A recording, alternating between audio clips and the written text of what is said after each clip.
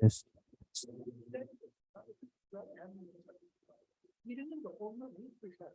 Test. Test.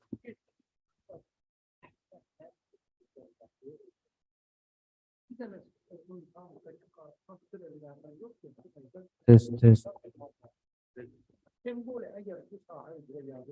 Test. Test.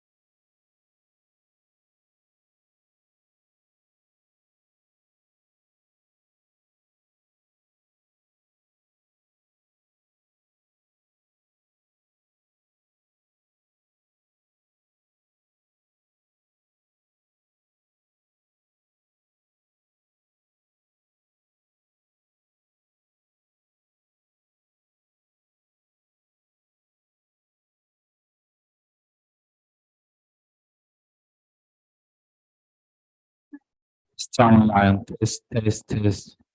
Test 1. Test, test. Azərbaycan Dövlət Neft və Sənaye Universiteti. Səsə görə deyirik, səs getmir.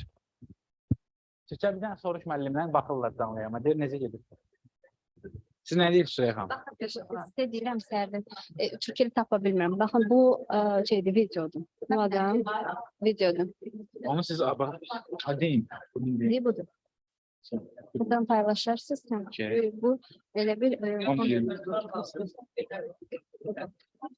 Təkrar danışıram. Test 1, test, test. Test 1, 2, 3, canlı yayım. Canlı yayım, test. Test, canlı yayım. 2 dənə mikrofon açın eyni anda, pamexa baxaq. Danış, test, test. 1. Türkçə bu video budur, 10-20'de. Buradan paylaşacaqsınız. Meclis Chris 2020 MP4 var ha. Nəsə dedi video demişəm, Türkçə budur. Aparıcı bıraktım.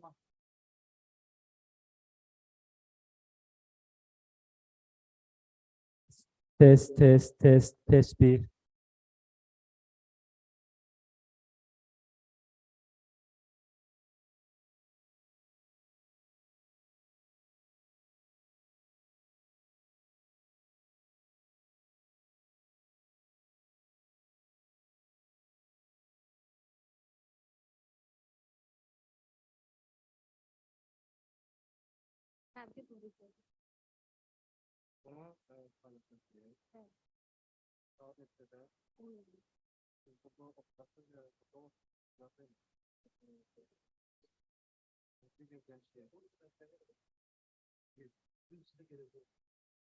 Tespiden video okuyabiliriz.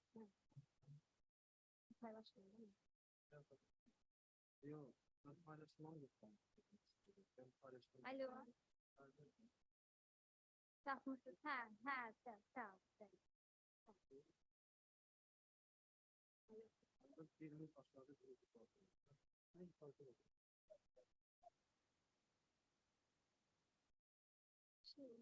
Buradan şey. Biz yukarıdan da yukarıdan şey. Başka bir Elleyebilirim ya, hiç problem yok. Nasıl poster bu kadar yani? Bunlar öbür çözüm tatlı. Şimdi çözüm tatlı. Bu çözüm tatlı var. Var. Şimdi Bu ele portada benim. Yani aslında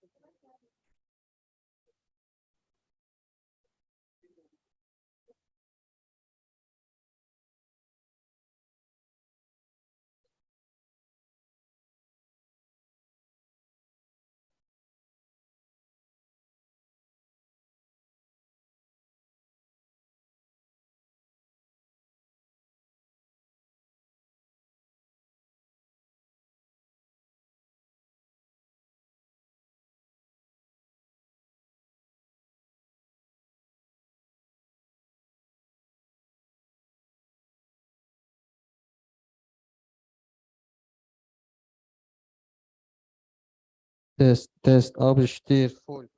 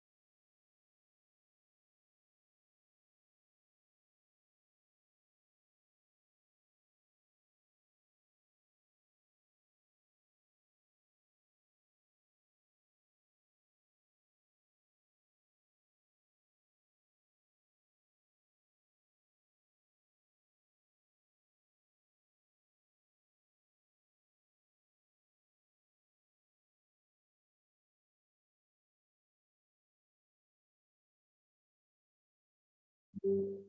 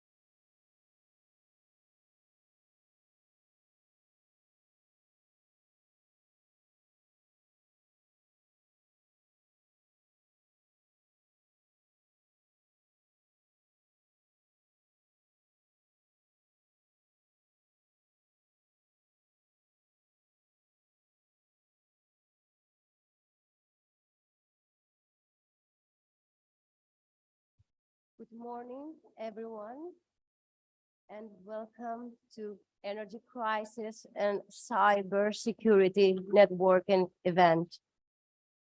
Dear ministers, dear presenters, dear participants, I would like to thank you for being here today with us. The topic of this event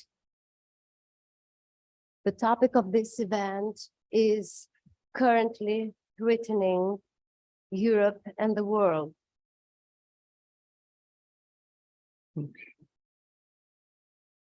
The topic of this event is currently threatening Europe and the world.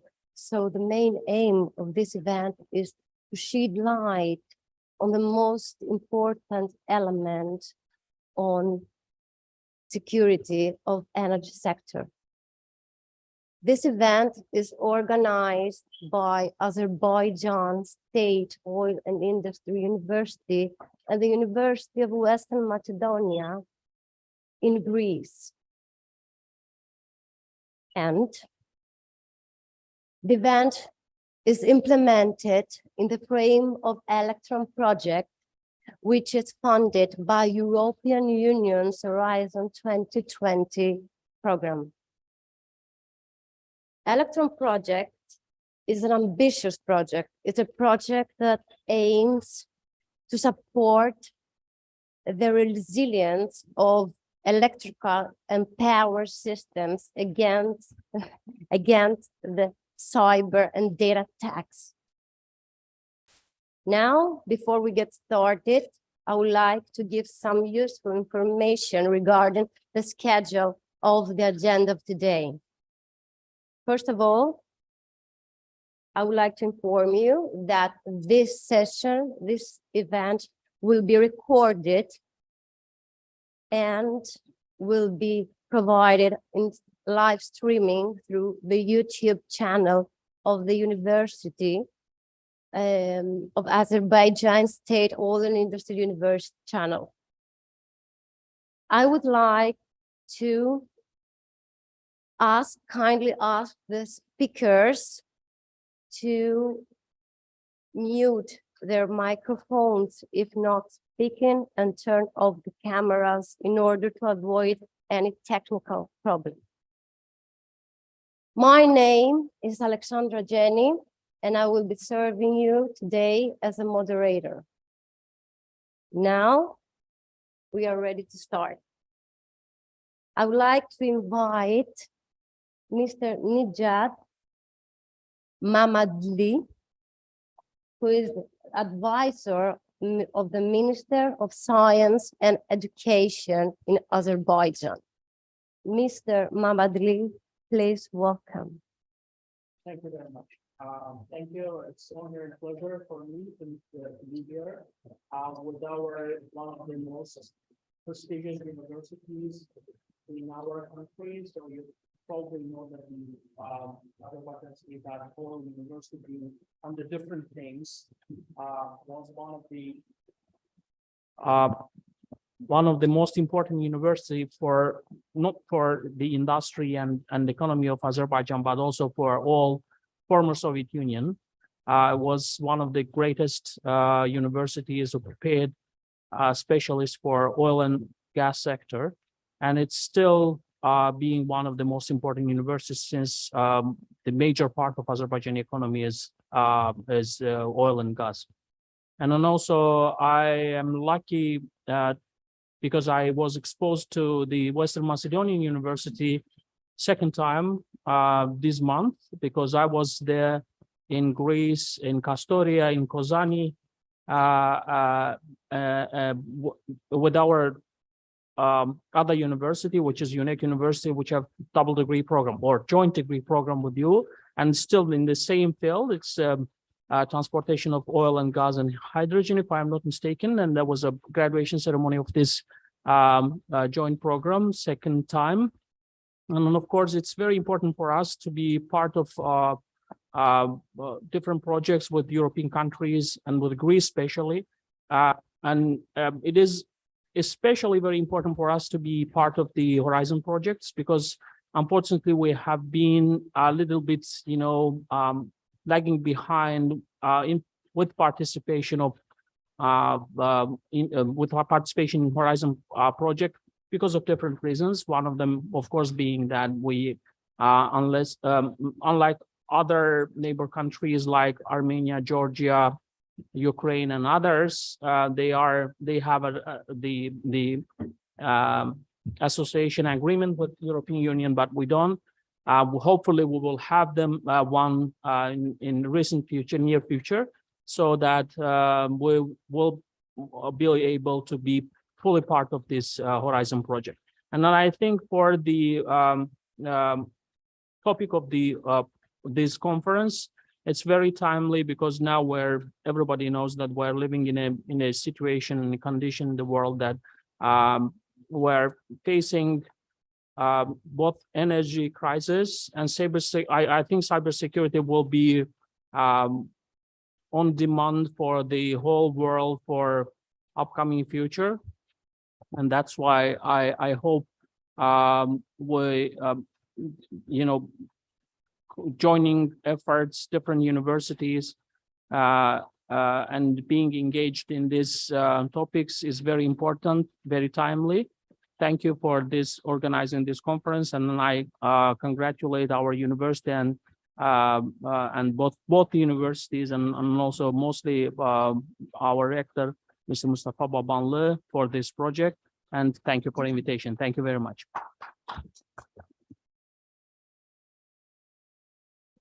Thank you, Mr. Mamadli. It's an honor to have you here with us today. I would like to invite now Mr. Ali Abashov, who is General Director of Institute of Control System. Mr. Abazov, please welcome for an opening speech. Thank you. First of all, I would like to thank the organizers for organizing such event, very great event, and inviting me to make a speech at the opening ceremony. Thank you. But the topic of conference is energy crisis and cybersecurity.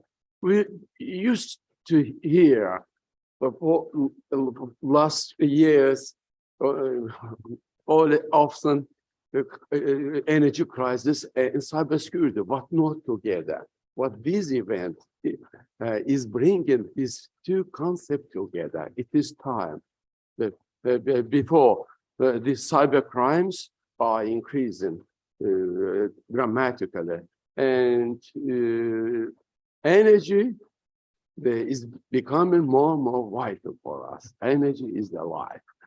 And so the first, I prepared the speech dedicated to the application of artificial intelligence in the cybersecurity issues.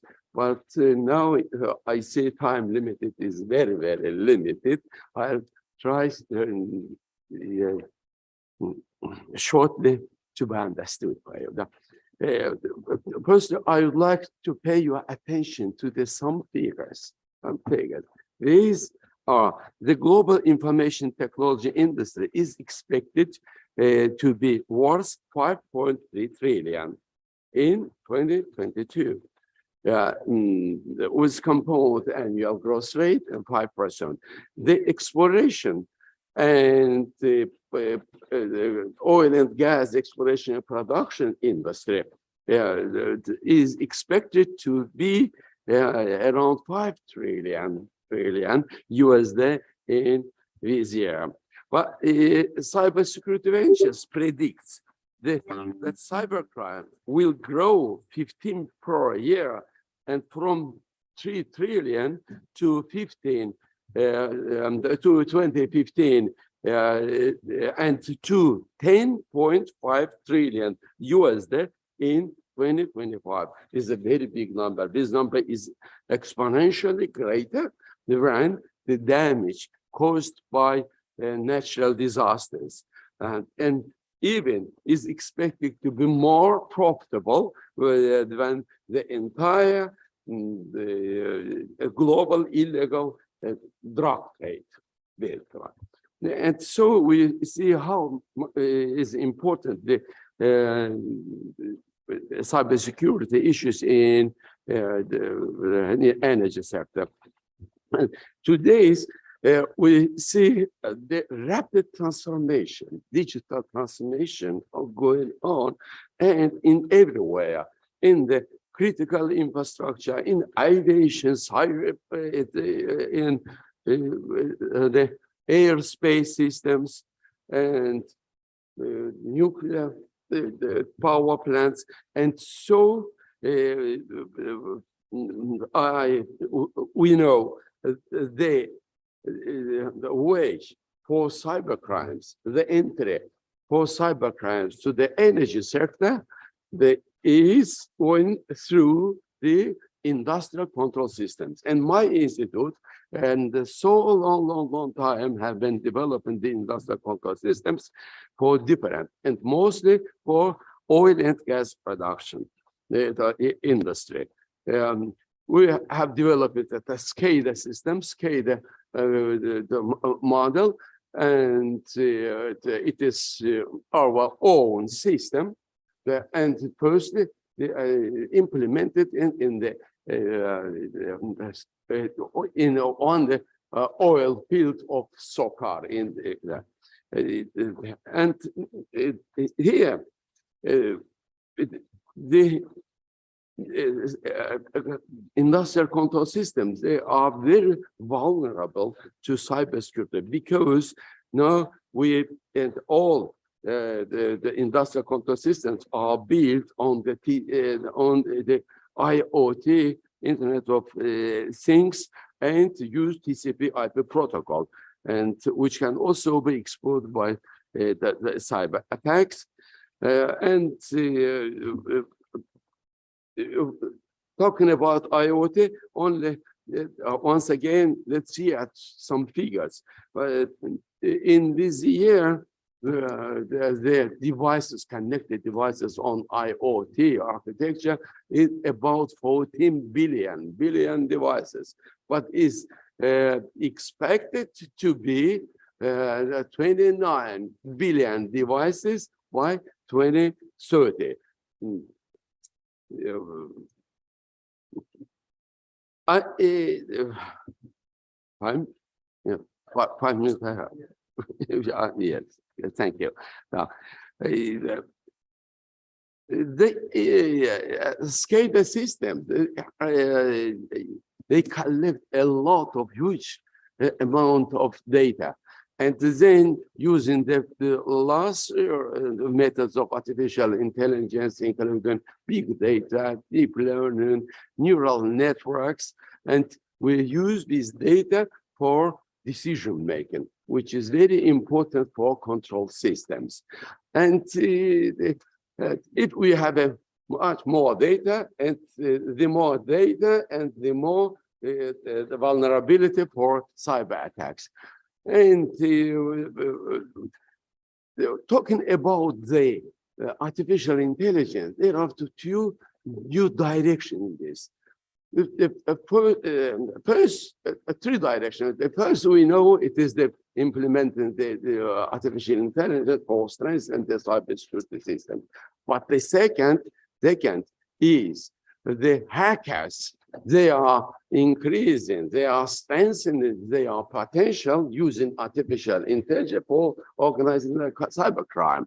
And so the one is there. Because if artificial intelligence are becoming more more sensitive to the autonomous regime, and now a lot of the control system based on artificial intelligence, they have the autonomous decision-making system, and sometimes people cannot predict what decision will be made by artificial intelligence. And in this case, talking about cybersecurity, artificial intelligence systems are becoming hackers. And to fight them, it will be very, very difficult. So now I have much more presentation. I'll give you to the secretary of the conference, and so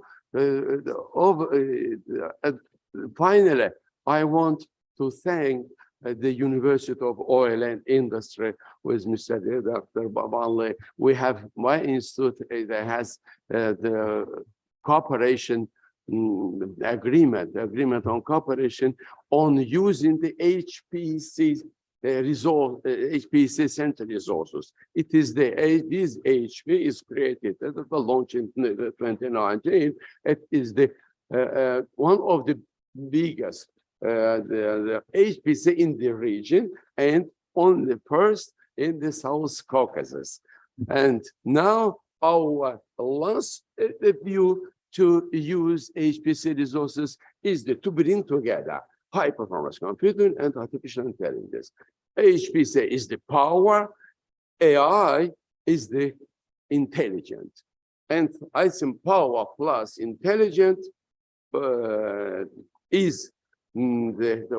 take a victory over the cyber crimes in the energy sector. Thank you for your attention. Thank you. Thank you very much, Mr. Abbasov. Thank you for addressing these interesting topics. Now, we are ready to move to the next opening speech. We will have a welcome note from the Deputy Minister of Development and Investment of Greece, Mr. Christos Dimas. Unfortunately, due to some urgent duties and obligations, he couldn't be here with us today. If we are ready, I would like to ask to have his short welcome note.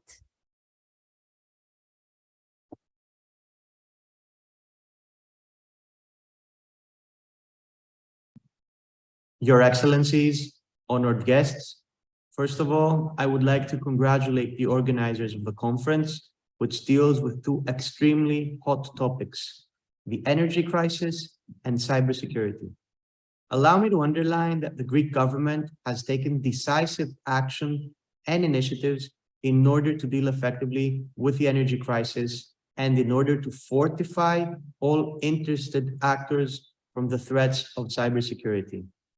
I would like to stress and congratulate the University of Western Macedonia in northern Greece, which is acquainted to important international academic institutions in Azerbaijan and are implementing a European project, Electron, which is funded by the main funding tool of the European Union in research and innovation, Horizon 2020. In conclusion, I wish all the participants to have a fruitful discussion, and I am sure that we will have important synergies and developments as a result of this conference. Thank you very much.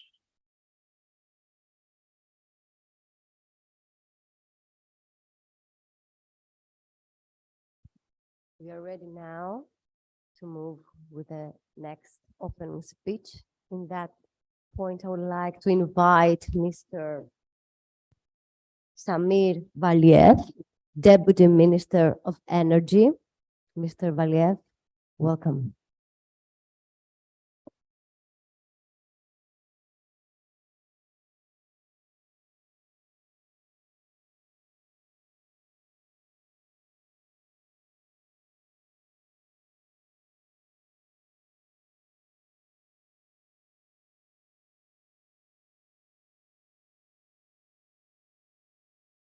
To you.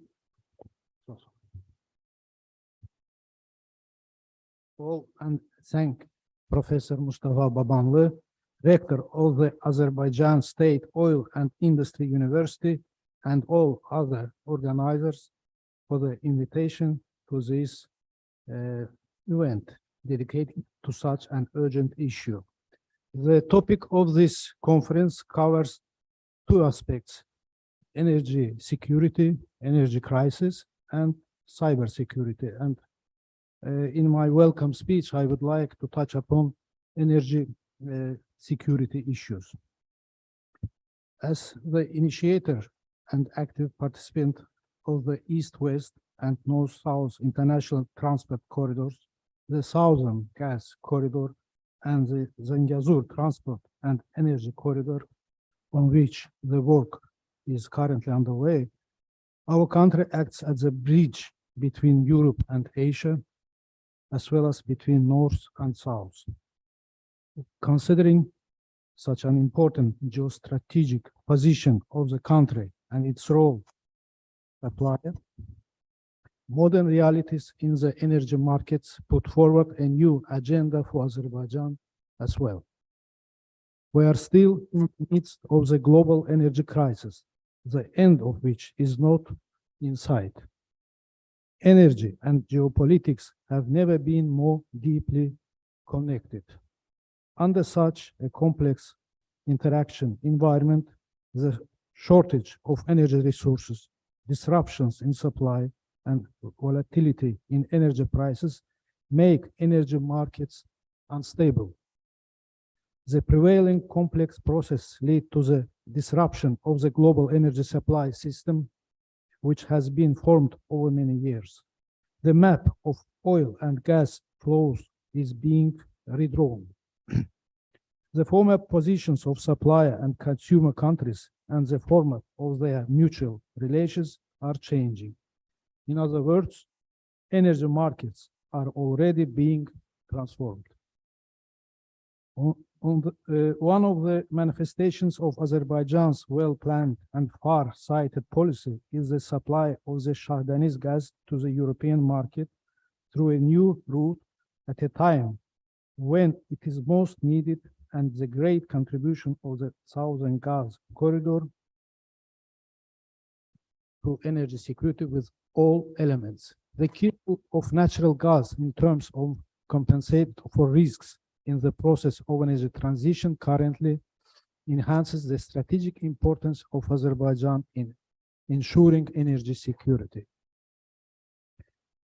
In 10 months of 2022, about 14 billion cubic meters of natural gas were supplied to Turkish and European consumers via tap and tap, and approximately 9.3 billion cubic meters of natural gas were transported to Europe alone under long-term contracts as well as short-term spot operations.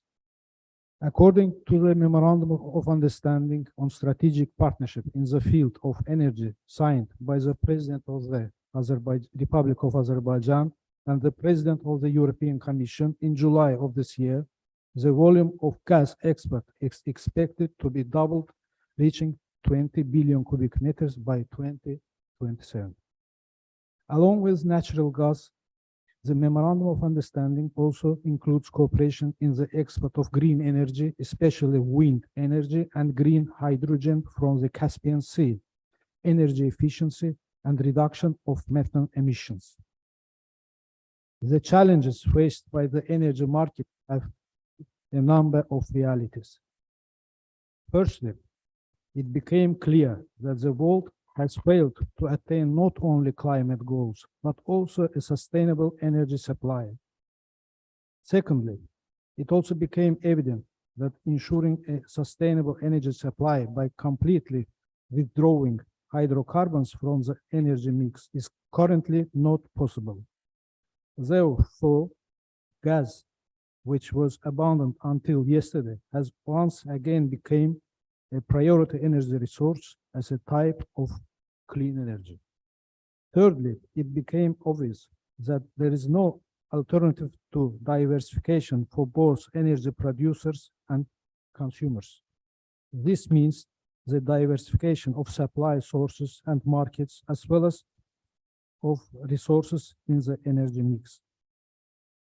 Fourthly, it is envisaged that the acknowledgement of renewable energy as a source of diversification and plans related to clean technologies, electric vehicles, and hydrogen will accelerate the green energy transition. And of course, the simple yet fundamental truth, the main condition for ensuring security in energy markets is political stability, and cooperation was once again brought to attention by recent process in the energy market. Considering all the aforementioned points, I believe that organization of such an important event is well put and timely step. I wish every success to the work of the conference and thank you for your attention.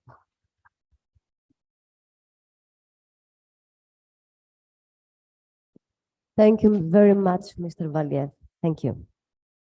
Now we can proceed with the next opening speech. I would like to invite Mr. Rauf Hayer, Deputy Minister of Ecology and Natural Resources. Sağ olun. Hanım Sadık. Hörmətli tədbir iştirakçıları, xanımlar və cənablar. Enerji böhranı və kiber təhlükəsizlik mövzusunda təşkil edilmiş beynəlxalq tədbirdə iştirak edən müvafiq dövlət qurumları, özəl və akademik sektorun nümayəndələri, digər ölkələrdən gəlmiş hörmətli qonaqlarımızı salamlaqdan məmnunluq duyuram. I would like to show my deep pleasure to everyone who just participating in this event, ladies and gentlemen, international guests. Son 100 illikdə iqtisadiyyatın bütün sahələrin, xüsusən sənayenin sürətli inkişafı, insan fəaliyyətin ətraf mühitə mənfi təsirlərin artması və təbii sərvətlərin həddindən artıq istismarı ilə nəticələnmişdir. After decades, you can see that impacts of the pupils and the nature, and then it's also affects to the energy crisis. Ölkə iqtisadiyyatın sürətli inkişafı fonunda ekoloji təhlükəsizliyin təmin olunması həyata keçirilməsi prioritet olmuştur. In the feedback of the impact of economics in the Azerbaijan economy, you can see that the energy crisis and the cybersecurity, which we try to impact also in our science and also our industry. Müəssir dövrdə enerji təhlükəsizliyi və birlənməsi, qlobal iqlim dəyişmələri bəşəriyyəti narahat edən əsas problemlərdəndir. Today, in the pollution of the world and also climate change is just all troubles what happened to our world. Problemlərin həlli istiqamətində bugün üçün ən önəmlisi enerji təhlükəsizliyi ilə ekoloji təhlükəsizlik arasında balansın təmin edilməsi, enerji resursların istismarı zamanı ekoloji tarazlığın qorunub saxlanması, alternativ və bərpa olunan enerji mənbələrdən istifadənin genişləndirilməsidir. As a solution of all these problems, we have to find a stable position between the pollution and also our solutions. Also, we have to try to find a stable solution between the energy crisis and also what we can exactly affect with these problems. Azərbaycanda ətraf mühit problemlərin həlli istiqamətində geniş miqyaslı işlərin görülməsi, ekoloji vəziyyətin yaxşılaşdırılmasına yönəlmiş dövlət siyasəti ölkənin uzun müddətli inkişaf strategiyasının mühüm tərkib hissəsidir. All these solutions, we should try to impact to our economy. That's all the principles of Republic of Azerbaijan, which we try to make it better our economy.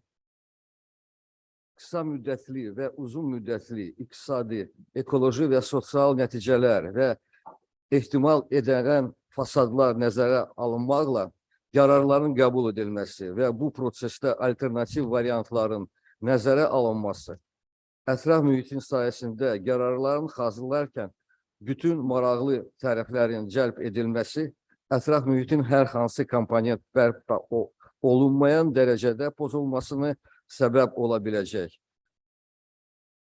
Alternative, long-term and short-term decision, which we are going to make, we have to try to consider all facilities which can we affect to that process. We try to consider what's really exact the position of the economy and exact position of the resource, exact position of the natures. fəaliyyətin qarşısının alınması, az tullantılı texnologiyaların tətbiq edilməsi, beynəlxalq təşkilatlar və inkişaf etmiş ölkələrlə ətraf mühitin mühafizəsi sayəsində əlaqələrin genişləndirilməsi, əhali arasında ekoloji təbliğatın və maarifləndirilməsinin gücləndirilməsi prinsipləri tətbiq edilir. We try to teach the people what we can do exactly to change a real situation in what happened to our nature. Also, we try to show all the peoples what we can do exactly to keep stable position.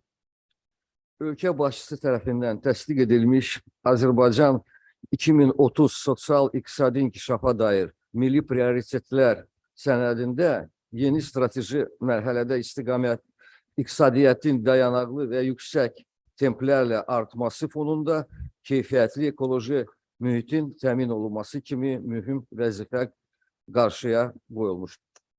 Which was accepted by the President of the Republic of Azerbaijan, Mr. Aliyev. Socio-economical decades, you can see there our solutions for this whole process, which happened to energy crisis and the cybersecurity. Ətraf mühitin mühafizəsi istiqamətində müəyyən olmuş təmiz ətraf mühit və yaşıl artım prioritetinin reallaşdırılması üçün iqtisadi inkişafla bərabər ölkədə təbii sərvətlərdən səmərəli istifadə, su ehtiyatları və tullantıların idarə olunması, ekoloji dost texnologiyaların tətbiqi, atmosfer havasının mühafizəsi, ekoturizm və akvakulturanın inkişafı, meşə və yaşıllıq ərazilərin artırılması, idarə etmə proseslərdə informasiya texnologiyalardan istifadə və digər sahələrdə müasir yanaşmaların tətbiqinə başlanmışdır. It's beginning to apply the new approach to all savings, the water source, and also atmosphere security, and also ecotourism. We try to double all our source of the forest. Ətraf mühitin sağlamlaşdırılması və istilik effekti yaradan qaz emissiyasının azaldılması məqsədi ilə iqtisadiyyatın bütün sahələrində ekoloji, təmiz, yaşıl texnologiyalardan alternativ və bərpa olunan enerji mənbələrindən istifadə və enerji səmərəliliyinin artırılması məsələləri aktualdır. Now actual to decrease our green energy and also decrease of the gas emissions and other stuffs which include on that side. Bildiyiniz kimi ötən il Glasgow şəhərində keçirilmiş iqlim samitində ölkəmiz 2050-ci ilə qədər istixana effekti qaz emissiyaların səviyyəsini 40%-ədək azaltmaqla bağlı şərtli hədəf götürülmüş və işğaldan azad olunmuş ərazilərdə netto sıfır emissiyanı zonasını yaradılmasına bəyan etmişdir. As you know, in the last year, which happened in the Glasgow in the climate summit, you know that our country said that we are going to apply the Nico Zero project. Xüsusilə qeyd etmək istərdim ki, ərazilərimizin təxminən 30 ildən sonra işğaldan azad edilməsi, iqlim dəyişmələrinin təsirin yumşaldılması və azaldılması üçün yeni imkanlar yaratmışdır. Especially, I would say that in the last years, we try to apply the new methods to also add some of our solutions to the climate change process.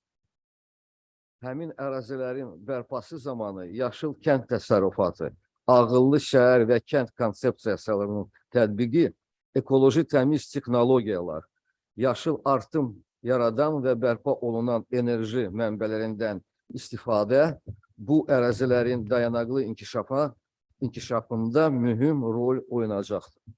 It's going to be important in our lands to apply ecological, green, smart village and also other stuff to change our economy in a good way.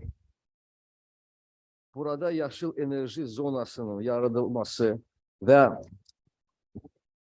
meşələrin bərpası, iqlim dəyişimlərinin təsirinin yumşaldılması hədəflərinə çatmağa imkan verəcəkdir. It's aims to repair green energy zone and also repair our old forest in a good way. Həyata keçirilən çox şahalı fəaliyyətlər çərçivəsində dövlət orqanları ilə yanaşı akademik və özəl sektorun, qeyri-hökumət təşkilatların imkanlarından yararlanmaq, intellektual potensiala malik müəllim və tələbələrin yeni yanaşmalardan istifadə etmək və bütün maraqlı tərəflərin birgə fəaliyyətini təmin etməyi məqsədə uyğun hesab edirik. It's our aim to co-work together not only with the governmental structures and also with the academic institutions, and also collaborate together with academic staff. Sonunda müsabiqənin iştirakçılarına uğur arzulayıram və əminəm ki, bu müsabiqənin finalçıları Azərbaycan gələcək inkişaf mərhələsində yeni uğurlara nail olacaqlar. Diqqətinizə görə təşəkkür edirəm.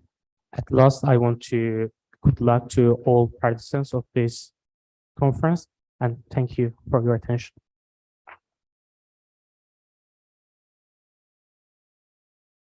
Thank you very much, Mr. Hacıyev. Thank you. I would like to invite Mr.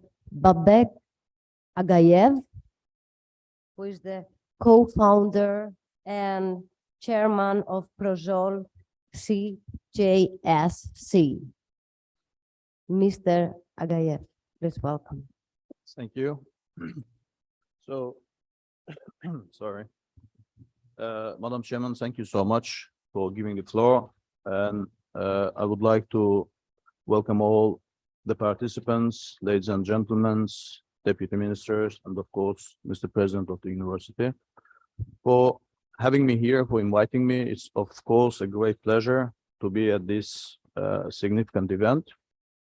And actually, this event is significant because of the name, which comes with energy crisis and cybersecurity.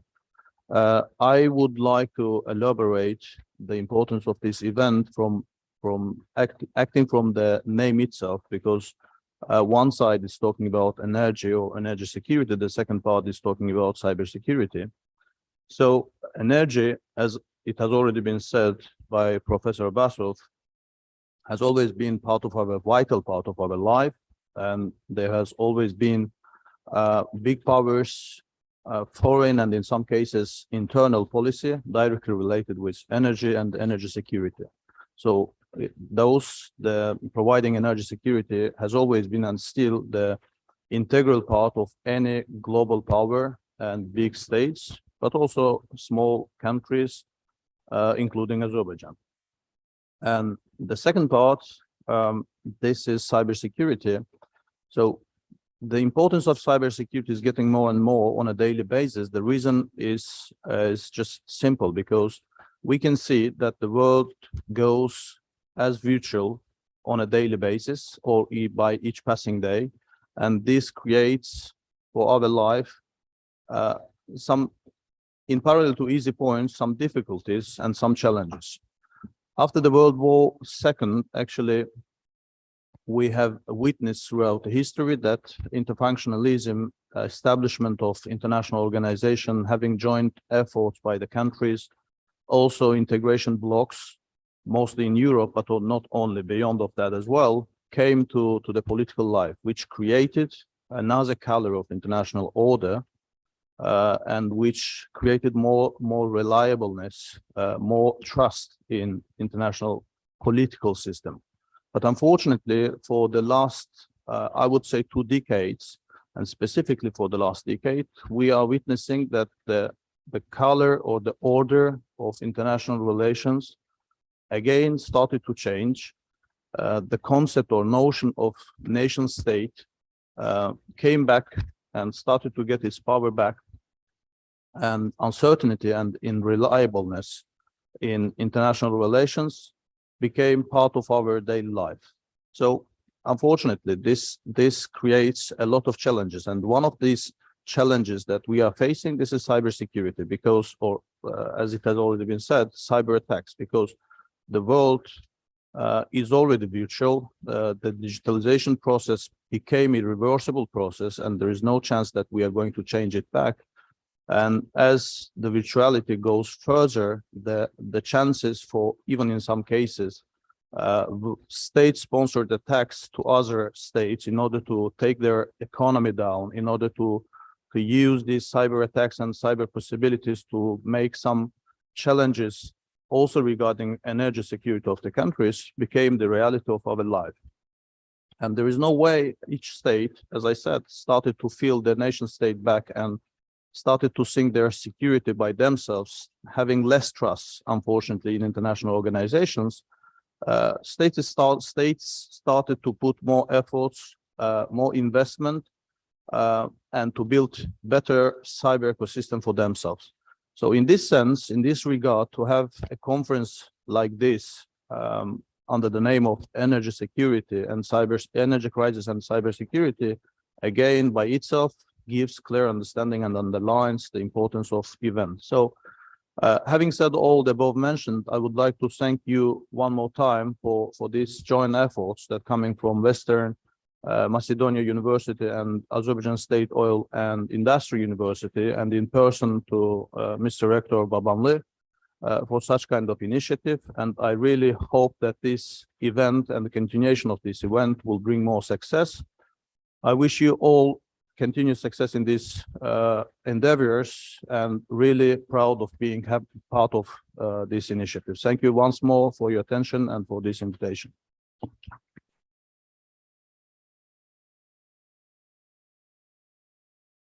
Thank you very much. I would like to thank you, all of you. It's a great honor for us to have you here in the first day of this event. Now, I would like to inform you, we are going to have a 20 minutes break. We will get back at 11:15 Baku time sharp in order to continue with the next session and the presentation of the key speakers. Thank you.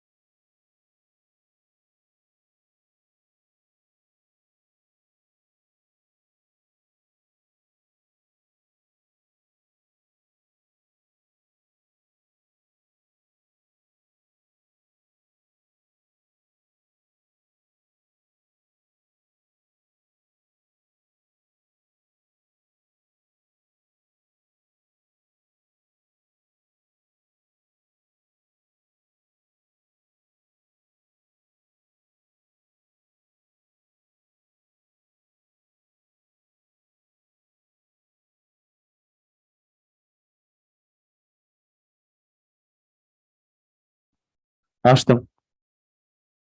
Bir. Test. Test. Test. Sən bir dənə qəbul elə məni. Test, test, test, test DJ.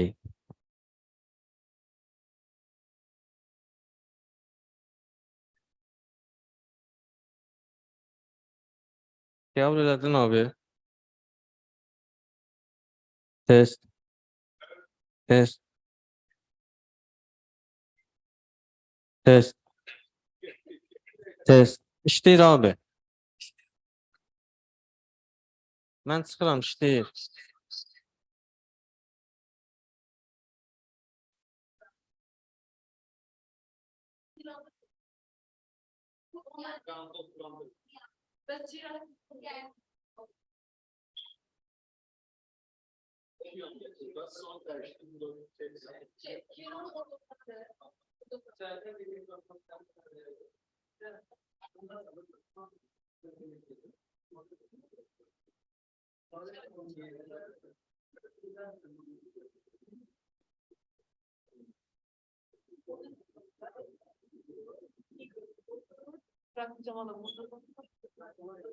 Bir.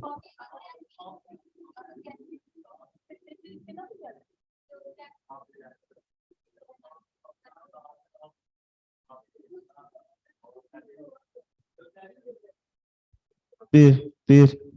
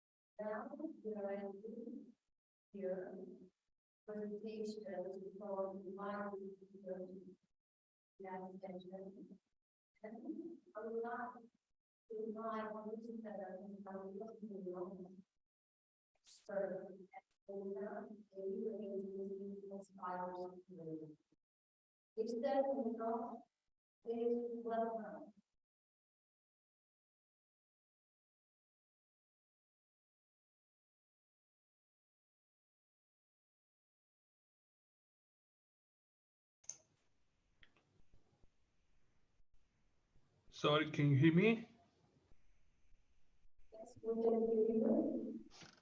Because good morning. I cannot hear you very well. It's a little bit remote, the connection. I don't know. So I will share my screen. Is it okay?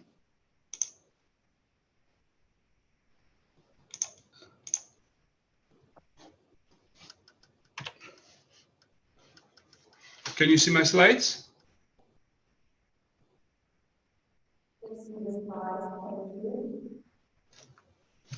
So, good morning, everyone. My name is Konstantinos Moulinos. I work for ENISA for more than 10 years.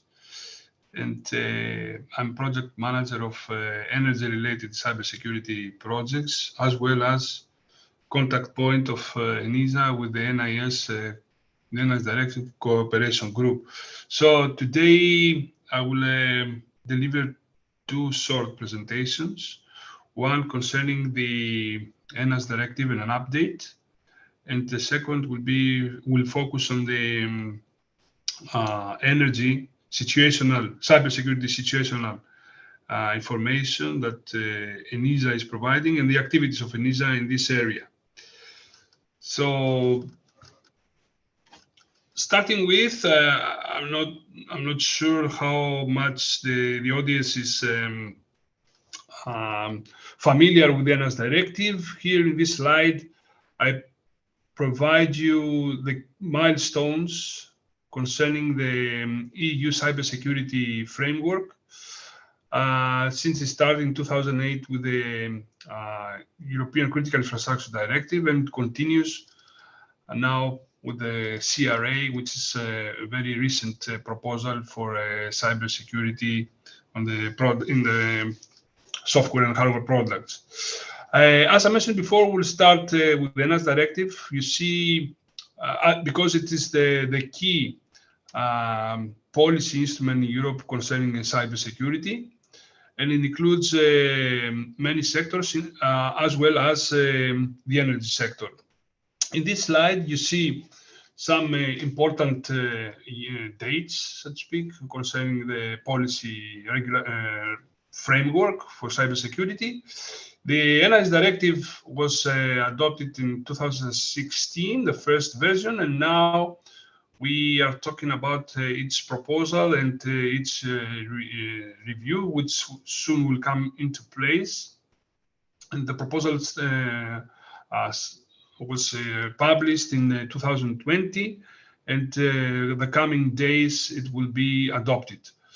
As you will see from this slide, I have marked with red color some important key cybersecurity incidents which played a role in the making of policy. For example, the WannaCry incident proved the lack of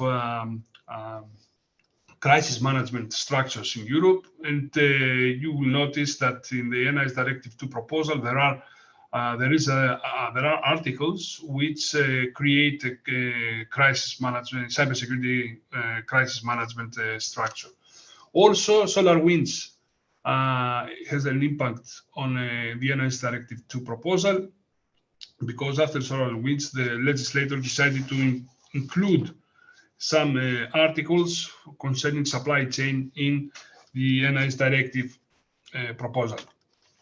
This is, yes?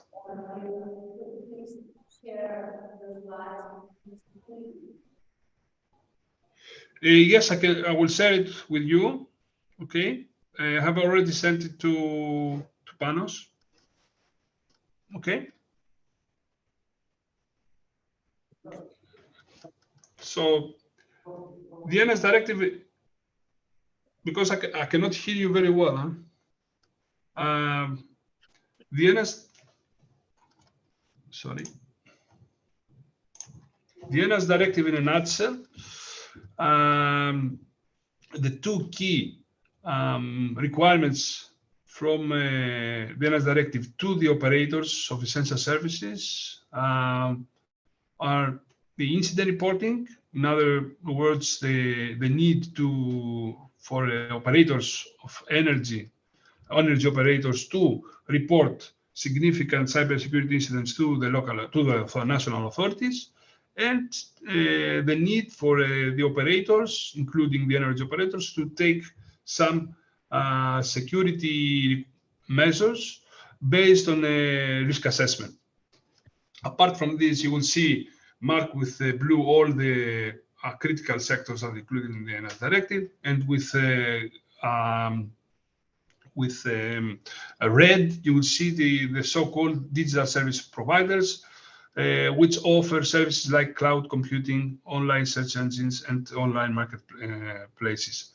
The functioning of the NS directive is overviewed by a group of representatives from each member state, from the 27 member states of Europe, the so-called cooperation group. And at the technical level, there is a kind of a network consisting of CSIRTs, national CSIRTs, cybersecurity information incident response teams. And in principle, all the member states should have a national cybersecurity strategy which coordinates all the activities concerning cybersecurity at the member state level. This is more or less the current version of the NS directive. However, after 5 years of functioning of the NS directive, we have Commission noticed some challenges, some drawbacks, which decided to fix with the proposal of the NS directive.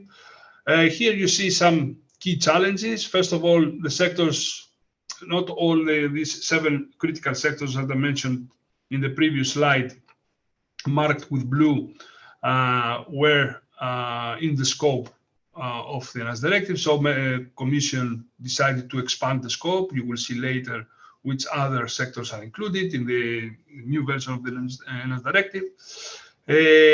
Also, great inconsistencies in the identification of operators of essential services were noticed between member states. Some member states had different criteria from other member states. So this created a situation where different size of organizations, operators, were under scope depending on the national criteria. The same more or less applied for security requirements and for incident identification requirements. Different member states applied different criteria and set different security requirements to the operators of essential services, including the energy operators. Also, there is an ineffective supervision and limited enforcement due to the lack of sharing information between the national competent authorities on this subject. And in general, we will see that the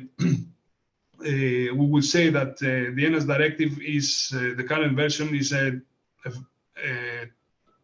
policy instrument which lacks significant elements of collaboration, especially with the private sector. So in order to fix all these challenges, Commission set these objectives, these 6 objectives for the proposal, for the new version of the NS directive. First of all, to cover a larger portion of economy and society.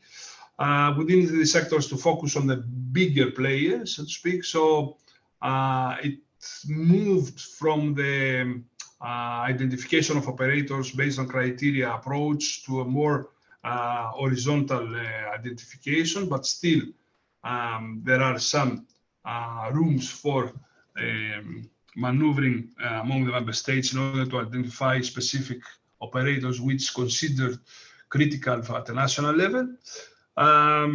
It has defined more security requirements, and these security requirements will be more exemplified and be detailed with implementing acts. There are more streamlined incident obligations for the operators, and there are provisions for on national supervision and enforcement with emphasis on exchange information between national competent authorities on peer reviews of the enforcement and supervision of the NIS directive at the national level. And of course, there are provisions for the creation of a crisis management structure. Here you see the entities which fall under the scope of the NIS directive. Those with blue color are the ones which already provisioned in the existing version of the NIS directive, which is in place. And with red, you see the additional ones, because as I mentioned before, the legislator showed that many critical services or sectors were outside the scope and decided to bring these entities under the scope of the NIS directive. This, of course, will create issues, some challenges for the member states, especially concerning the lack of resources that the member states face in order to supervise all these new sectors. So now we're trying to find some solutions in order to manage this challenge. As you will see, from this slide, space is becoming, and public administration become critical sectors. They call it now essential entities, and also cloud from the category of digital service providers has upgraded, so to speak, to essential entities, to more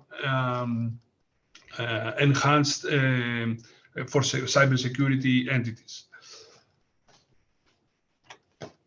This slide reflects on the main pillars for NIS Directive 2, the second version.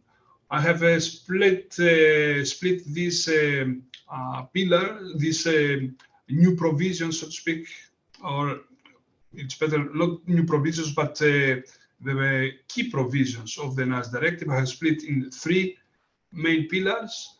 One relates to the member state capabilities. The second relates to the need for a risk assessment. And the third concerns the cooperation information exchange between different entities covered by the NIS Directive.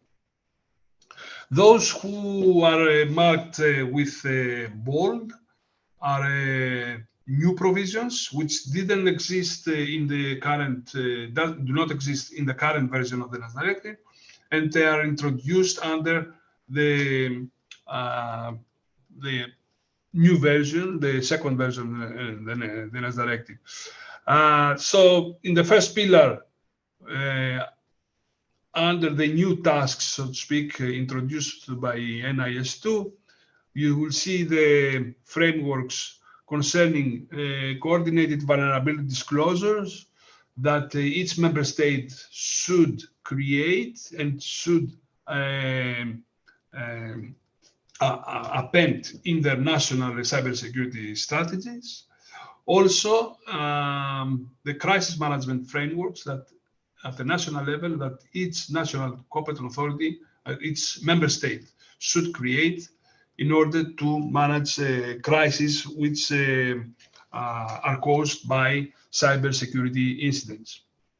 And of course, it contains the NIS Directive 2, it contains some provisions for upgrading and updating the national cybersecurity strategies and the identification of national authorities, and more specifically, the coordination between these authorities.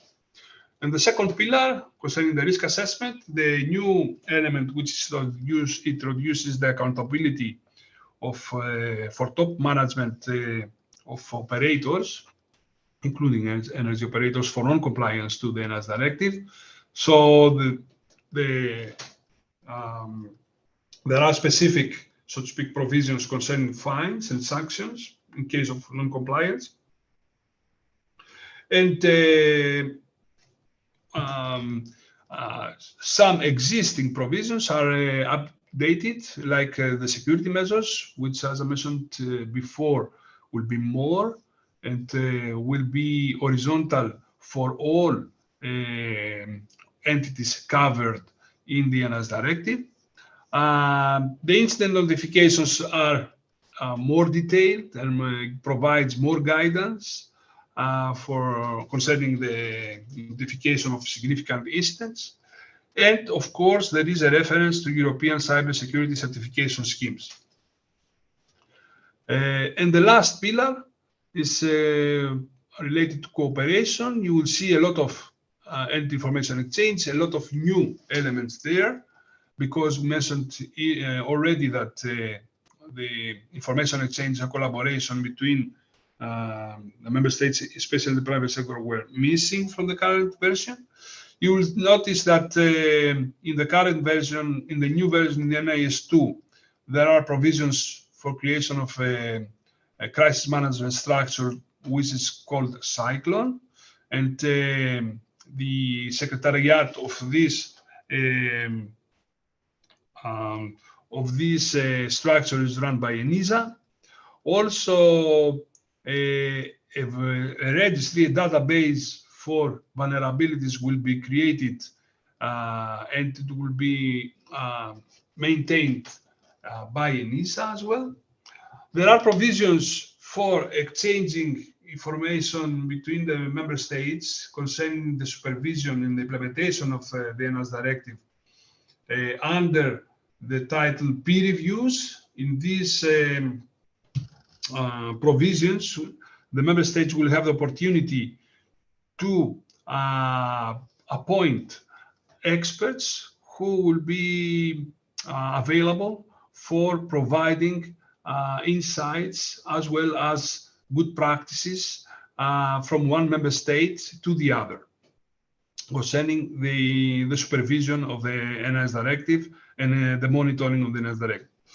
Also, the NIS2 foresees that a cybersecurity report with specific cybersecurity indexes will be published by ENISA every 2 years.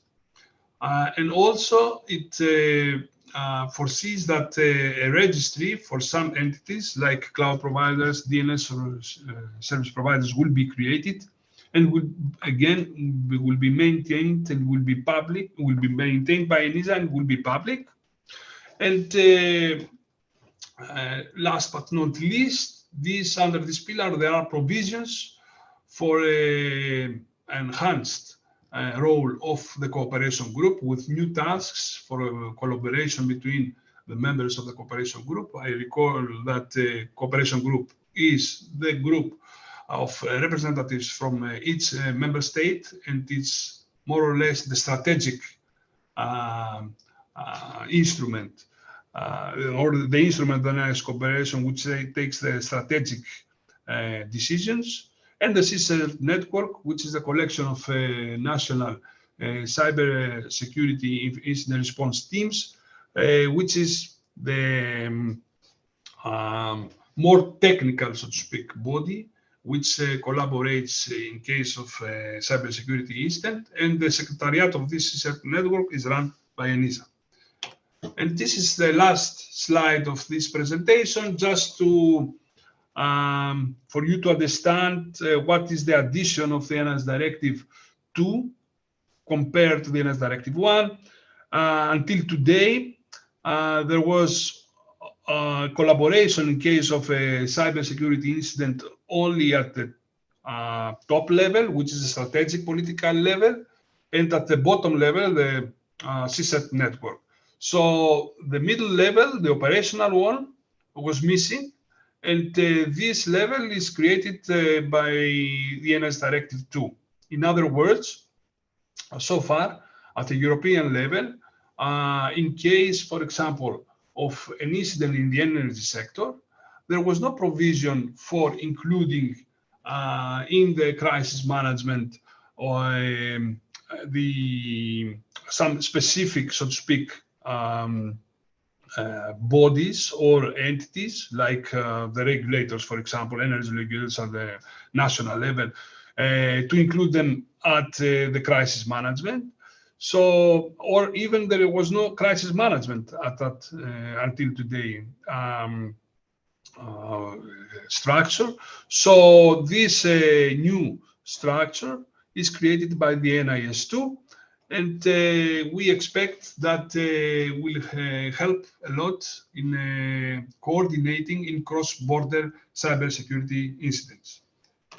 So thank you very much for your attention, and this concludes my first presentation. I don't know if there are questions for me.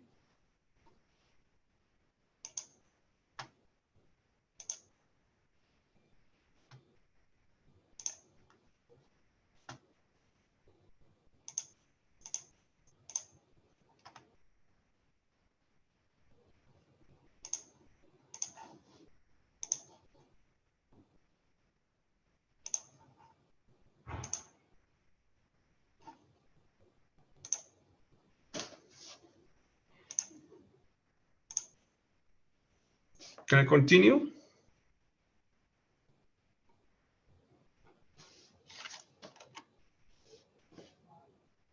Can you hear me? Hello?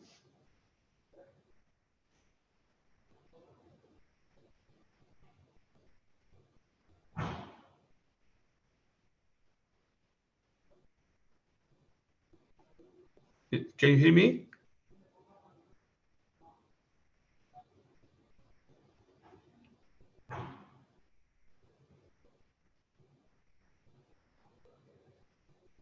Sorry, I cannot hear you. No. So, yeah. Yes, we Yeah. can hear you. Ah, okay. Do you want me to share this my screen? Or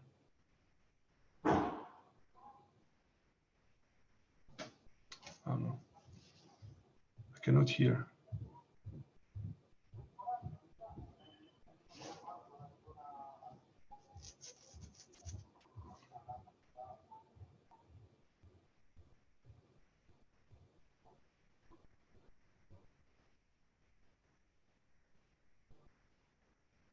Sorry, I cannot hear you.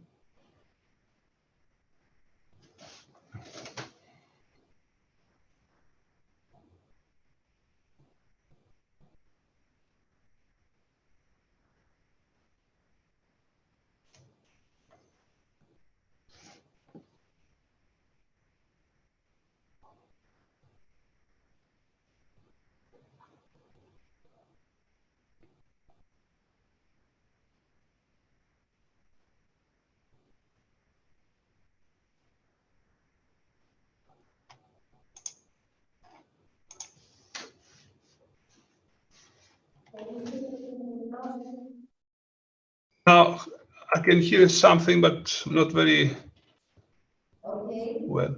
Yeah. Your presentation, I don't know, this is question of information activities. Could you please continue? I cannot. I'm sorry, I couldn't understand. The quality of the sound is not good. That's what the problems. Apologize.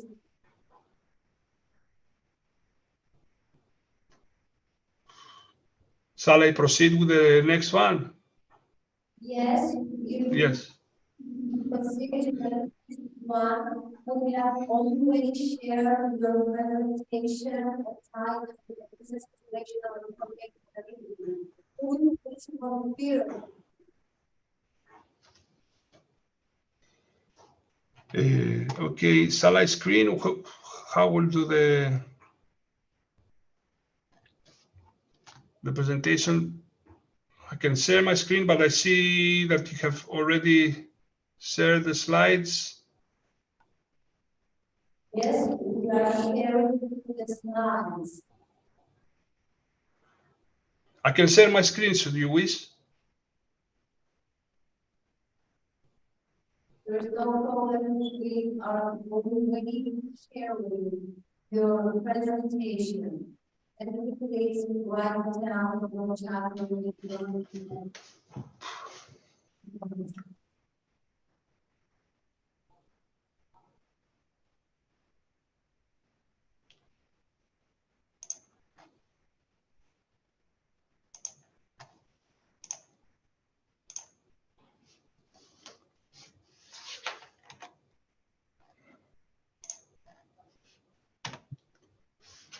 So I have created some slides so that I provide you with an overview of the situation in the energy sector, or the situation, some situational information for the energy sector as it comes from the interactions we had with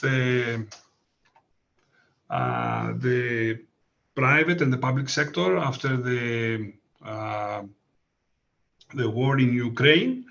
And also I will provide you some information concerning the situation in the cybersecurity for the energy sector, coming from our cyber threat intelligence information that we collect through our official channels.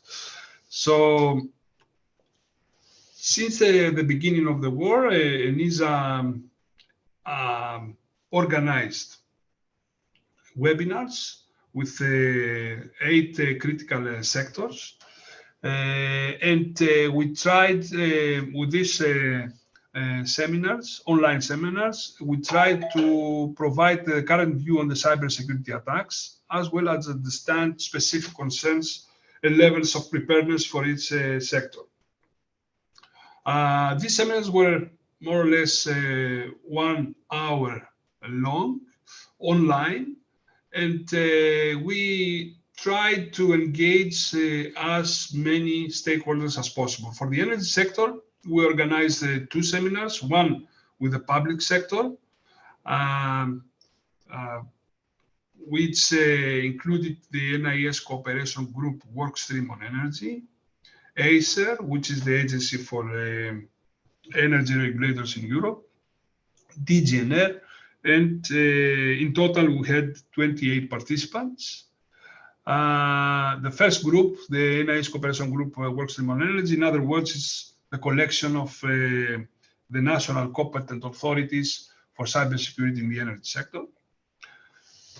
And for the private sector, we organized an event with 33 participants with representatives from well-known organizations like European Energy Information Sharing and Analysis Center, ENTSO-E, ENTSO-G, EUDSO entity, EDSO, Eurelectric, SEDEC, and GEOD.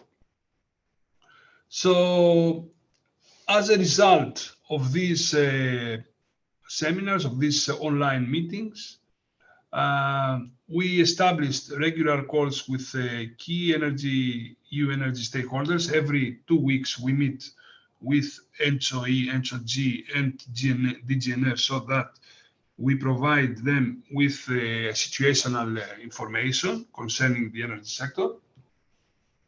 And NISA participates to G7 cybersecurity, to G7 world expert group on cybersecurity for digital energy infrastructure systems. Now, concerning overall findings out of these webinars, and until today, it's that no major incidents reported, apart from the Viasat incident, which was an incident attacking the broadband satellite Ethernet service, which affected around 10,000 windmills and panels in Germany.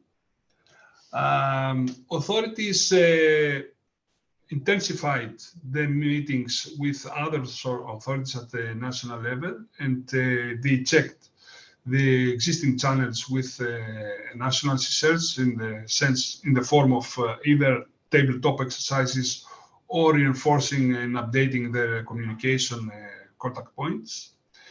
Industry noted that the situation at that time was under control. The connection of Ukraine to power grid to European one might increase the risks. Authorities need from ENISA more TLP green information in order to share it with their national operators. Also, especially the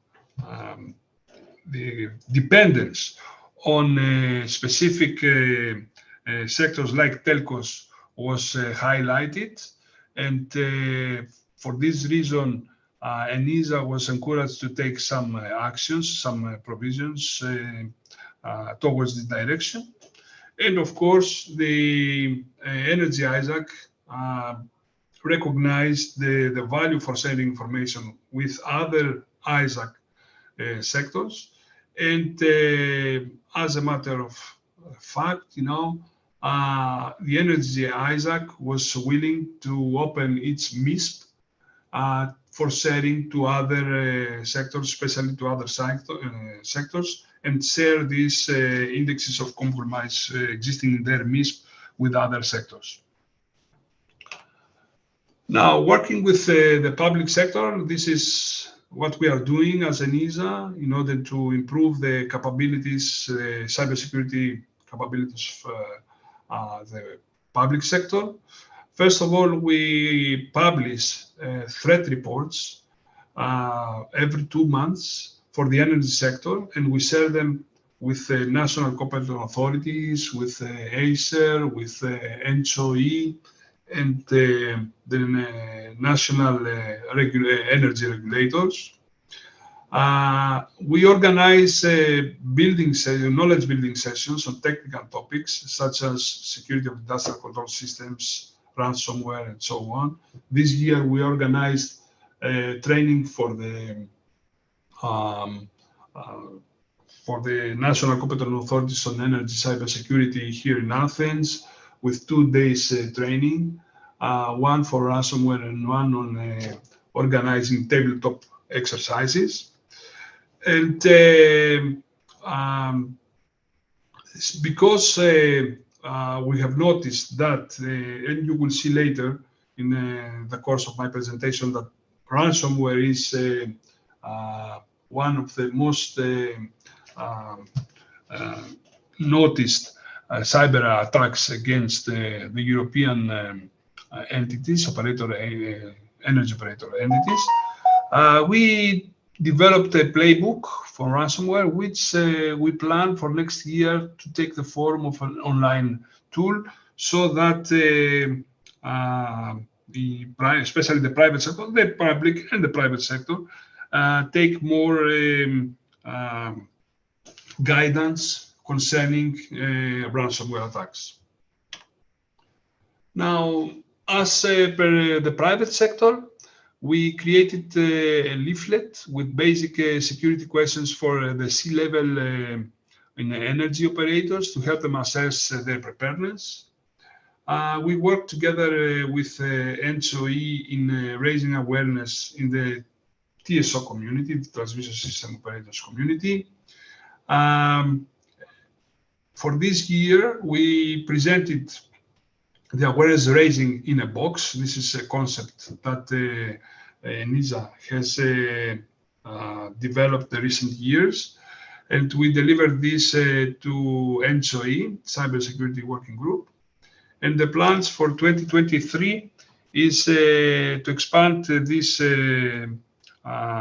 campaign to the DSO community and the gas. The awareness raising the box is more or less a tool which contains elements in order to help the CISOs, the cybersecurity personnel of an organization, to organize campaigns for its own organization. We provide situational awareness information, as I mentioned before, to ENSO. We provide situational information to ENSO-G as well, and the GIE Cybersecurity Task Force. We have delivered already 2 presentations. And we have developed an awareness-raising campaign. You can find it at the internet.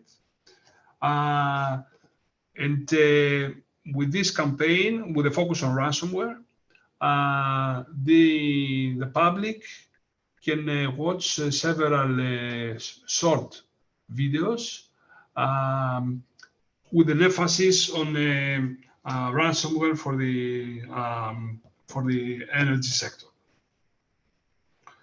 And of course, as last but not least, ENISA is a member of the European Energy ISAC and delivers the annual threat landscape report. Now, this is more or less a collection of incidents that we have received through our CTI cyber threat intelligence channels. Until third week of October, the majority of incidents concern the ransomware and DDoS attacks, distributed denial of services, as well as phishing. And out of these 31 incidents, 17 countries have been impacted. What we have noticed is that, first of all, there are attacks on the availability of services, DDoS attacks, as well as destructive attacks with the deployment of data wipers. You see some examples of these wipers. And of course, in the first bullet, we have there are ransomware incidents in Europe, especially there was a peak end of August, which impacted at least 6 member states. Now, however, no reports of a wiper attack or other destructive attack against EU 27 member state has been reported, has been detected so far. And the majority of these attacks are quite unsophisticated and simple, I would say. However, there is, and this is a lesson learned, there is a 10% of targeted attacks on industrial control systems, which is very difficult to be faced and to be managed because of the lack of flexibility of energy systems and the practices surrounding them, which means that even if there are solutions, it's difficult to be implemented in these environments.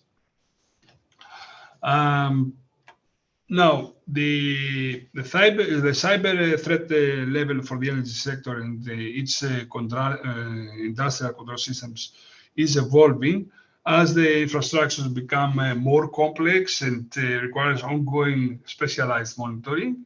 The threat level you see for Europe has been maintained at high, primarily due to the ongoing conflict taking place in Ukraine. The sanctions and the proximity of European countries to Ukraine increase the chances of spillover of the conflict. Italy, for example, has faced significant ransomware attacks from August to September, and the weaponization of energy by Russia and the strain of the sector in some European countries going into winter especially, are likely to draw increased attention of some ransomware actors, some cybercrime groups, and potentially some Russian national state actors. We understand that critical industrial controls and SCADA systems used by organizations in the energy sector are increasingly attracting the desire for attacks from state-sponsored groups, and that geopolitical, social, and economic movements could be sufficient reasons for attacks against the sector as a political statement. We notice also that there is a kind of mobilization of hacking groups and cybercrime groups, and the critical targeting critical national infrastructure become part of hybrid attacks, and with the intention to disrupt critical operations, especially in Ukraine and at the moment.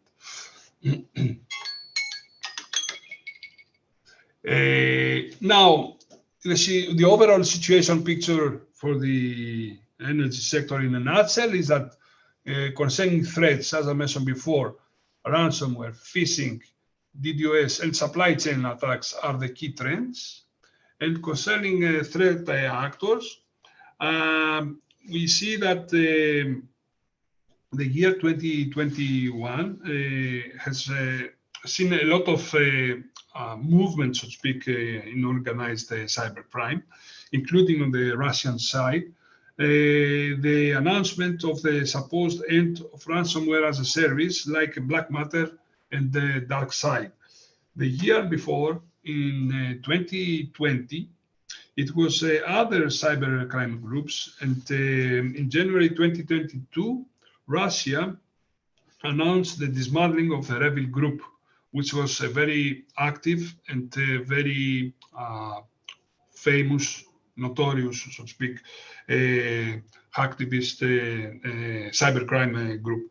However, it has been proven that cybercrime actors show a significant level of resilience, and despite the intervention of the Russian authorities to arrest around 15 members of the rebel group, it was possible to observe the activity, the revival of activity of this group only 1 week after the start of the war, of the conflict. It seems extremely difficult to make this type of criminal organizations to stop for good, since they tend to quickly recompose themselves and organize between and collaborate among each other. At the end of 2021, we witnessed the appearance of a new ransomware groups such as Black Cat, which is considered to be the group that has created the pipe dream wiper, which focuses energy sector. Actually, it focuses on industrial control systems, but it has been somehow connected with the gas pipelines. Last but not least, here I provide you with two interesting readings coming from ENISA. One concerning the ransomware attacks, the threat landscape for ransomware attacks, and one, the threat landscape for supply chain attacks, for further reading in these specific types of attacks. So this was my last slide. I would like to thank you. And as I mentioned before, the presentations are at your disposal after the disconnection. Any questions? I cannot hear very well.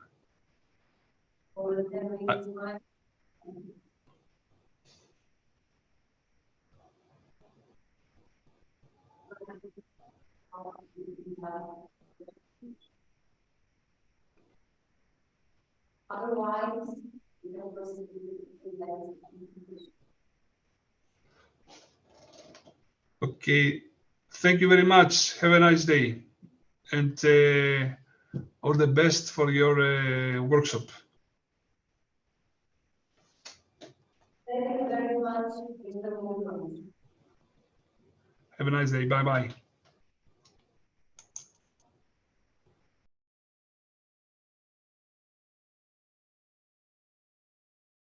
Now, we're going to be hearing the next of the event and introduction for Amazon. I would like to invite John, Daniel, and the rest of the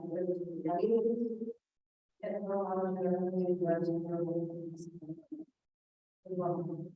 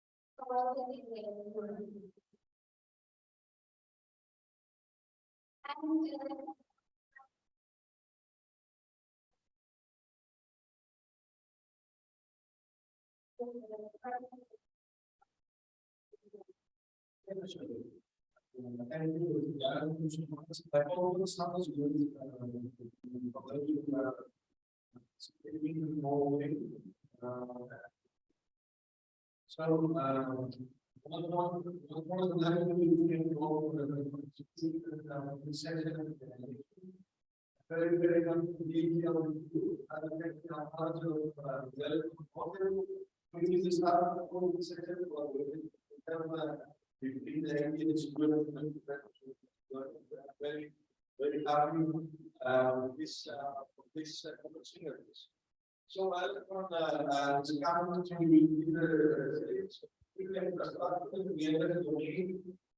given this specific time, nowadays, all the situation of the energy sector, this is on top of the agenda, especially for us in the universities of Fluxing.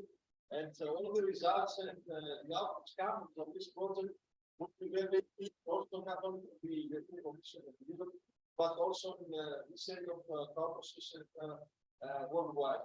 Since all of the transparent, we have learned from the course plan values cases are one of the focus, and the data sets and the data collected as well would be models. For example, we represent the preparation for this and you know, policy that brings us as we know, first, the infrastructure government facilities, and we have today, we have been no longer very using the brand and all all various share with us experience and all situation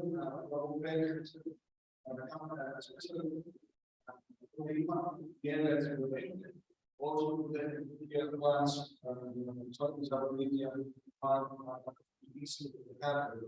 Anyways, we are very not really about the moment.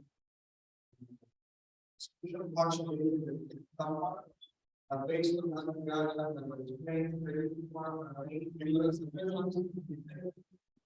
the side of I'm very proud to say that all you know, sellers from the government are also taken to the policies of the chemical cyber systems and power and domain. And this is why important since you know we are being going to be developed, but also we need the voice makers. We need also to decisions so we raise the risk of of the population that should highlight 4,000 data. And I think the situation is very easy that most people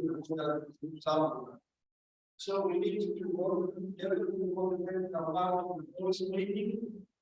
We make some things about the defense necessary. Deal with the training, students to increase the technical knowledge, the awareness of the engineers, the students, researchers, children, social important, so we can hear about training and to support scenarios, even scenarios, training scenarios, using training, all this training, scenarios and skills are very important for basic decisions. We do that, for the systems, SCADA systems, involving the education system, the failure number inside, very important to be customer number only for you. We have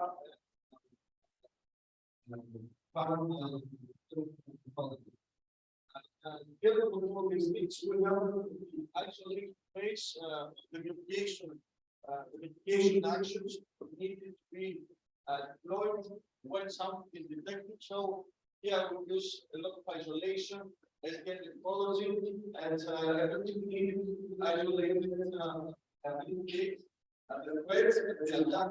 For example, something happened in the generator, we should isolate all the network related to this. Same time, to government to ensure that the energy gap should be replaced by some other unit or some other energy generator energy consumer. And the last phase, we need to provide some best practices. Put guidelines and count experiments and use cases. So this has I mean data sets having mobile grounding, having mobile grounding, and share with these when using AI, we should based on the latest. If you like that, we should provide fair, transparent, everyone supposed to get the same results when you're running some kind of AI. So data sets for us is very important. We start with this data sets related with the use cases. So the first one is with the IC 104. I will get the answer. So you got using this only data down on the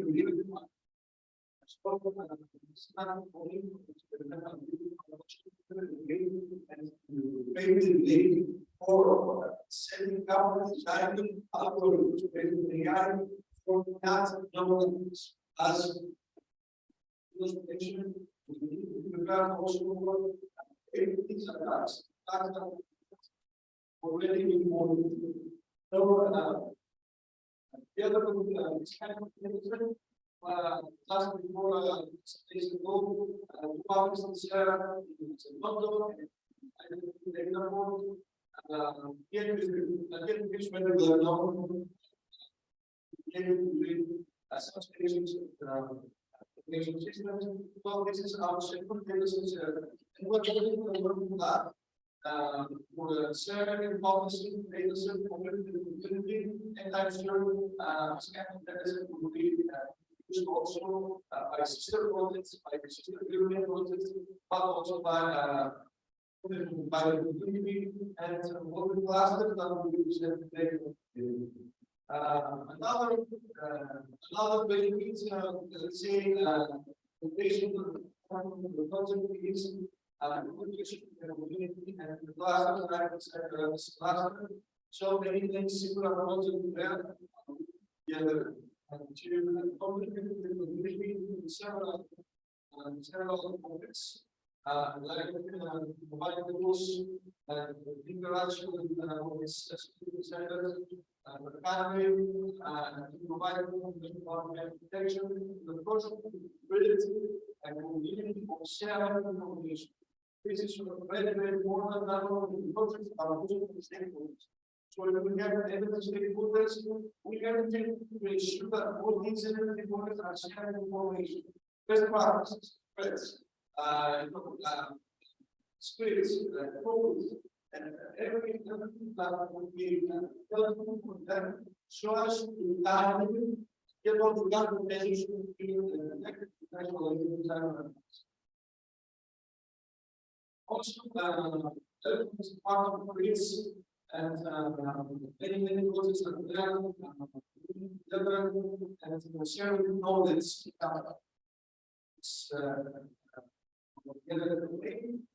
And also,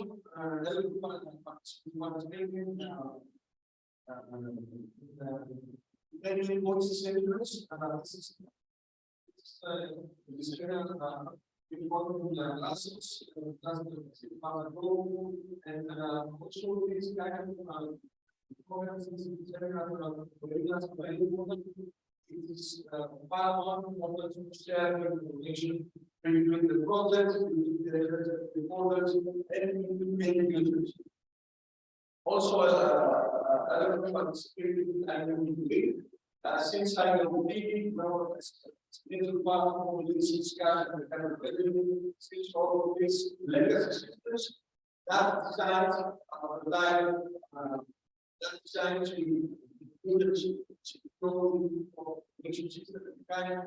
now this evolution of IoT, we need to work making basis by protecting all the rest of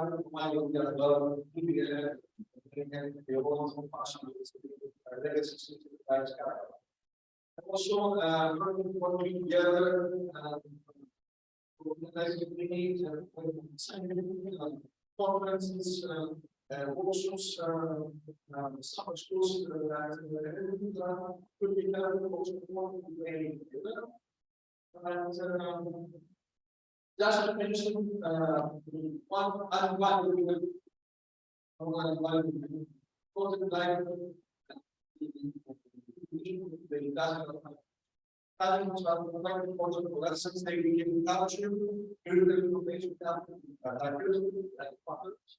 at the same time,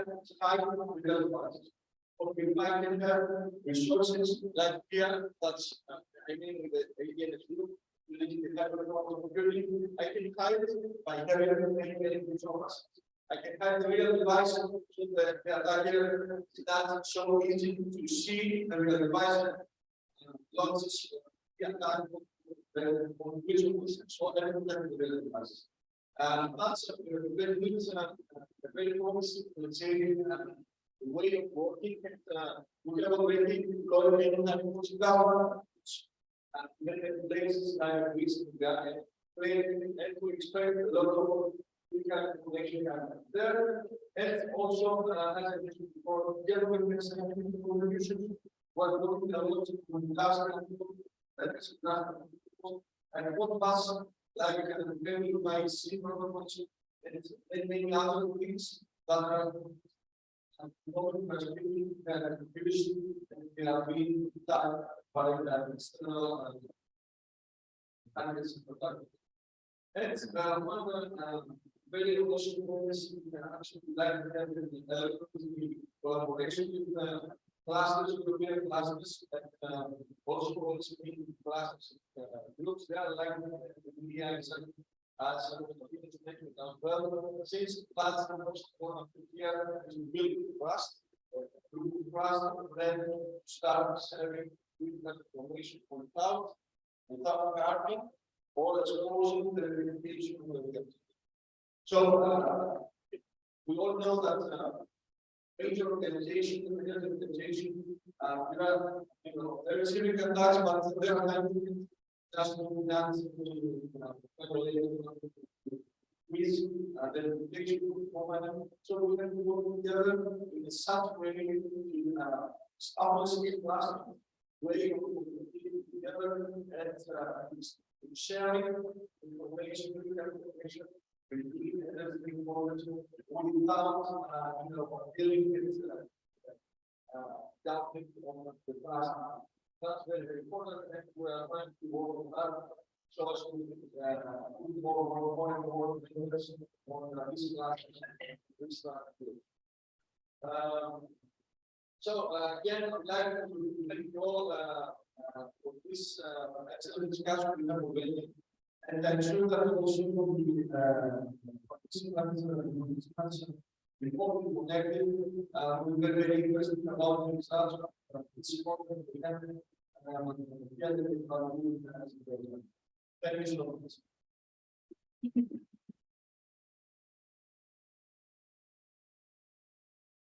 Thank you very much.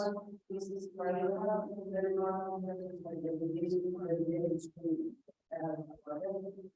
Now, we will the next speech, the next presentation, and what I want to do is from online to for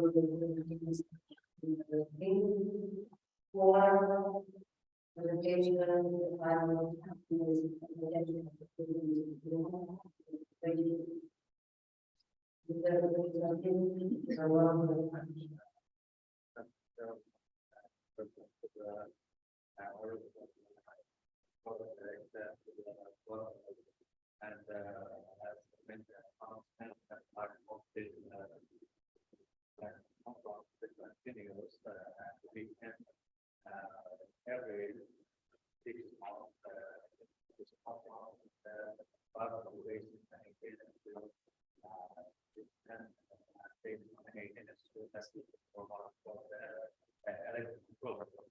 and using the sound has been used for the physical and while other program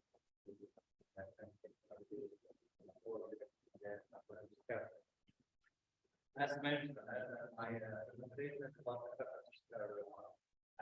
this is very important for me because yesterday when I see the first time we discussed about the content in the discovery. Several like and many many important issues ways and you can find many conflicts and many beautiful facilities for the creating and developing the economy of the in the world in this area. That is important because you can find that many other countries in this area and many countries in this area. And not a main player in the energy. You can find the other part. Provide with the oil and gas provider for the world. Now after the Russian Azerbaijan is becomes sustainable provider for the sustainable gas for the relation between the Azerbaijan and the tourists about the energy. Therefore, we need the good infrastructure for the providing and the control this area. When we discovered about the energy and especially oil and gas, we discovered about one level, the physical, that means the pipe and sending the regular or sending the oil and gas to the one country and another country. And the second level is cyber level, that in this level we are doing real operation. Opposite of the 30 years ago, real operation is not in the physical level. Real operation in the cyber operation. For example, now we are not using all the for the sending the gas, for sending the oil. We are using the electronic sensor for the sending the oil and gas. For example, Azerbaijan to the tourists. Therefore, if this structure is a damage or under attack, many companies that don't want to continue this operation. Therefore, we have many problems. For example, now Europe countries we have a good winter because Azerbaijan sell us the gas, and we don't have a problem about the Russian conflict. Therefore, if system is affected by any attacker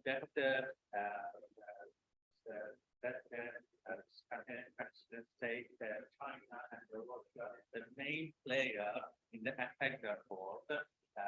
Therefore, maybe this stream board is the damage. One of the good things that I think maybe continues, great and developing the software, first of framework, not software, first of framework, and the thinking how we can create and develop a safe and sound infrastructure for the transferring and obtaining the energy, especially oil and gas, from one country to another country in the world. I think we try to, this is the historical problem. You cannot keep this problem mathematical. Okay, you can use this mathematical solution for the problem. Attack, and the opposite of the attack is the historical solution. We show that we must show the attack and how attack offended, and the attack rules, and the attacks the formula, attacks the schema. For example, now attack using the hypercomputing system. Now today is not the USSR time, then we are looking at one machines for the brute force. Now we are using the hypercomputing system for the brute force in 2 or 3 seconds. And after it, our SCADA systems capture of attacker, and the attack is the failure. Therefore, in the electron, as the mentioned, we try to create a framework. It is important for us, create a framework that in this framework mechanism, for example, mechanism, culture, person, and the solution, all of them together for this problem. This problem is different from the attack, for example, in Israel, attacking the government. And then the energy problem, we can see the war is becomes that on wanted on non-settlements. For example, if you see the pipe from the Russia, the Germany is a damage. Every country says we are not. It is not important. We are not responsible about. Okay, but we can find there, for example, this effect with doing the like one of the country. When the attack occurred in the energy sector, especially oil and gas, every country said, we are not responsible. But the war is goes to the unstable sectors. The oil price go down, go up, and the task, more task for the oil and gas manufacturing. And based on this, the economy go to the down. Therefore, electron project is, I think, based on my idea and the discussion with some person in the Federal Commission, the electron project and the electrons model project is a very, very important project for the Caucasus area. Because in the Caucasus area, we have Azerbaijan countries, Ukraine countries, Armenian countries, Georgian country, and the Russian country, and to find out if we extend it to the Middle East, Iran, Saudi Arabia, and the many countries that big player in the energy and have sometimes challenge together. Okay, therefore, cybersecurity and solve cybersecurity challenge, the main issue of these countries. I know we can use only data set obtained from this project to improve the cybersecurity and improve the learner. I don't want to say the learner. I want to say that improve or recover of this system on behalf of the any country behind of the other. That may be great a bad situation for us. Again, I thanks for the and the house and I hope that aliens should become part of the solution provider in the cybersecurity as inspired in the in the Caucasus area, and I hope next time we are collecting together in this area. First, we don't have any problem, and everything goes to peace. It is all goes to the everything which is peace, and we have find a good solution to opposite of the on crazy person, crazy. I hope to see you again.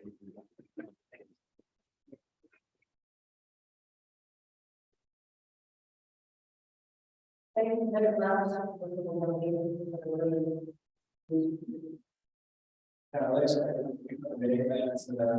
Like what we can get some of all these candles, what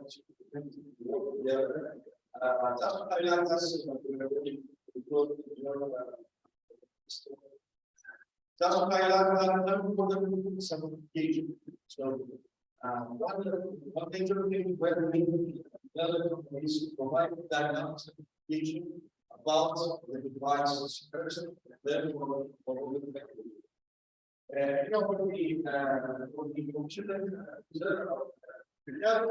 some point was and that's the level of people that to be able to be a basic rating, they are able to react with some computers, some is very important and and based on this discussion, we have to provide more resources, how we advance, how we be global the next step, and also the certification in many new technologies like blockchain, one, and all things are new area. Should be aware. So to build support and to build establish especially in this area, it's very important. And every sacrifice very good. And the goal is major defense line to support the Muslim followers. So what the technologies here are really kind to support the technology to understand and support the technology. Is there a area where guidelines should be followed when something happens? So all these questions are still open. I can say that this discussion is open for many countries. Having all these legacy systems years ago that should be upgraded. The other would want to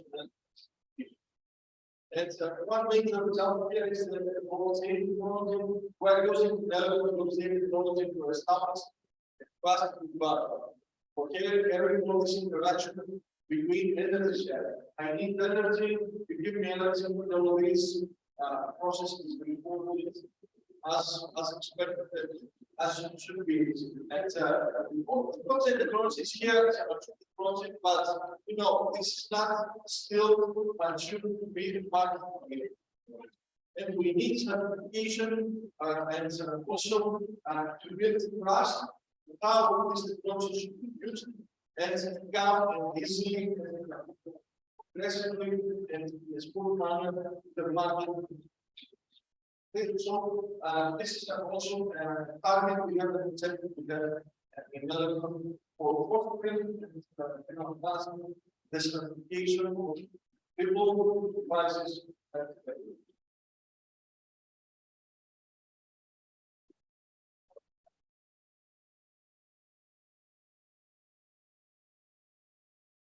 Let me check. Let's say videos here. Otherwise, this week we have break, right?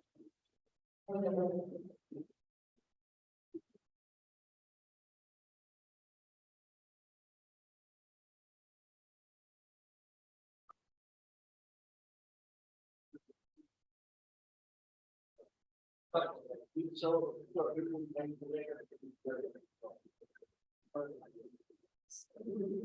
Now, we're going to have second break, last one hour, we get down to we will continue the next session. Thank you very much.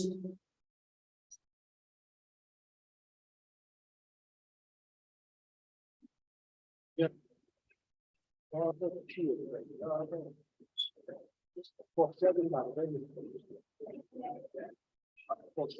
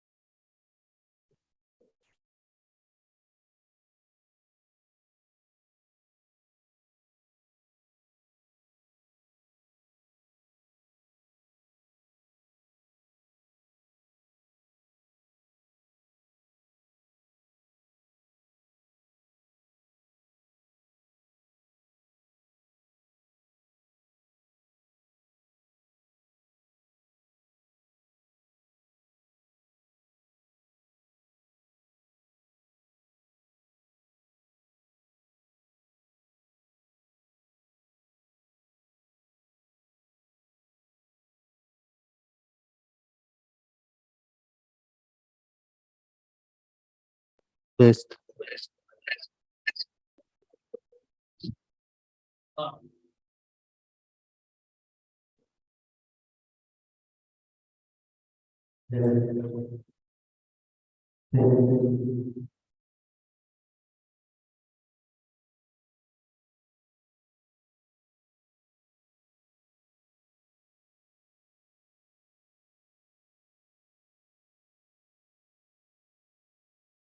Yes.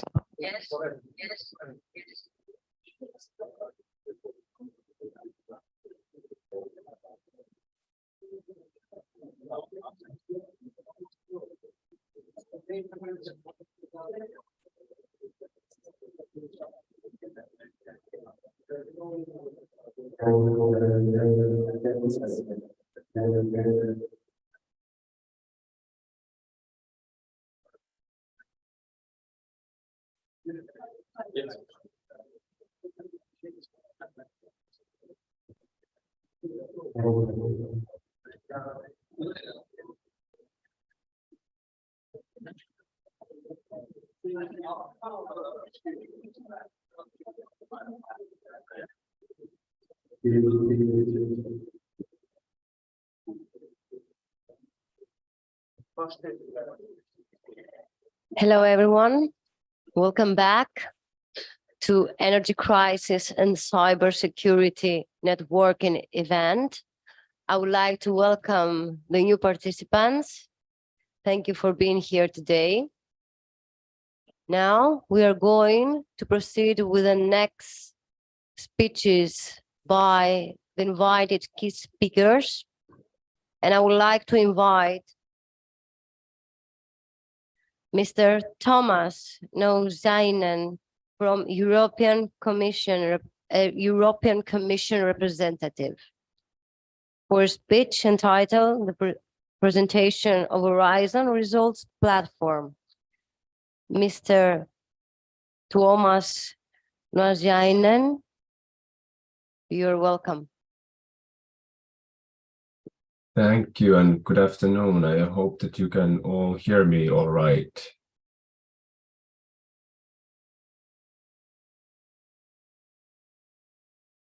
Hello, welcome. We can hear you. Perfect, perfect. So good afternoon from my side. So my name is Thomas Nouzainen and I am from the European Commission DG Research and Innovation from the Common Implementation Center. And indeed, many thanks for the opportunity to provide you with an overview of the Horizon Results Platform and the different commercialization opportunities, go-to-market support activities, as well as feedback to policy elements it offers, particularly regarding the themes of today, the energy crisis and cybersecurity.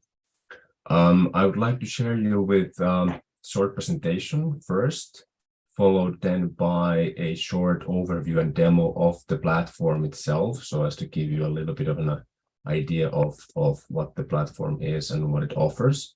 So I will share my screen. And hopefully you will be able to see the presentation, which I believe will also be shared afterwards as well. So just to contextualize a little bit the platform itself,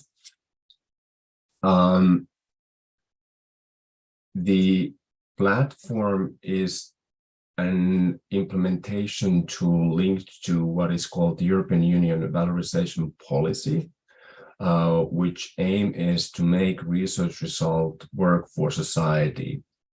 And the valorization policy has effectively 4 dimensions, ranging from strengthening valorization policies and culture in general to fostering science industry interaction for valorization. And this includes also standardization and actions bolstering standardization.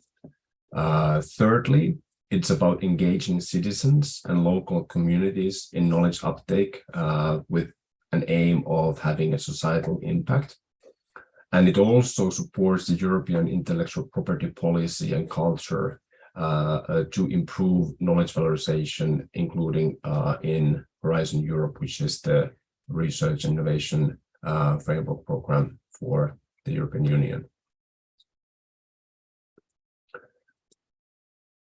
If we sort of go one level deeper, within the European Union R&I framework program, which currently is the Horizon Europe, the Commission has put in place what's called a dissemination exploitation strategy that has 5 different components ranging from enhanced disseminated exploitation guidance to applicants and beneficiaries, to different types of incentives to beneficiaries, effectively to move towards exploitation of the results. There are various horizontal actions, and then we also have different targeted support instruments and mechanisms to beneficiaries. And the 5th element is effectively trying to boost or enhance synergies and networking opportunities between beneficiaries, but also the users. And this is where the Horizon Results Platform comes into play. So the Horizon Results Platform is a component of the valorization policy in general and the dissemination and exploitation strategy in particular. And it's one of the tangible instruments for the dissemination and exploitation activities, together with, for instance, the Horizon Results Booster that some of you may be familiar with, the Horizon Impact Awards, and the EU program and synergies and mapping tools, for instance. So this is just to give you a little bit of a contextualization of what the Horizon Results Platform is. And then we can move into the platform itself. So what is the Horizon Results Platform? Basically, the Horizon Results Platform was developed because Europe has been very good at transforming euros into research and innovation, but it has been less good in transforming the research and innovation results back into euros. So in short, the platform is a fairly new Commission tool for research and innovation funding beneficiaries to valorize their research results. And to quote our Commissioner Gabriel, the Horizon Results Platform is a place where EU research project results can flourish into innovations that contribute to our society and economy and to a sustainable future. So who is the platform for and for what use? Well, the Horizon Results Platform caters for different user groups, and you can basically utilize the platform for different purposes. Perhaps the biggest or the first and foremost user group is the beneficiaries of the EU R&I funding. And it offers them a conduit to disseminate their key exploitable results for various targeted audiences, and helping in maximizing the chances of being discovered by those right audiences for valorization purposes.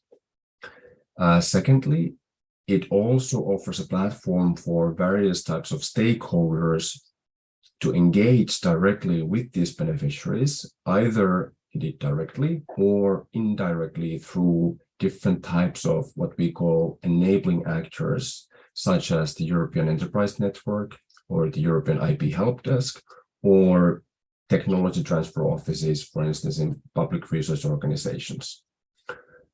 And thirdly, it also offers not only the European Commission, but effectively policymakers everywhere, a mechanism or a venue to learn from project results and feed this knowledge into policy formulation. So effectively, it also serves as what's called a feedback to policy mechanism. And I'll come back to basically the benefits and the use cases just in a moment. But also perhaps worth mentioning is that there has been a shift in Horizon Europe EU RNI framework program when it comes to the dissemination and exploitation obligations in a sense that the beneficiaries are obviously expected to use best efforts in exploiting the results. But the legal basis for Horizon Europe also now recognizes that that if you're not able to carry out the D&E obligations foreseen, that there is a platform, and in particular the Horizon Results platform, that is to be used for this purpose. But obviously, we would rather see, let's say, a proactive use of the platform and all the services linked to it, and it should not be perceived as an obligation that one must use in a sense.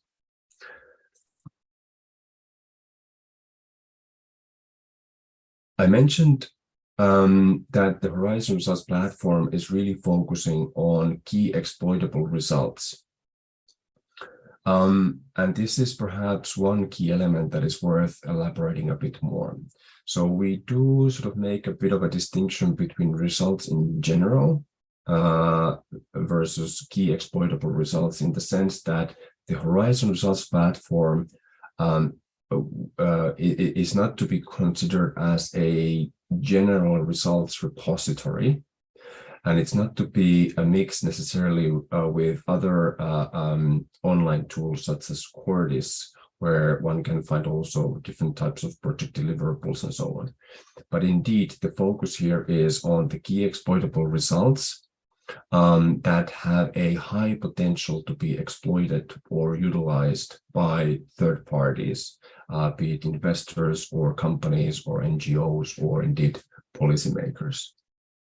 And now with the renewed reporting requirements in Horizon Europe, this will enable us actually to better monitor whenever key exploitable results are being generated by projects. And it also allows us to see if Horizon Results platform is used for the valorization of these key exploitable results. And thirdly, it also enables us to check who the actual owners of the key exploitable results are due to the results ownership list, which is now one of the reporting requirements in Horizon Europe.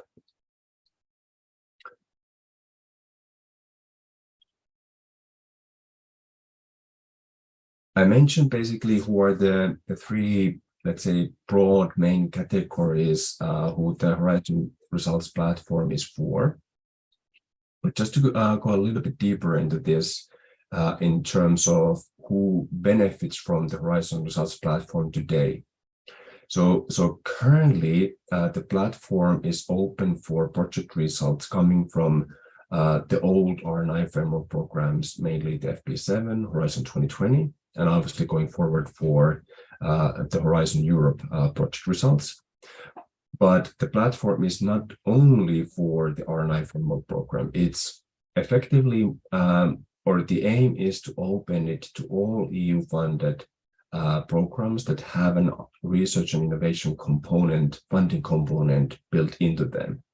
And currently, the Horizon Results platform can be used, for instance, by the European Maritime and Fisheries Fund, the EID KICS, or the Knowledge and Innovation Communities, as well as the Research Fund for Coal and Steel. And we are continuously onboarding new programs from which the beneficiaries can then utilize the HRP for their valorization purposes.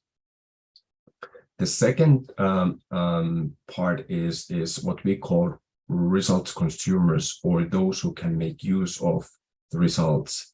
And this includes operators like investors, companies, policymakers, cities and regions, and effectively the civil society at large. So basically anyone that is looking to utilize the project results in one way or the other.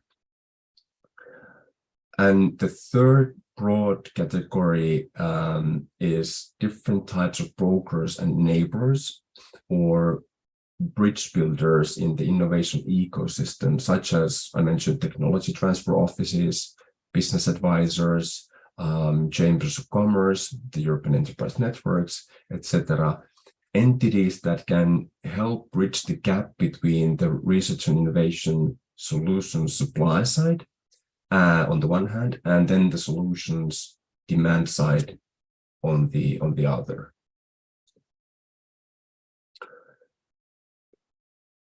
And to give a few examples of what type of support the platform offers on top of the visibility and indeed the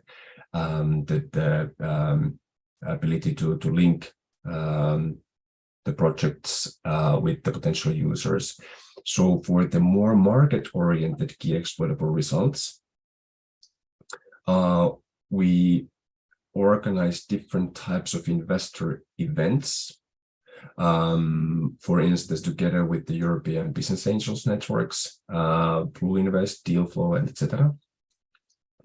And we also organize different types of matchmaking activities with the help of our ecosystem network operators, such as the Enterprise Europe Network, or for instance, the Solar Impulse Foundation, together which we will have an event actually tomorrow focusing on the Repower EU initiative. And it's a pitching event for investors that are looking to invest in these types of energy-related solutions. And then the third, we also do different types of media coverage and outreach campaigns, and I'll have an example for you as well on that in that regard.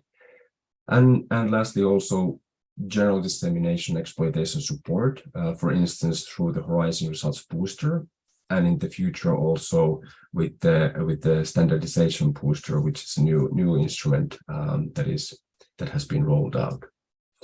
And for the policy relevant key exploitable results, this includes various possibilities from policy roundtables to different types of fairs and panel discussions and other initiatives, either internally in the Commission context or with external stakeholders as well that might be interested in the more, let's say, policy focused results or results that can be applied in a policy development context. And as I mentioned, indeed, these investor events, in the past, in March, we organized what was called an Angels Week, 2 separate investor events that were focusing on the Horizon Europe missions.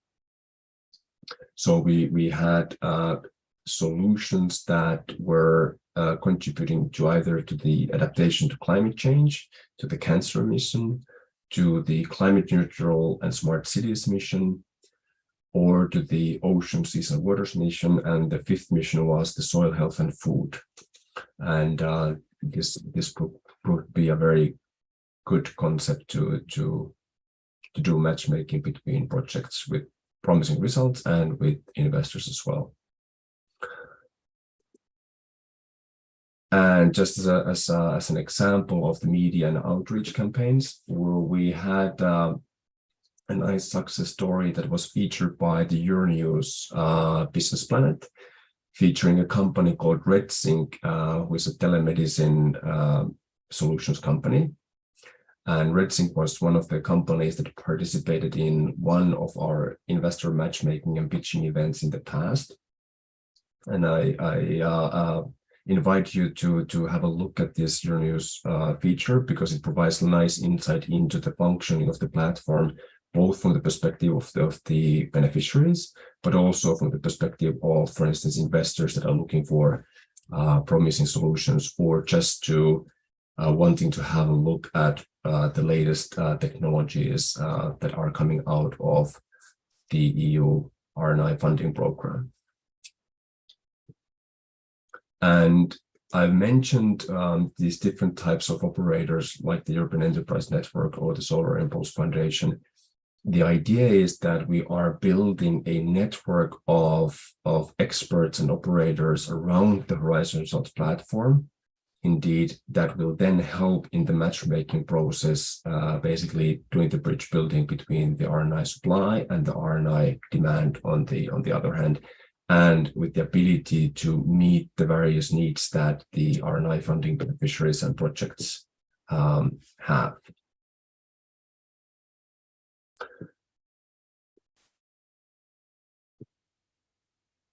We also have various types of audiovisual material available through the Horizons Results Platform TV. And basically, we're focusing on two types of materials. One, or the first stream, is focusing on different types of interviews and insights with various types of experts, for instance, on intellectual property, on commercialization, or technology transfer. And the second stream is more focusing on case examples and inspirational stories from successfully commercialized research projects, just to give a little bit of a flavor to other projects that what this entrepreneurial path may have been. And just to give also a quick overview of basically where we have started and where we are currently. So the platform was launched during the R9 days in 2019. And the platform has been growing steadily ever since. So currently, the platform hosts a bit more than 2,300 results. And there will be, the pace is increasing now, obviously, with the launch of the Horizon Europe R&I framework program and onboarding the other programs that also have results that can be featured on the platform itself. And the long-term vision for the platform is to become the reference platform for valorizing EU-funded R&I results in the future.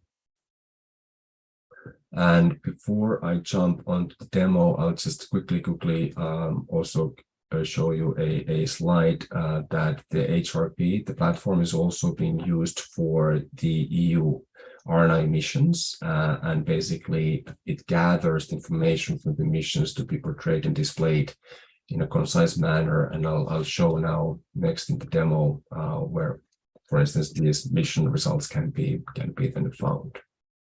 So I will just switch to my browser.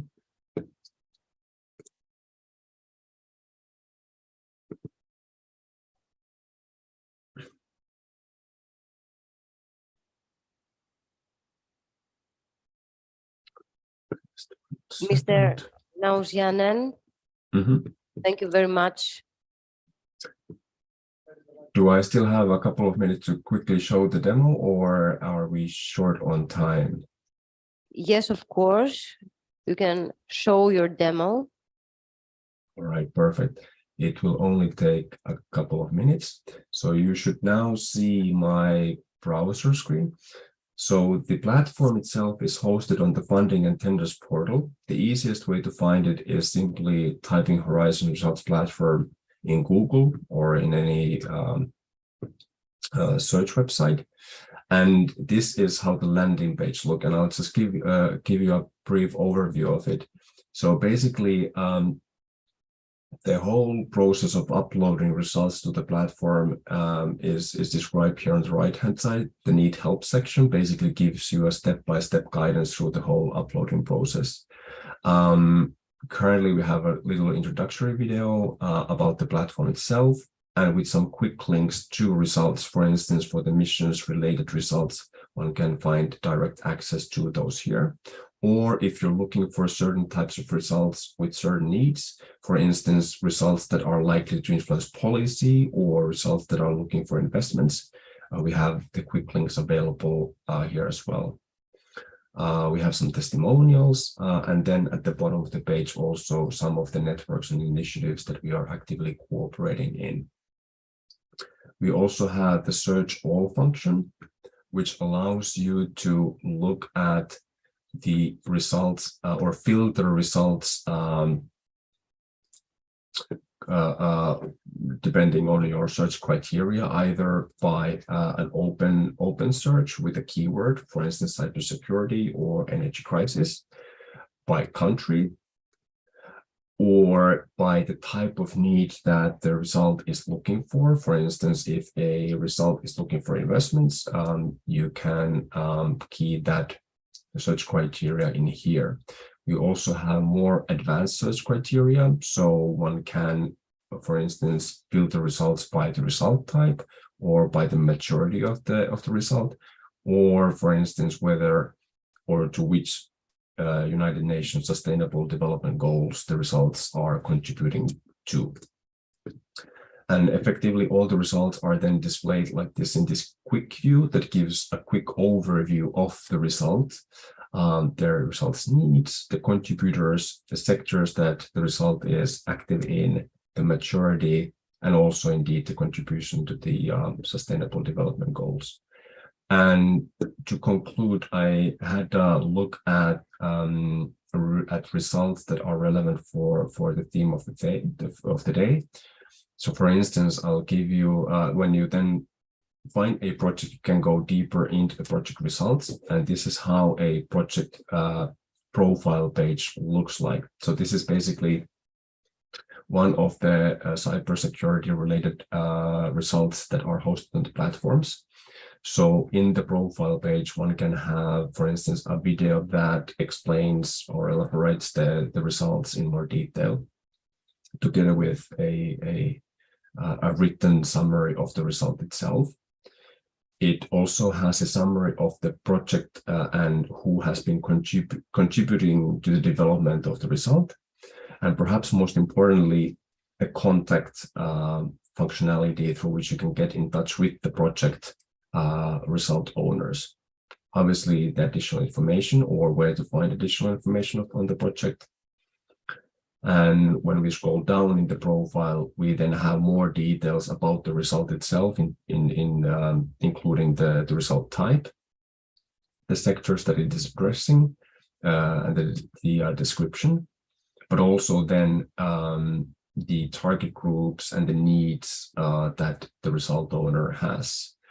We also have, again, the summary of the contribution to the UN SDGs, as well as then the maturity of the project in terms of the technology, scalability, replicability, and so on, and also then some information regarding potential investment needs. And at the very bottom of the profile page itself, it also has then linked to corridors where the actual underlying project information can be obtained. So this is just to give you a brief flavor of the platform itself, and time allowing, I'm happy to answer any questions that you might have. But thank you very much for your interest and patience. Thank you very much, Mr. Nausiainen. Thank you for the very interesting presentation of Horizon Result Project. I would like to ask if we have any question. Otherwise, we can proceed to the next presentations. I would like to ask for a minor modification on the agenda because of the fact that we have run out of time before lunch. And now I would like to ask from Mr. Paolo Rocchetti, who is online, if he can give his turn on to Mr. Igor Kachuba that we couldn't listen before.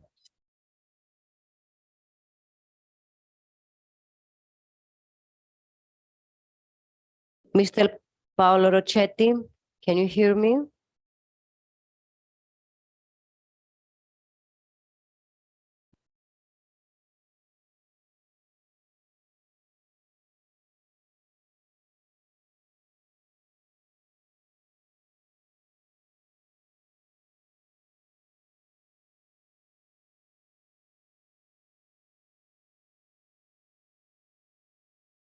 Okay.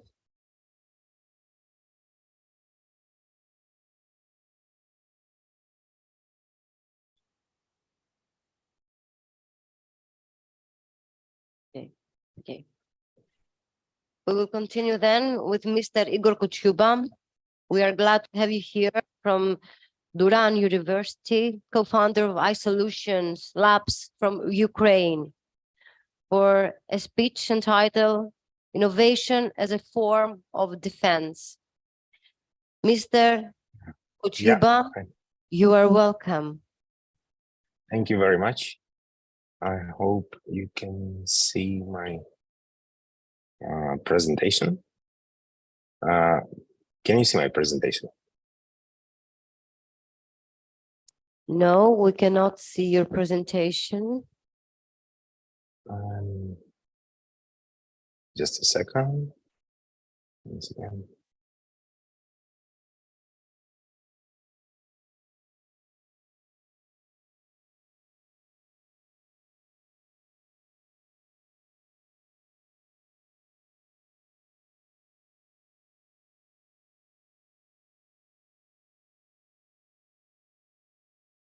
Can I share, can I have the right to share screen, because I don't understand why it's like, or maybe you've got backup to share my slides. Yes. Yes, we have a backup. We're going to share it for yourself.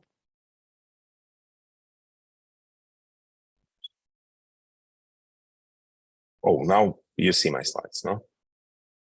Yes. Oh, great. Thank you very much. I'm really happy to be in Baku again, even remotely. First of all, I want to start with gratitude, just because to say thank you to Azerbaijan and Baku, that this is one of the best friend in the region in this war in Ukraine. And of course, I said a lot of thanks to United European Union. And today I want to share a few slides about Horizon research and innovation activities we've been involved in for the last 8 years. One of the ongoing project, of course, Electron, and to explore what is the exploitation in Ukraine, and how to what is the state of the play, and how to convert innovation into euros, having Ukraine answering Thomas initiative and European Commission vision. So basically, iSolutions Labs try to be visible as much as possible. So we were involved in many activities in EU, in the US, Canada, on research and innovation in cybersecurity domain. And one of the most prestigious, we ran big data cybersecurity conference this year. It's like sixth, sorry. And we disseminate Electron cybersecurity to electrical vehicle charging infrastructure, having Electron in mind, in next week in Osaka, Japan. And I want to show this project, which Maria Gabriel says, this is one of the best examples of collaboration, EU and Ukraine. This is a project where iSolutions Labs is technology partner delivering cybersecurity to smart cities. This project is about energy transition, going forward to positive energy districts and carbon zero future. And in this project, we've got city in Ukraine where we implement all the innovative components we developed during the project, which shows the best formula how to have impact, exploitation, and commercial results for innovation actions. And in Electron, we are planning to do the same.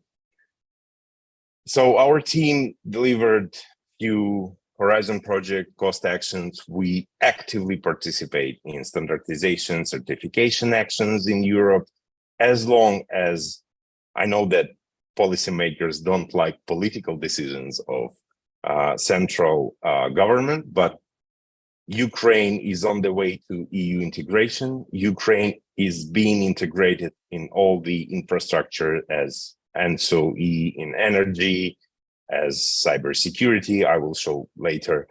So I do believe that such projects like Electron and Innovation Actions, research and innovation projects, is the way for us in Ukraine to become integrated into the on the medium level after political decisions.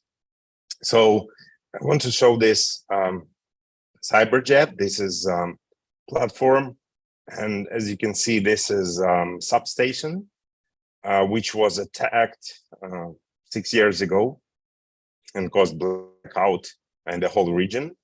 So now we develop a digital twin of substations, taking into account cyber dimension, physical dimension, and modeling for EPS. And this is a product and platform developed in Ukraine, and we work on this now. And this is a missile last week. This missile is heading at substation. So a few seconds later, yeah, this is basically a scene in traffic jam in Ukraine now. So missile hits substation. Of course, this substation, after 5 days, was restored physically and continues provide electricity to the area. But we want to show that in Ukraine particularly, now we've got, of course, apart from unconventional warfare, cyber warfare, and cyber attacks, now we've got conventional component and physical threats. So this is Maria Gabriel and her words 3 days ago, 1st of December, 5 days ago. And Maria Gabriel says that EU holds more than 300 billion euros seized of Russian assets and is planning to stress importance of research and innovation. I'm really happy that Maria Gabriel is communicating and articulating about recovery funds to be launched. And I'm really happy that in EU, we've got this innovation component in mind when we are talking about rebuilding Ukraine, which shows us the importance of projects together with Ukraine. So regarding Electron, this is Ukraine now. This is my hometown, and in spring it was a source of sleepless night. Now it's more about motivation. So many buildings are rebuilt now. But the thing is, in this particular area, it's near Kiev. So we are delivering and promoting having electrical vehicle bidirectional chargers using our components from Electron projects, where we think about using new ways of encryption, of signatures, standardizations approach. And we now work with producer of chargers in Ukraine to think about uptaking this innovation from Electron and use bidirectional chargers, vehicle to load, vehicle to home, all this new approach, how to achieve carbon zero and positive energy level. So again, with cybersecurity, a lot of personal data was stolen, was hacked, and was used for some war crimes, which shows the how fragile are digital systems, and that certification standardization is something very important. And in Ukraine particularly, people paid their lives because of cyber attacks. So it shows how cyber component, cyber dimension important now. And So in this particular city, again, it's old footage. Now it's rebuilt, but we work with policymakers, we work with city councils to have in mind new approach. And the best idea to have such city councils in projects, in future projects, and then to replicate all the TRL 9 amazing tools and platforms we deliver, implemented on the ground with the help of all those funds. Again, Maria Gabriel is articulating and wants to have research and innovation as a stakeholder in general in such recovery. So in March, Ukraine was connected to NSOE. Again, it's political decision. And after that, policymakers, ENISA, all the policymakers need to do something with that, need to collaborate. And again, this is my message to ENISA, to policymakers, that we need to work in Ukraine in cybersecurity specifically. We've got amazing examples of crowdsourced cyber defense, of resilience in physical and cyber threats. And Ukraine, again, joined NATO center in Tallinn. Ukraine joined a lot of cybersecurity initiatives. I joined a lot of groups in commission as a representative to committee of secure society direction. And I think that implementing projects and having use case in Ukraine can bring more to replication, more to exploitation, as long as sometimes we need to build from scratch. So now we can implement new approach to standardization, new approach to certification, and new approach to whatever, BIM methodology on building substation, on implementing digital substation instead of conventional one.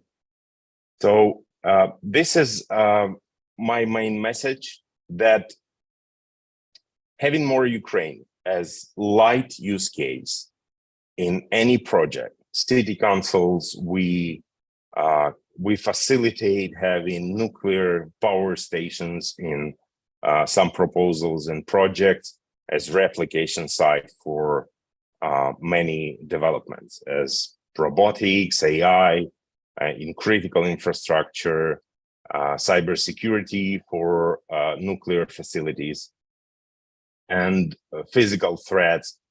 And again, cybersecurity threat is something we see on daily basis in Ukraine.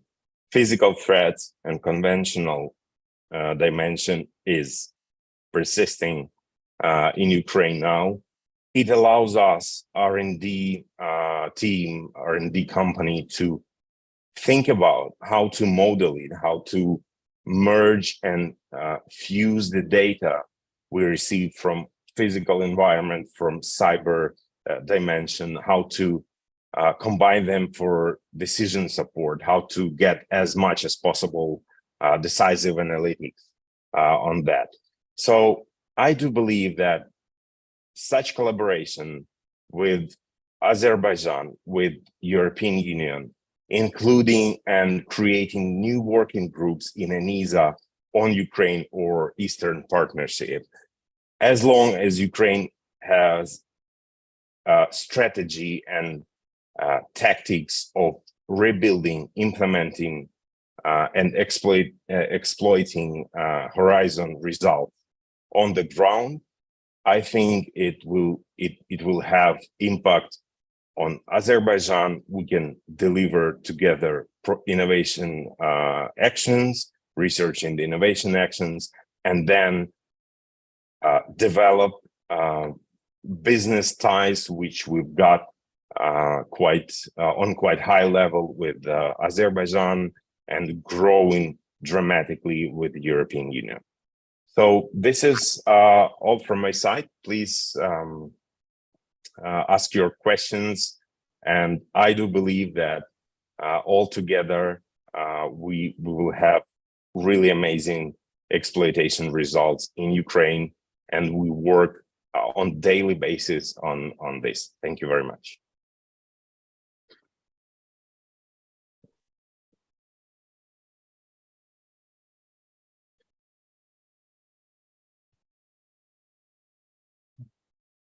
Mr. Kotyuba, thank you very much for your presentation on such a timely topic. We thank you. We are glad to have you here with us. I would like to ask the participants if you have any questions or any comments for Mr. Igor Kotyuba.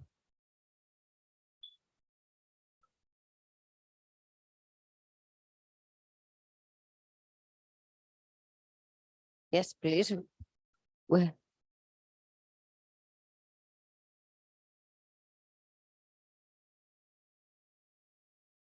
We have a question, Mr. Kotyuba.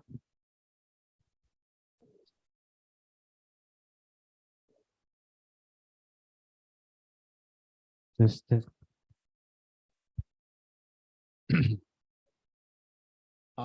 Kotyuba, thank you very much for a very interesting presentation.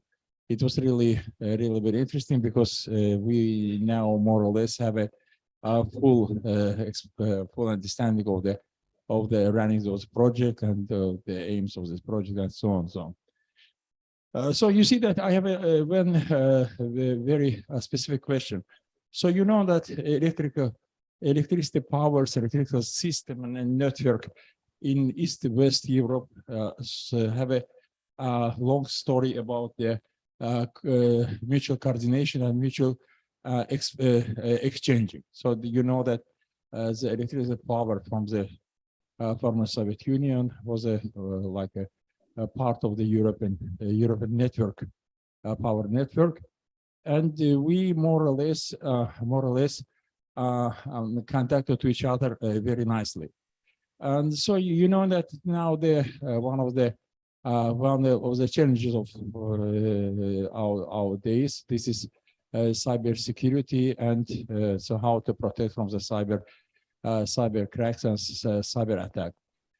So my question, so if you consider the last standards that allow us to integrate the all European network, including Azerbaijan too, and can you see that what is the lack in the old standard that not allow us to implement the new system of protection of the cybersecurity? And what do you think there? You said that about standard and so on and so on. So what is your suggestion? So regarding how the new standard or new protection or new approaches will be differ from let's say from the old system, and how it can be integrated together. Thank you very much. Thank you very much. This is really good question, and we understand each other. In Ukraine, we've got the same discussion, the same problem and challenge, I would say. Standards is something is policy-driven domain. That's a main thing.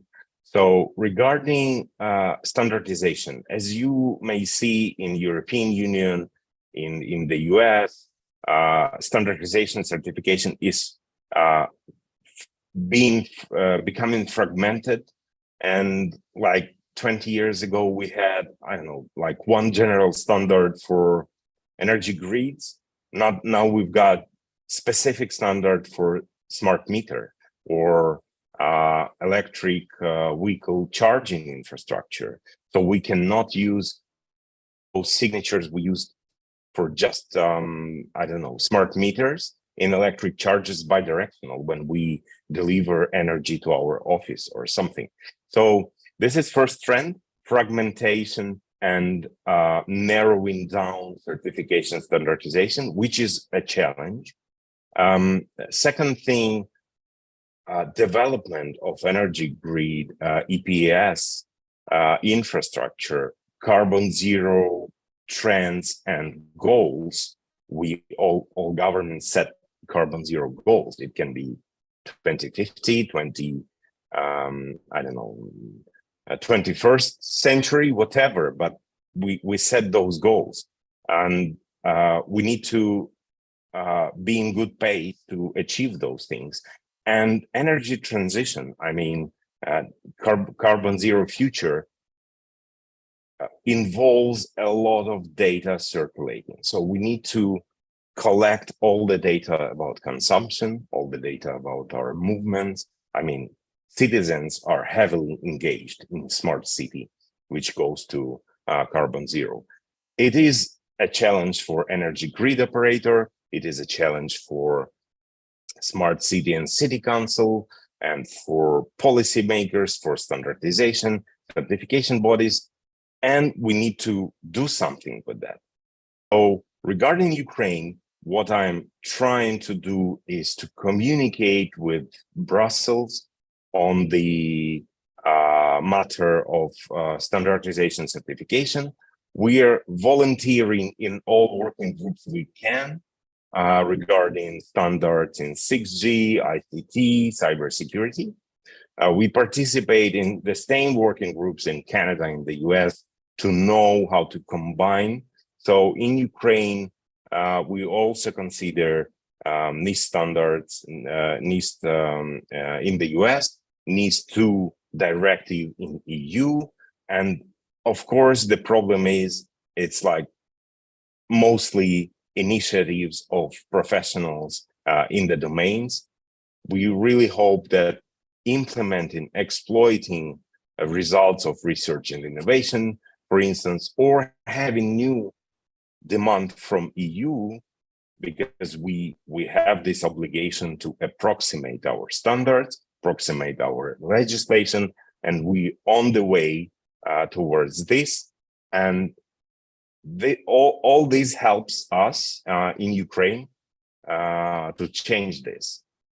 And of course, it may sound strange, but you know, when we destroy, not we, when we've got destroyed substation, sometimes it's good, because otherwise we would have this conventional substation for many years, just because it's conventional substation. But now we install, implement, integrate digital substation, where we've got digital communication behind it, where we've got new approach to cyber defense. So all this, I mean, I find positive things only. Yeah, of course we can talk about negative and bad, heartbreaking things in Ukraine, but I'm trying to show you the positive side of what's going on.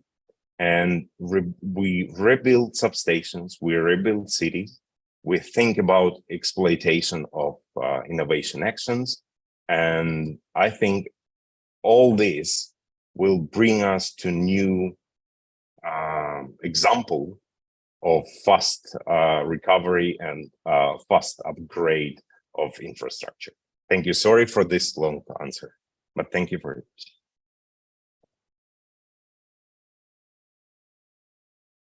Thank you very much, Mr. Kochuba. If we don't have any other question, we could proceed along with the next presentation. Perfect.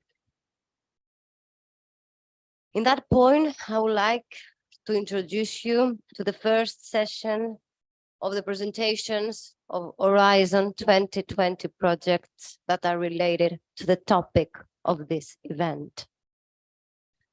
We could start with Mr. Nikos Kefalakis, IoT Solutions Architect from Net Company Intrasoft.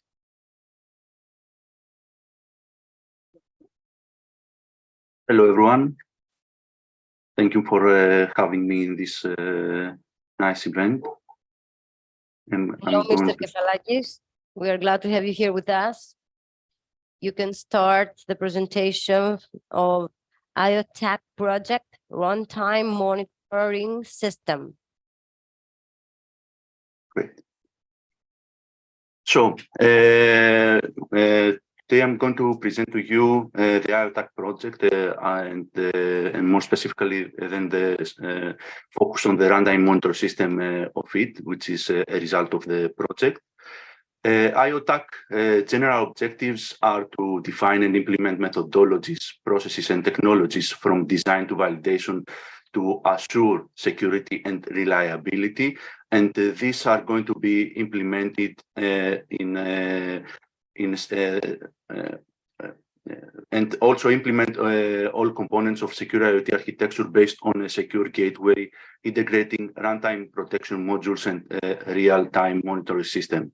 And these are going to be validated in 4 different domains, 4 different pilots with various IoT use cases.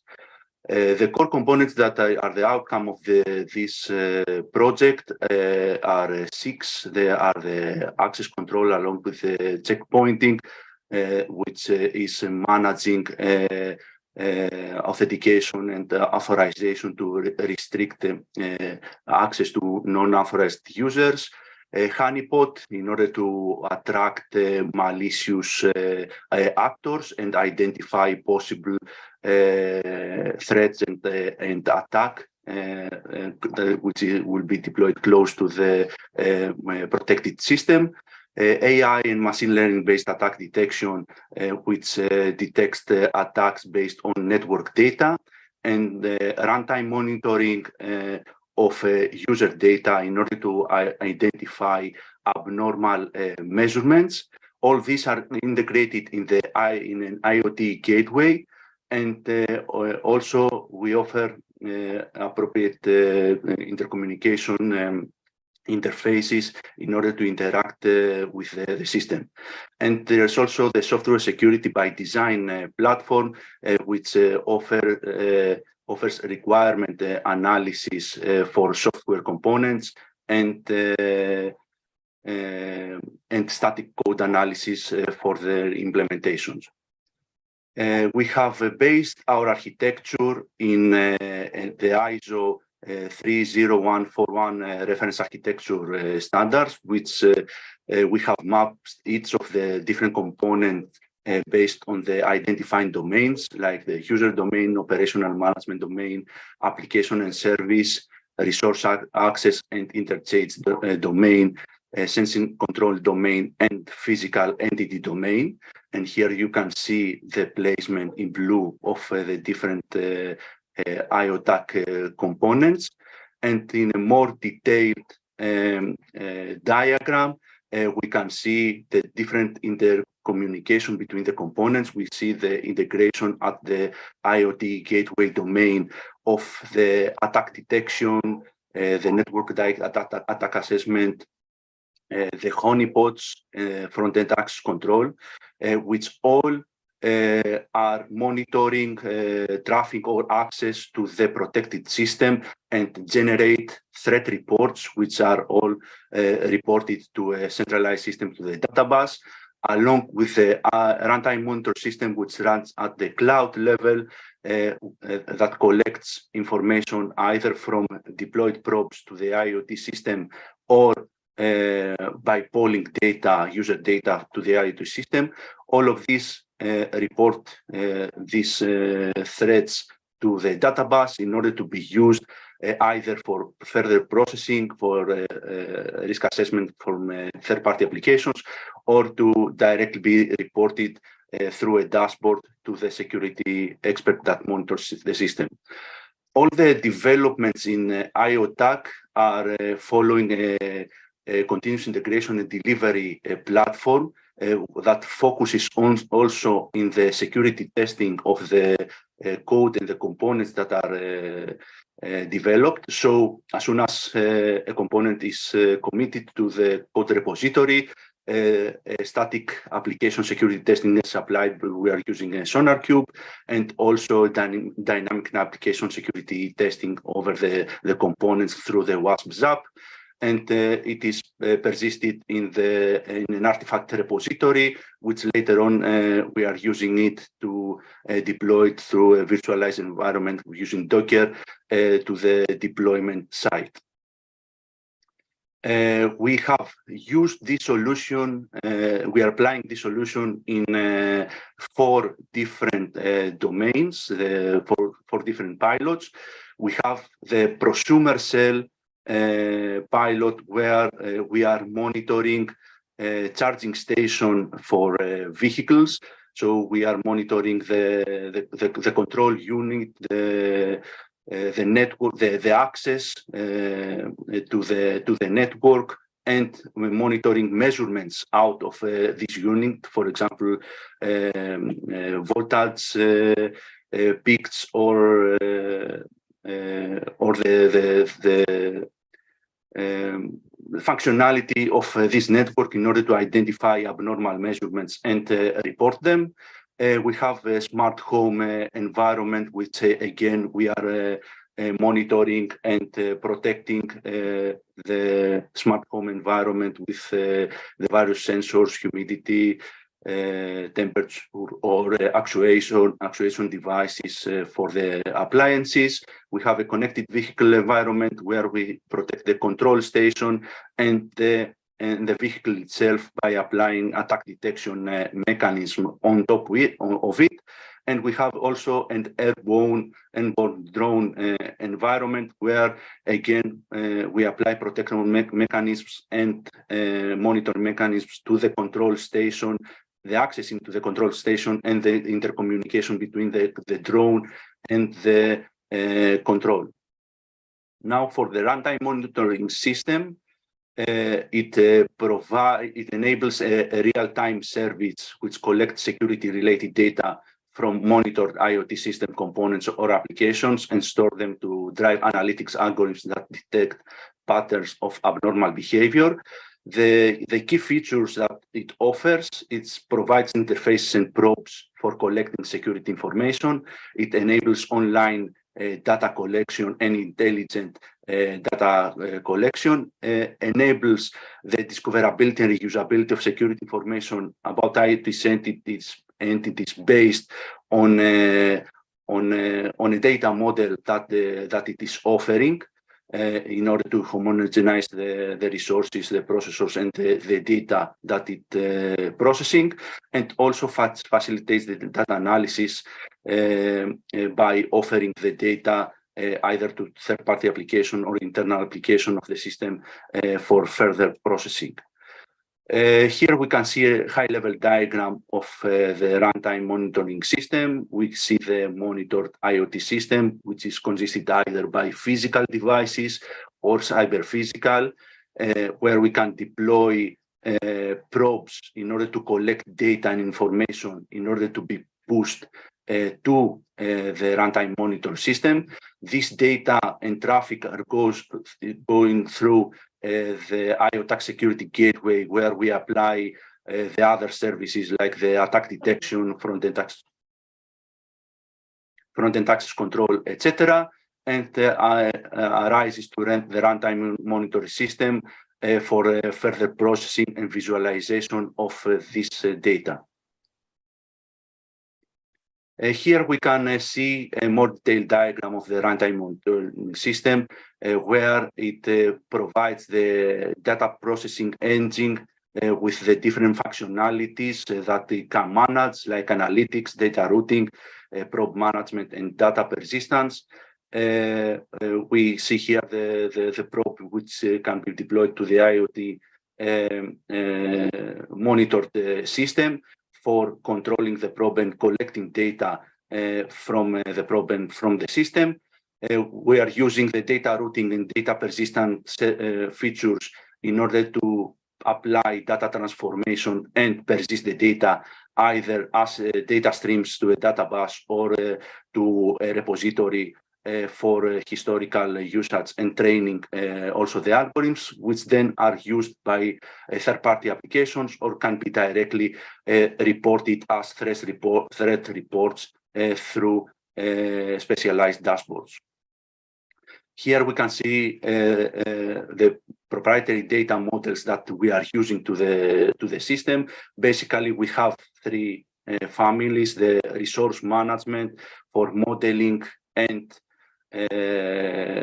persisting configurations of the resources and the data information that we are using, the processor, the data processing engine management, where we persist the processors and their flows that we can build. And finally, we have the observations that, and here we, in this way, we model all the results, and this is actually what we are using for threat reporting, based on the value and the kind of data that the value that it is reported, the value that's reported. So for the runtime monitor system in IOTAC, we are using to monitor mainly irregular measurements based on the pilot scenarios and the attack misuse cases by specifying thresholds that will trigger an alert if exceeded.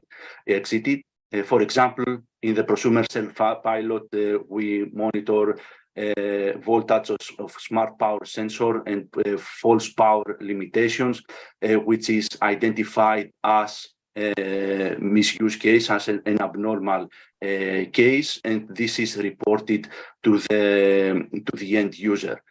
So this provides a second level of abnormality check and could alert for abnormal status of the monitor system, assuming an ongoing attack where other defense mechanisms may have failed, and also provide feedback either to third-party application through a public subscribe manner or through a monitoring dashboard.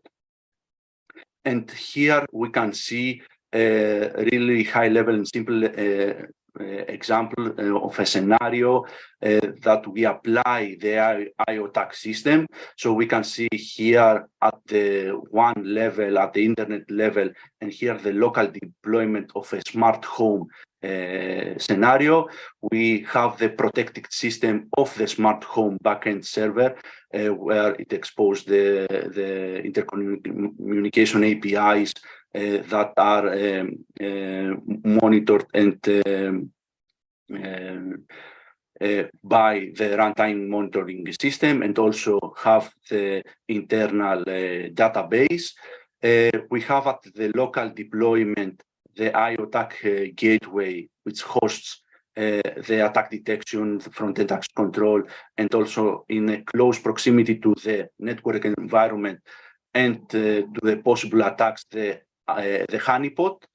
And also here we can see the smart home sensors and actuators. So all these components reports possible threats to the database, along with the runtime monitoring system, which exists at the cloud level, and persisted both as streams and at a persistence repository, which can then send to the IOTAC, can be visualized by the IOTAC dashboard.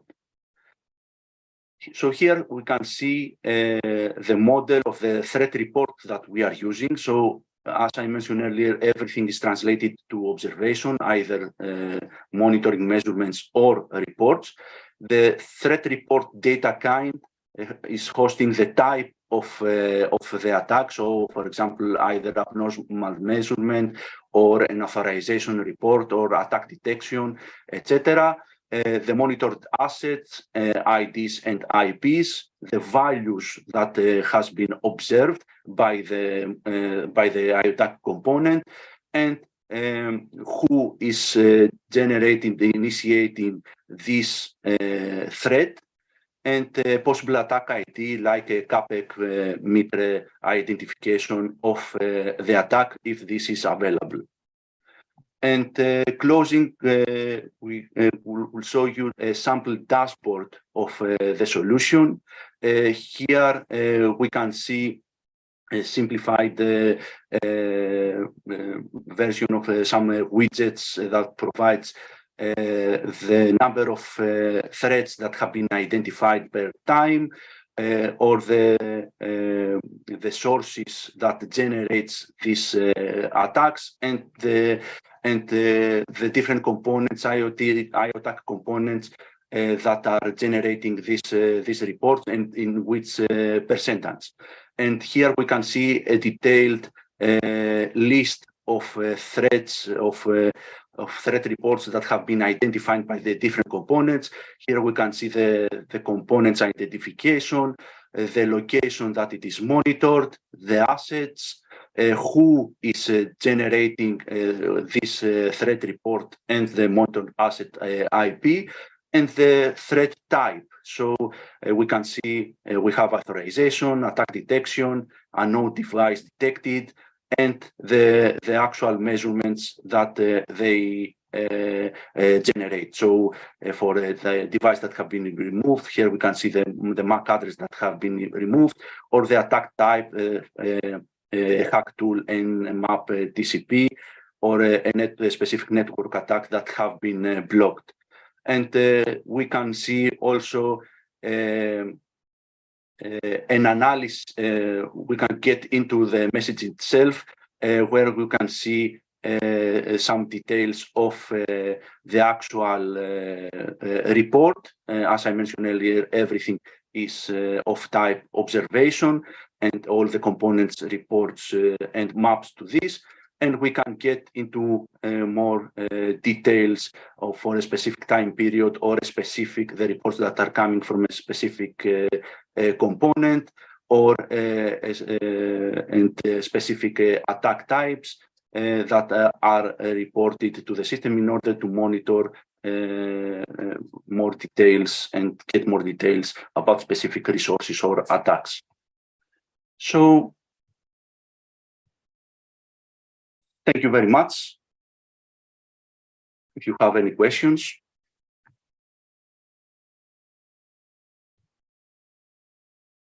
Mr. Kefalakis, thank you very much for your presentation. I would like now, before we get to the next speaker of the agenda, Mr. Thomas Lagas, I would kindly invite Mr. Valentin Popescu, Communications and Dissemination Specialist at Martel Innovated, to give a short presentation on Communication Task Force as a tool for creating synergies to amplify outreach. Mr. Popescu, yes, please I'm here. welcome. Thank you very much. Can you see my screen? Yes, we can see your screen. Perfect. Thank you very much. Thank you for inviting me. Great presentation so far. I will go quickly through mine. I will talk first about, I will present myself. So I am Valentin Popescu. I'm Communication and Dissemination Specialist for Martel Innovate, and I'm involved also in Arcadian IoT project as the work package leader for communication and dissemination. A few things about Martel. We are a company based in Switzerland with the Dutch subsidiary, and we are for more than 25 years, we've been involved in research and innovation consulting, media communication, and EU funding. I will briefly now explain my role here. So in 2022, the European Commission launched the Intelligence, Security and Privacy Management Call to address the security threats to complex ICT infrastructures. And this call deals with the innovation towards enhancing digital security, with the aim for the whole society to ensure user-friendly systems on cybersecurity, digital privacy, personal data protection, in enabling an active participation of citizens and organizations to their own security, privacy, and personal data protection. As I mentioned, I'm also involved in Arcadian IoT, which is the acronym from Autonomous Trust, Security and Privacy Management Framework for IoT Systems. It's an EC funding project which aims to develop innovative and advanced security and privacy management mechanisms. It is a consortium made of 12 partners coming from 8 different European countries. You can see here the framework of Arcadian IoT with verticals and horizontal planes which address these issues. And with the 3 use cases on emergency and village vigilance, grid infrastructure monitoring, and medical IoT. And now I will get to the point of this presentation. Why we need the collaboration between all these projects funded under the same call. So rather than working in silos, we dedicated efforts on establishment of partnerships with relevant ongoing initiatives, projects, and networks to engage key players from all groups in the domains of security and privacy, trust management, and digital identity. The ambition is to ensure awareness creation and engagement of target stakeholders into the uptake of technologies and concepts that we all develop. So we started creating these synergies to orchestrate communication efforts and also multiply their impact. We created a communication task force that was created as a tool for creating synergies to amplify outreach, to increase the impact of activities, and to reach a broad audience. It is an open forum of discussion formed by representatives of various projects to align on why, what, where, when, and how to brand, communicate, and disseminate our research outcomes related to intelligence, security, and privacy management. Here you can see all the partners that are now part of this communication task force: Arcadian, Electron, Eratosthenes, Idun, Iris, Sentinel, Secant, Spatial, TrustAware, and the Kraken. It's an open forum, as I mentioned, so anyone who's willing to join this communication task force is more than willing to do it. So how do we maximize outreach? So the partners are planning to participate in events to present the project's result. And I would mention that one such event was the IoT Week 2022, and other events, of course, will follow. We have a list, we establish and maintain a list of key events where we could participate, and workshops that we could co-organize. And other than that, the communication task force members produced curated content in forms of blog posts, articles, interviews, which focus on current activities, and were distributed on the project's websites and through newsletters. And we are at Arcadian, we organize and support the communication task force monthly conference calls, maintain common plans, and of course, action points. This is all on my side. Thank you very much for your attention. And as I mentioned, if you want to join this communication task force with your projects, please email me. You have the email here, valentin.popescu@martelinnovate.com. Thank you very much for your attention.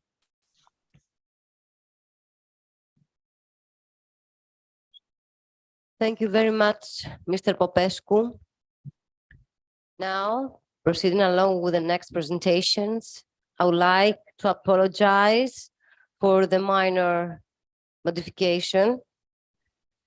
And I would like to invite Mr. Thomas Lagas from the International Hellenic University for a presentation of SDN Microgrid Resilient Electrical Energy System Project. Mr. Lagas, you are welcome. Hello, everyone, and thank you very much for the invitation to this wonderful event. I will share my screen now. Yes, you can share your screen. Great.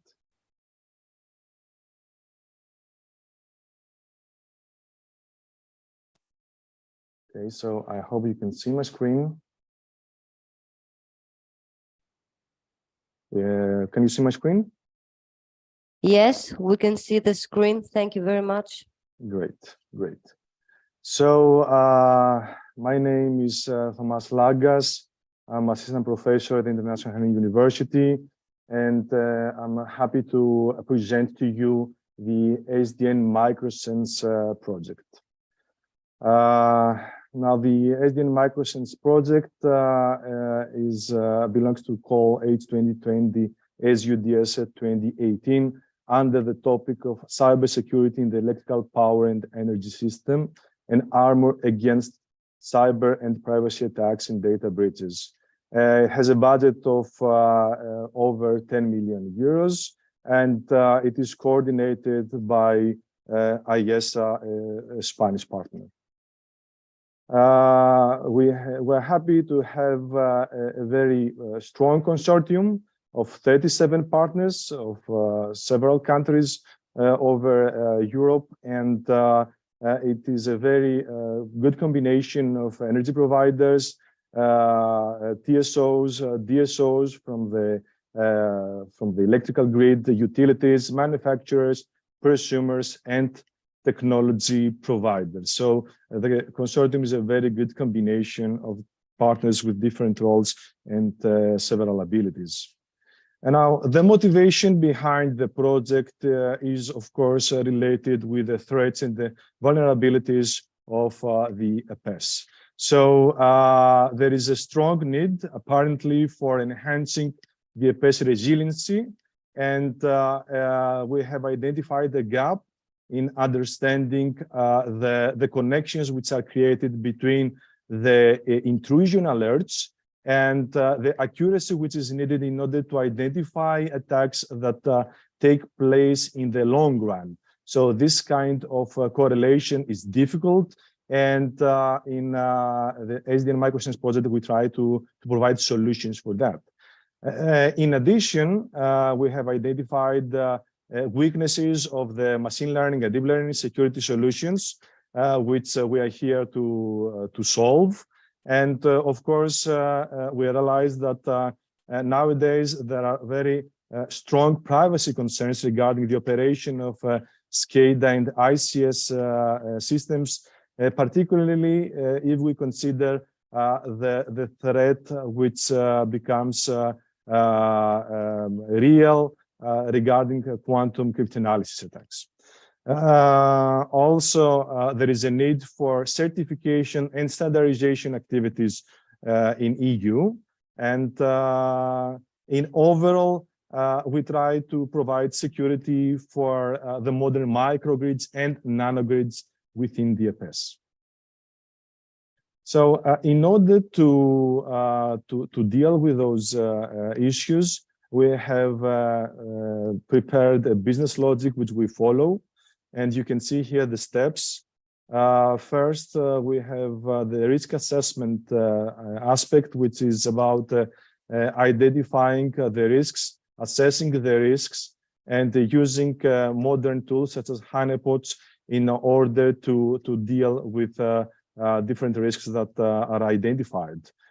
Next, we have the intrusion detection aspect, which has to do with specifying the different vulnerabilities and the threats that arrive in such an infrastructure. The next step is about self-healing, is about the measures we take in order to mitigate the attacks. And in the specific project, we heavily rely on the SDN technologies and the strong points of this technology. And eventually, we are focusing on optimizing energy, on providing the ability to balance energy, to trade energy, and isolate parts of the grid that need isolation, mainly for security purposes. Within the project, we have prepared and we have followed an architecture which is a multi-layer architecture. You can see here the different aspects of this architecture. I can focus on the planes. On the top, you can see the application plane, where we have the major frameworks. I will talk about those frameworks in a minute. In the middle, we have the plane which relies on the SDN technology and the benefits that we get from software-defined networks. Next, on the bottom, we have the data and the infrastructure plane, where we can find the topology, the network topology, and the PES infrastructure in terms of the power grid elements. And on the side, you can see the management plane that allows the administration and the control of the different aspects of the architecture. So focusing on the framework which is related with the detection of the cyber attacks, the Excel EPDS, we have 6 main components here. The first one are the XLCM sensors, which are using specification rules in order to provide detection. Next, we have the sensors which rely on modern machine learning techniques to do the same. Then we have agents, the agent and the dashboard that visualize the different events and provide a control panel for the users. And lastly, we have ARIAC and OPF, which focus on storing, on making publicly available the different incidents, and on anonymizing them.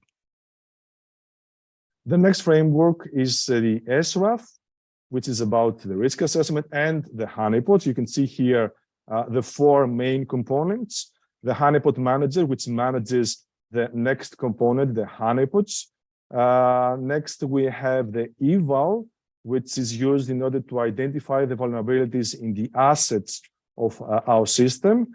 And eval actually feeds the last component, the holistic, which is the one that evaluates different incidents and provides and produces the security events. Now, the third framework is called SDN Self, and it focuses on self-healing. Here we can find 7 components. The first 2 components can be seen on the upper left corner. It's about the SDN controller and the SDN switches, which are used to identify, in fact, to stop network flows or to redirect network flows where threats have been identified. The next component is ACS, which is used for managing multiple SDN controllers. Then we have EDAE, which is used for the different incidents, cybersecurity incidents, and it is used to drop and to rearrange different network flows. Then we have on the right side, we have EMO, which is about balancing the energy between supply and demand. Then we have IIM, which is responsible for islanding processes. And then lastly, we have the blockchain-based trading, which can take place between prosumers. Now, moving on to the use cases, we have 6 use cases plus pilots in SDN microsense, which are, as you can see, they are located in different countries. In total, we have 22 scenarios that cover all components and all aspects of the project. A quick look to the pilots. The first pilot is located in Norway. There are 3 scenarios, and they focus on the detection and the mitigation of PES cyber attacks against the Norwegian national smart grid. The corresponding laboratory is used, and I must say that all of them have been executed successfully. The next pilot is located in Sofia, Bulgaria. There are 2 scenarios that have been implemented there, and they are focusing on the detection of false data injection attacks against both high voltage and low voltage systems. The third pilot takes place in Greece, and it is focusing on the islanding processes, on the isolation of different parts of the system, and the energy management mechanisms under different conditions of the grid. Here we have executed successfully 4 scenarios. The next pilot, the 4th pilot, takes place in Spain. Here we can find 5 scenarios, and this pilot focuses on multiple attack strategies from multiple sources. They target several components of the infrastructure, and the pilot has taken place both in laboratory and actual EPS environments with very promising results. The 5th pilot takes place in Greece, in the premises of the Alkionis photovoltaic park. There are 4 scenarios here, and we focus on denial of service and man-in-the-middle and unauthorized access attacks against 4 inverters of this photovoltaic station, this 2 megawatt photovoltaic station. Now, the last pilot, number 6, takes place in Sweden. And here we can find 3 scenarios which focus on privacy breaches and energy trading and management between prosumers. Now, for this last part, I have a demo, a video demo, which comes from the 5th pilot. It's about detection and mitigation of man-in-the-middle attacks. So it is just a couple of minutes. It will not take long, and I think that it is really interesting. I have also shared my system sound, so I hope that you're gonna get the sound of the video as well. So let's try it. I'm hitting play here.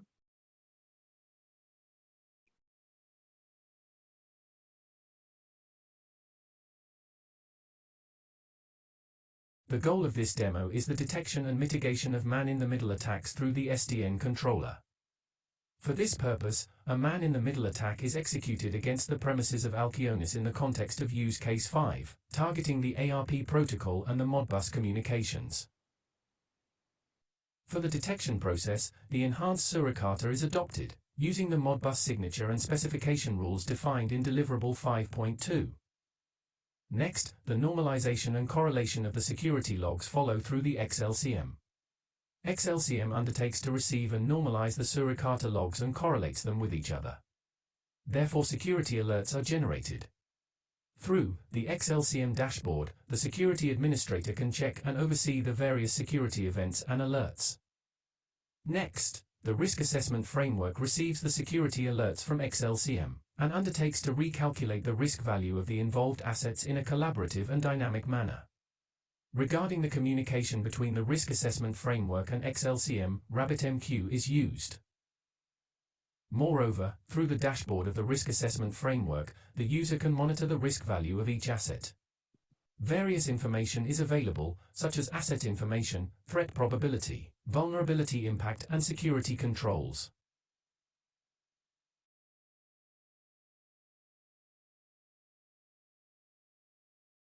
Next, considering the characteristics of the infrastructure, the electric data analysis engine receives the new risk values from the risk assessment framework and guides the SDN controller to execute the appropriate mitigation action, such as dropping the malicious network flows. Finally, the SDN controller undertakes to send the appropriate open flow commands to the SDN switches to perform the appropriate mitigation action instructed by the electric data analysis engine. Therefore, new rules are added to the flow tables of the SDN switches. Through the SDN dashboard, the user can monitor and oversees the status of the flow tables.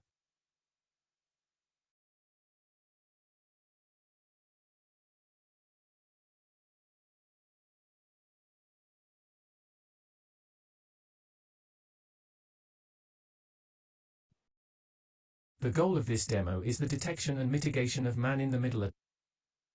Okay, so that was the demo that came from the Alkionis use case. And thank you very much for your attention, and apologies for taking longer. It seems that we have a lot to say in the SDN microsense project, and we are really proud of it. So thank you again. Thank you for your attention. Thank you very much, Mr. Lagas, for the very interesting presentation of AN Microsense project.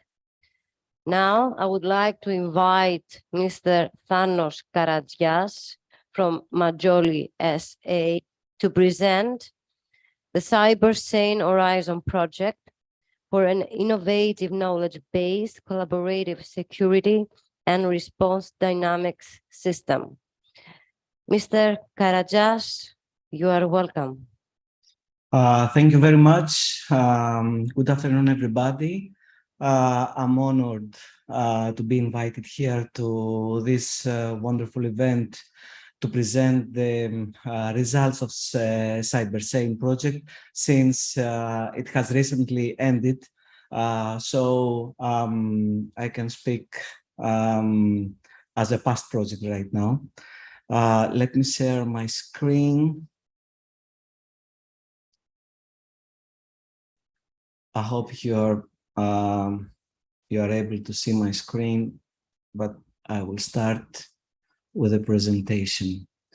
So before starting, I would like to say something regarding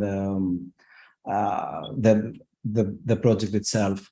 The vision of the Cybersecurity system was to be an innovative and a knowledge-based and collaborative security and response dynamic system, very familiar with the one that we saw at the previous presentation. So we will see some similarities there. Our main intention in Cybersecurity project was to implement all the different phases of a cyber incident handling lifecycle. So this will allow the security professional to increase their agility and encourage continuous learning. As you are able to see in this screen, our platform consists of several, let's say, very conceptual components. The first thing is the LiveNet one. The LiveNet is the component capable of preventing and detecting threats, providing to security professionals insights and a track record of the activities within their information technology environment. So this is the component which is mainly tries to collect in an organized manner events and data from various assets and systems within the organization, such as devices, networks, storage, streaming protocols, and so on. LiveNet serves as the interface between the underlying critical infrastructure and the Cybersecurity platform itself, combining all these different security information and event management functions in one security management system. The second critical component of the Cybersecurity platform is the Darknet. Darknet in Cybersecurity allows the exploitation and analysis of security risks and threats related information from the deep and dark web. As this is realized via analysis of both the textual and the metadata content, it makes available various electronic streams to the security professional and security experts in order to proper identify if a given security incident affects or it's been related with the organization itself. By analyzing threat actor communication in dark web communities, we enable security professionals to even identify attacks before they happen, providing them with the opportunity to manage and close vulnerabilities or even strengthen technical controls proactively. The third main Cybersecurity components is what we call Hibernate. Hibernate is expected to provide the intelligence needed to perform effective and efficient analysis of security events. And this can be achieved on one hand on information produced by LiveNet, other components of the Cybersecurity system, or produced and extracted from itself, enforcing machine learning algorithms, analysis on the information received from LiveNet, and so on. Hibernate undertakes the responsibility, first of all, to analyze a huge amount of data derived from all the different cybersecurity components, as said before, further investigate security incidents, especially when an event has been considered by the anomaly detection engine as such, in order to identify and evaluate and propose mitigation steps for all vulnerabilities, threats, or risks associated with the infrastructure of the organization. And last but not least, to identify all types of interdependencies at physical, system, technological, or business levels. All this will strengthen the significantly support the decision-making process, since the security professionals are able to understand the technical aspects of an attack and draw conclusions on how to respond. The fourth main cybersecurity, cybersane component is the CERN. So CERN provides the necessary threat intelligence and information sharing capabilities of the critical infrastructure with other external parties that the critical infrastructure would like to involve, allowing them to determine the trustworthiness of these information sources. It is also used as a secure and privacy-oriented storage as soon as the data is received, and create and enforce, of course, all the policies required for sharing the content. And the latest component of the CyberSane platform is the PrivacyNet. PrivacyNet is the specific component that is very combined with CERNet and is responsible of managing and orchestrating the application of the required privacy mechanisms, maximizing achievable levels of confidentiality and data protection. It is responsible for setting up all the security and data privacy policies on the data sharing agreements of CERNet, of course, allowing security experts and members to specifically to specify all the protection steps required to be executed in this sharing process. So when we first saw all the list of features needs to be implemented in the CyberSane platform, we dealt with the fact that we need to enforce not a custom, not a project-based methodology for organizing and designing, of course, all the different business flows within one platform, in one web application, let's say. So in order to do that, we searched many different best practices and flows available. And at the end, we finally adopted the NIST Computer Security Incident Handling Guide in order to build our services, our CyberSane services. According to this guide, the organization of an effective computer security incident response capability. Mr. Karadas? Yes. I'm sorry to interrupt you. We have a technical problem. We cannot hear you very well. Oh, should I close my video? Probably. Please inform me if this is solved. Now it's better. Thank you very much. Okay. So, as said before, we adopted the NIST Computer Incident Handling Guide in order to realize all the different CyberSane services. And according to this guide, the organization of an effective computer security incident response capability involves 4 different phases. The first phase is the preparation. At this initial phase, the establishment and training of all incident response teams acquiring the necessary tools and resources are set. So during this preparation phase, the organization actually attempts to limit the number of incidents that will possibly occur by selecting and implementing a set of controls.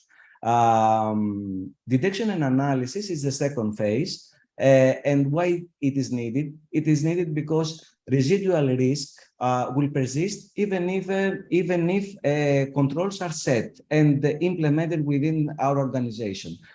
So detection of security breaches is necessary to alert the organization whenever a security incident occurs.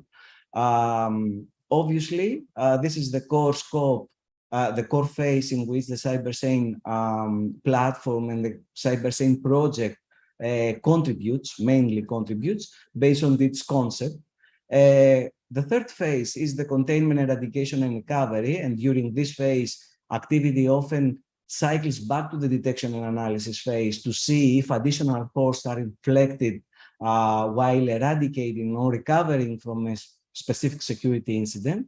And at this phase, CyberSane only contributes on the containment sub-phase, let's say, because it takes all the evidences gathered from the detection and analysis phase and further analyzes this.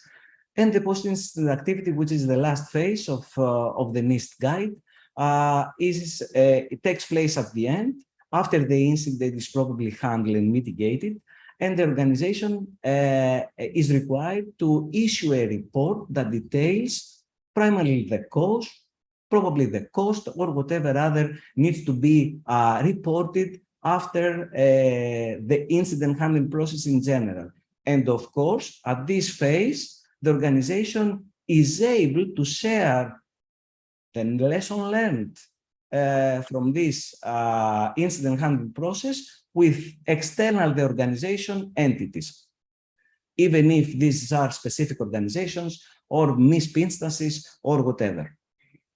So let us see the storyboard of our platform, starting from the preparation phase. So what we allow in the CyberSane platform is we allow the security experts and the administrator of an organization to set up the security teams. So we have a centralized point of knowledge regarding who is doing what when we are trying to handle an incident. Secondly, we allow the organization in an organized manner to build the asset inventory within the organization. All different cyber assets can easily register with a simple process. Upon building the asset inventory, we allow the organization to register also the controls that are set in this infrastructure, and then semi-automated, we build the asset risk profile, automatically integrating with open repositories such as NIST vulnerability management, with CAPEC Mitre list of threats, with Mitre controls, the defense controls of Mitre, and so on. So upon registering a cyber asset, we automatically bring all the security, the risk profile of this asset. Of course, we allow to further customize this risk profile. We allow the security professional to further customize this profile. And of course, with this process, we can have and perform risk assessments on one organizational service or the full inventory of the organization. The second one is the detection and analysis phase. So here, by implementing specific sensors at the existing digital assets of the organization, we gather events. And based on this, we identify security incidents. Further analyzing the security incidents, we can identify attack patterns, existing or new ones. And based on this knowledge, we can also proceed by identifying anomalies within the organization.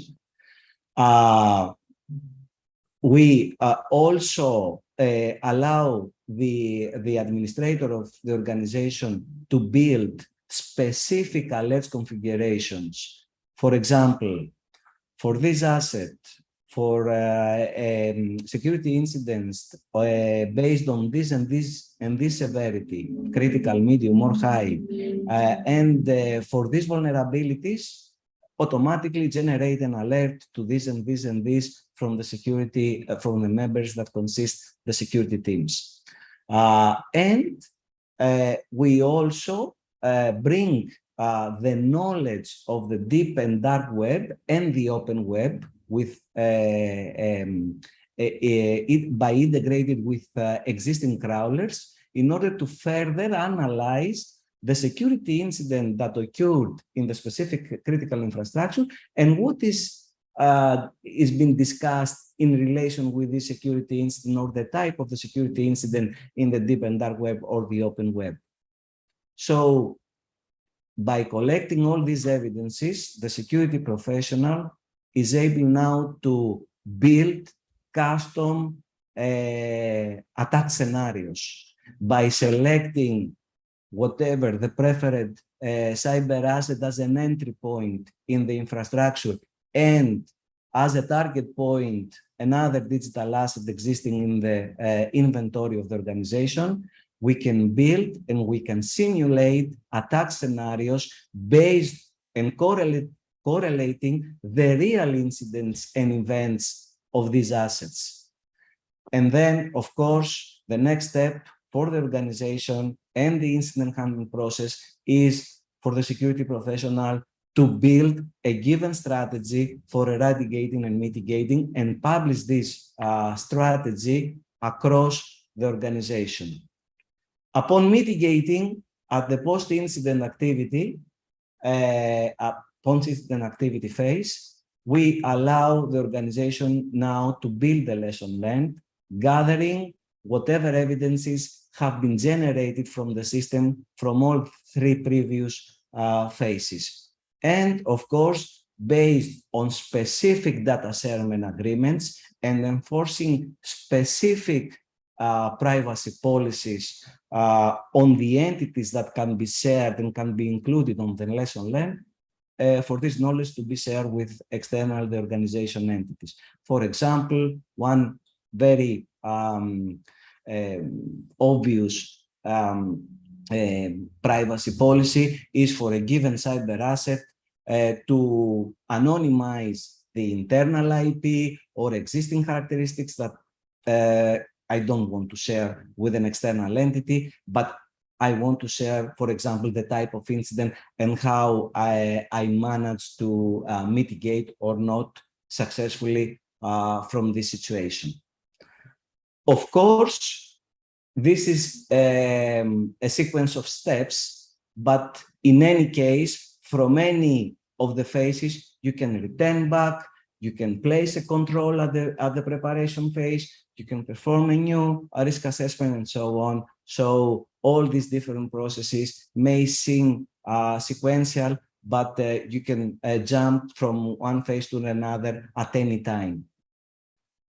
So let us see what is the architecture and what are the components, how we build this, this system.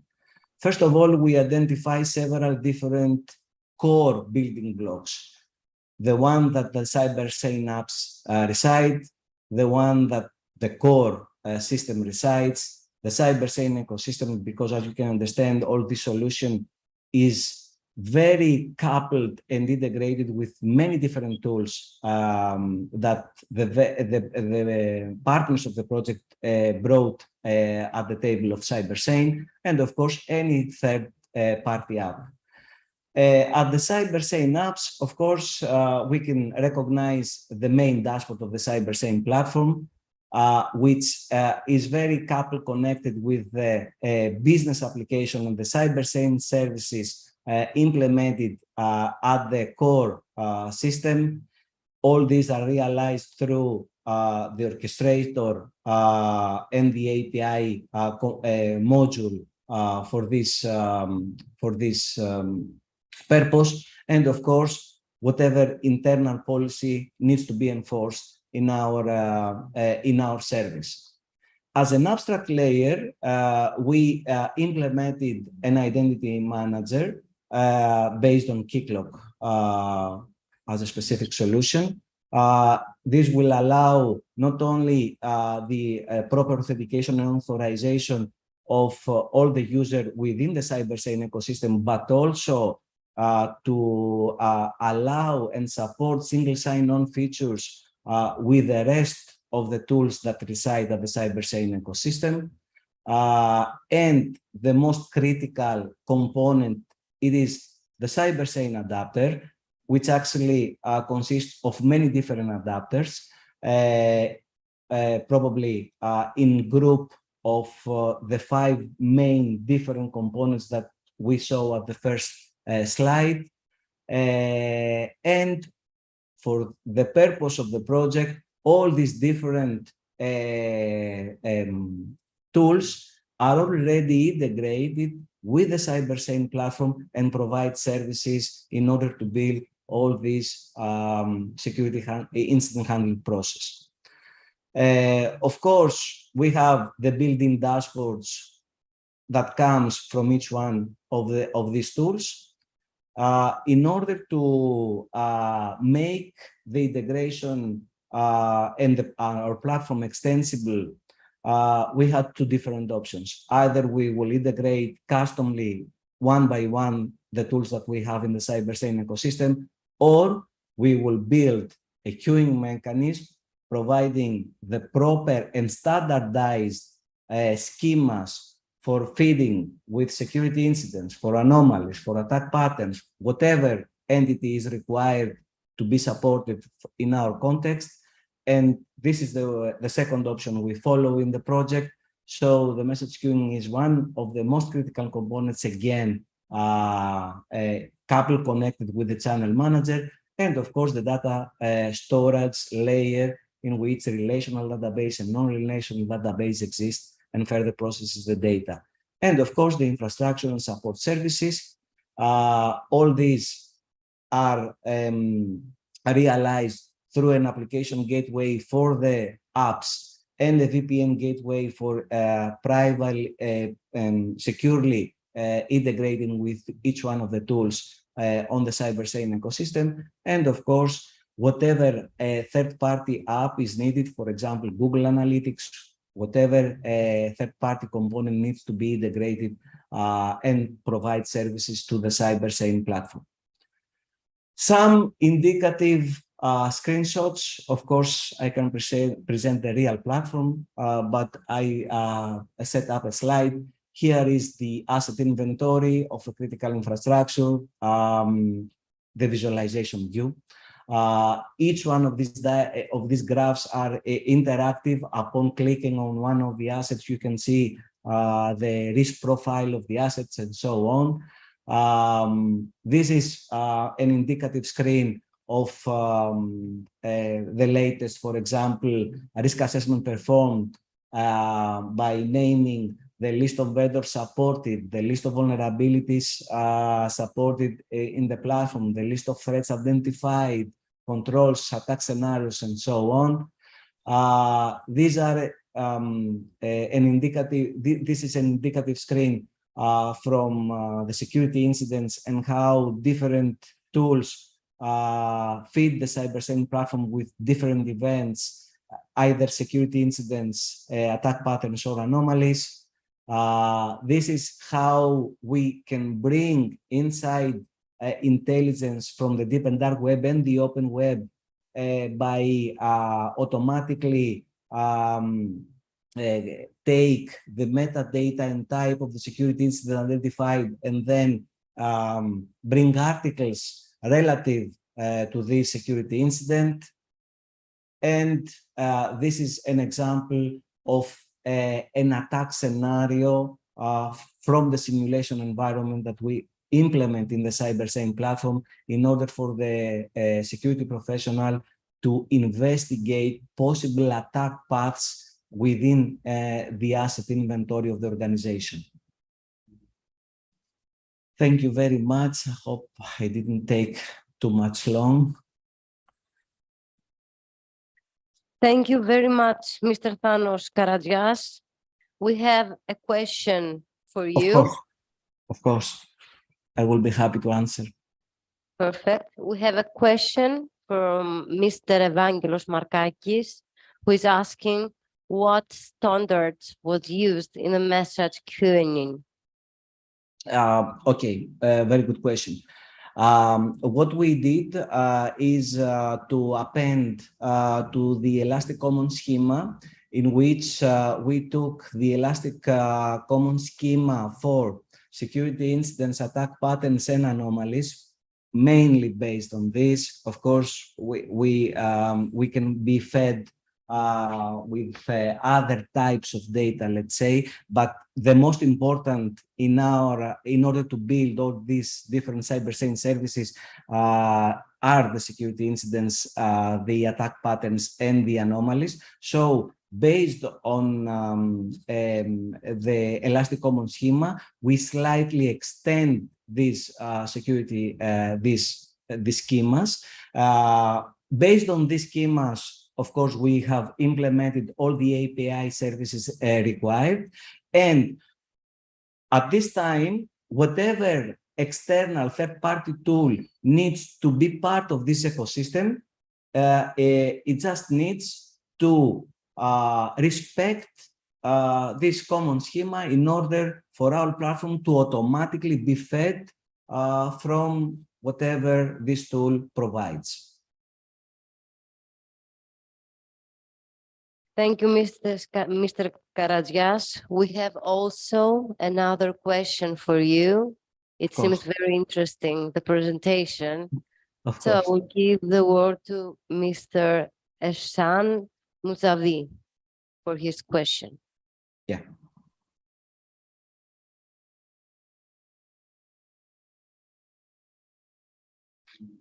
And this is the real platform.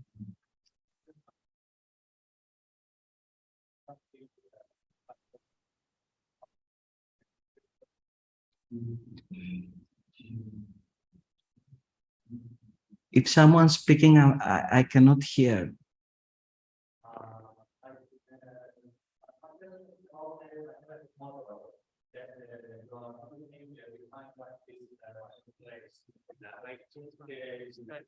You should a spatial mathematic model for this approach. Can you, if possible for you, and it is possible, describe some of the mathematical model?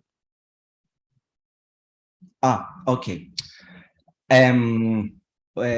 What we did, of course, in Cybersecurity project, we didn't build any machine learning algorithm for further analyzing the security incidents. These are parts that are already implemented at the Cybersecurity ecosystem and the tools that we bring on the table of the Cybersecurity project. So what we did is try to build upon the services provided from all the different tools that we have in these different Cybersecurity components. For example, as you can see here, for LiveNet, we have 3 different CM tools. For Darknet, we have 2 different crawlers. For HybridNet, we have 1 tool for performing risk assessment and 2 tools for which are anomaly detection engines and correlation engines. In CERNET, we have 2 different tools for building up the sharing processes. And for PrivacyNet, we have another tool that enforces and builds the privacy policies that needs to be enforced at the Cybersecurity services themselves. So what we did is we didn't try to re-implement what the CM system does, what an anomaly detection system does. Cybersecurity acts as a meta tool. It brings all the different information from these tools in one dashboard.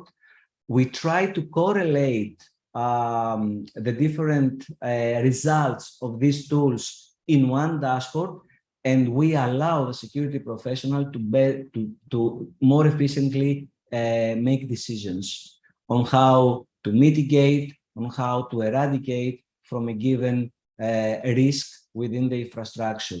This is how we build. So we didn't focus and we didn't implement any specific mathematic algorithm, for example, for correlating security incidents, or for gathering or for identifying the new attack pattern. This is what the tools from the CyberSane ecosystem provide in the CyberSane context. Thank you very much.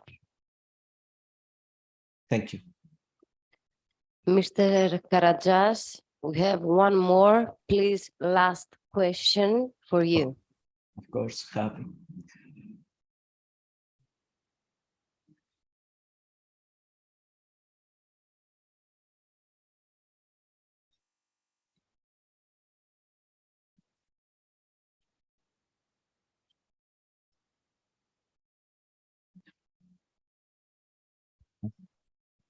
Yeah. Yashar Haji from Aswa University. Dear colleagues, thank you very much for very interesting the presentation. Sorry information, sorry analysis. We really satisfied with your results and with your outcomes of your research.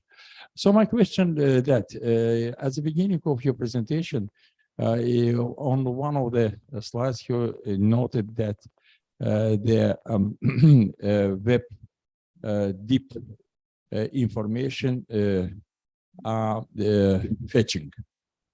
So can you explain, the first is which method you use it to fetch such kind of information, and how is this information valuable for protecting of the cyber attack, and for the excluding, also to exclude the further development of such kind of attack. Thank you very much.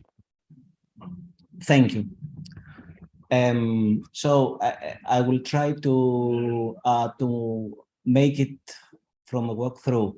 As I said before, we allow the organization to, first of all, build the digital inventory of each one of the assets, and of course to have a visualization view with the vulnerabilities, the threats, and so on from open repository. And this is a ground truth. For example, if you say that I have a MongoDB and at NIST vulnerability database, there are a number of vulnerabilities already known, you cannot deny that you have to face this vulnerability. Probably within your infrastructure, you have some controls in place that actually mitigate vulnerabilities or threats. So what we do internally from the asset, and when we say the asset, we want the CPE common platform enumeration model of the asset. So for this, in order to identify the common platform enumeration, we need the vendor, the product, and the version. So you can see here, if I'm registering a new asset, I can type Microsoft. The system brings me automatically all the known products of Microsoft. I can type SQL Server, and upon building and specifying the product, I can have all the available versions. Of course, upon specifying this CPE, automatically I go to NIST repository vulnerability database, and I get what are the vulnerabilities of this asset. And from the vulnerability, I automatically take the common weaknesses. from common weaknesses, we append to the CAPEC Mitre threat inventory, and we identify relative and related threats. Upon identifying these threats, we are able to automatically build what we call attack scenarios. So what is the attack scenarios? For a given asset to combine and have the vulnerability and the threat that can be used in order to exploit this vulnerability. And this is an automated process. So upon specifying an asset, you can easily go directly to the risk assessment and perform a risk assessment. But you can also customize. You can build a new attack scenario because you can have a zero-day vulnerability, for example. Or you have another attack scenario that is not cannot be generated automatically from this process that we support. So you can go to the risk appetites and change the likelihood of occurrence of each threat, because default, this likelihood comes from CAPEC Mitre repository. So you can have a custom scenario, let's say, here when performing a risk assessment based on your details, on your organizational details. So we are ending with the preparation phase. So for the security incidents, the attack patterns and the anomalies, we have the tools. We specifically implement specific agents at the real assets of the organization, and we gather events. Based on these tools, we use their correlation engine in order to correlate security incidents, and then based on their internally built repositories to identify attack patterns and anomalies. What we allow also is to go to the deep and dark web crawler, initiate a new crawling configuration, or to support what we have, to search what are the results from the crawling configurations already set internally the crawler. This happens also for the open web. So you can see what are the articles, specific articles, what are the top concepts, what are the timelines. All these are needed in order for the security professional to come here and build strategies, but also to perform what we say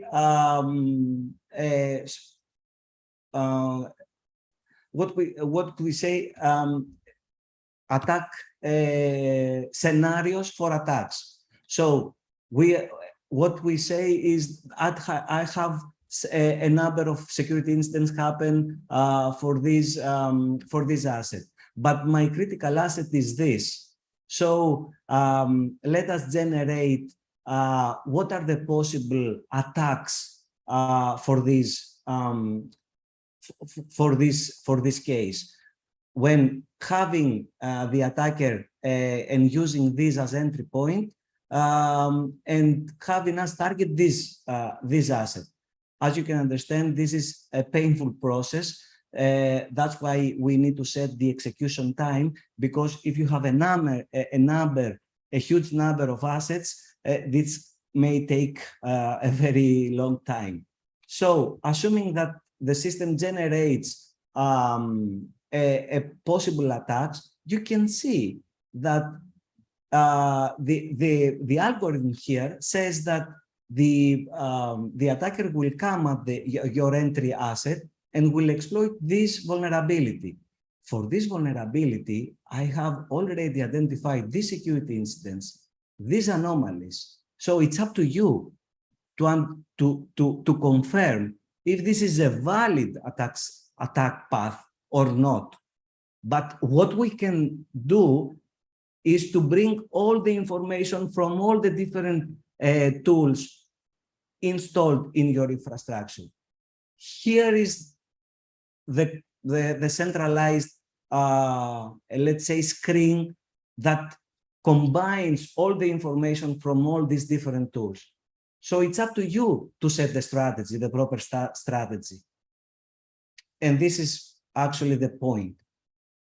I hope I covered you.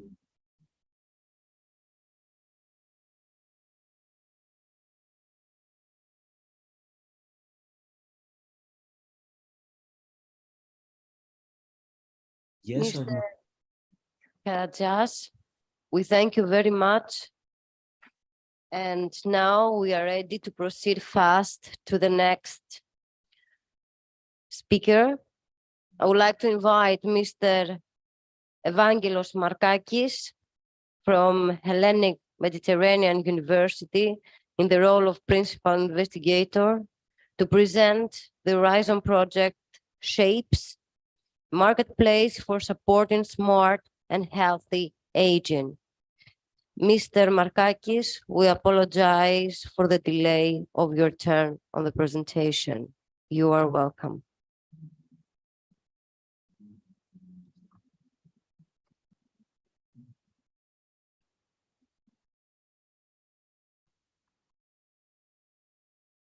Mr. Markakis, we cannot hear you.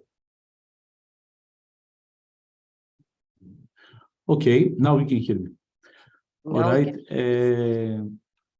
Thank you for Panos and all for being able to present the work that we are doing in SAPES. The SAPES is not a security-related project, although it is. We have done a lot of work on that area, covering a part that most of the time is not, let's say, considered by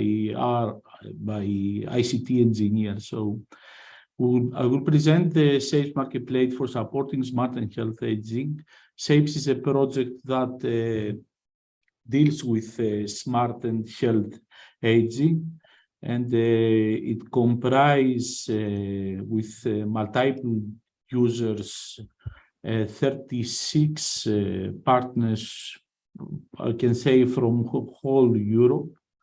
Where we, with Brown, they are the open pilots and the open pilots and that we bring on board, and with Green, it's the SAPE partners on the regional, let's say, consortium, where the National University of Ireland in Maynooth is our coordinator. And now, what is the main, let's say, element and why we presenting a security-oriented, let's say, workshop?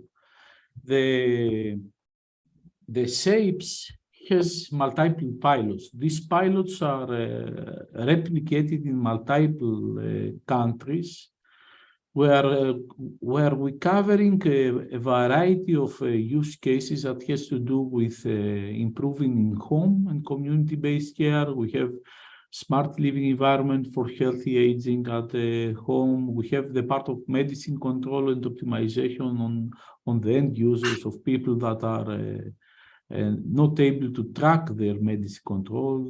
There is the part of social and cognitive stimulation and the well-being, while also caring for older individuals with neurodegenerative disease.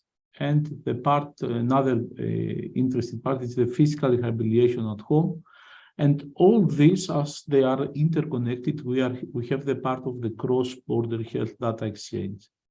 So this, along with the approach that we start from building this project, that was, I would say, a bottom-to-top approach. Mr. Markakis, I'm sorry to Yes. interrupt you. We cannot hear you very well. You cannot hear me very well?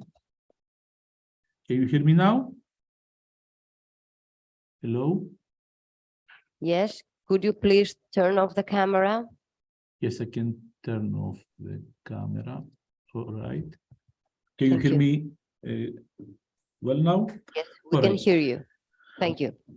Okay, so the SAPES had a different approach on building. We start with, we can say, some basic titles. The titles was this that I presented before, the titles of the presentation, of the what we will have as pilot themes.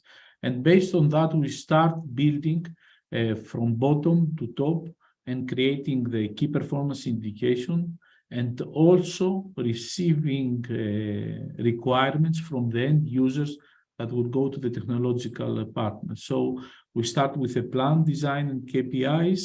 Then we started building a mock-up of a prototype validation in order the users to be able to see how this system will look like, and start then validating the functional elements and gather feedback, with our main effort to be to deploy in a control environment in the real life use case scenario, the pilots and the pilot themes that we were selecting.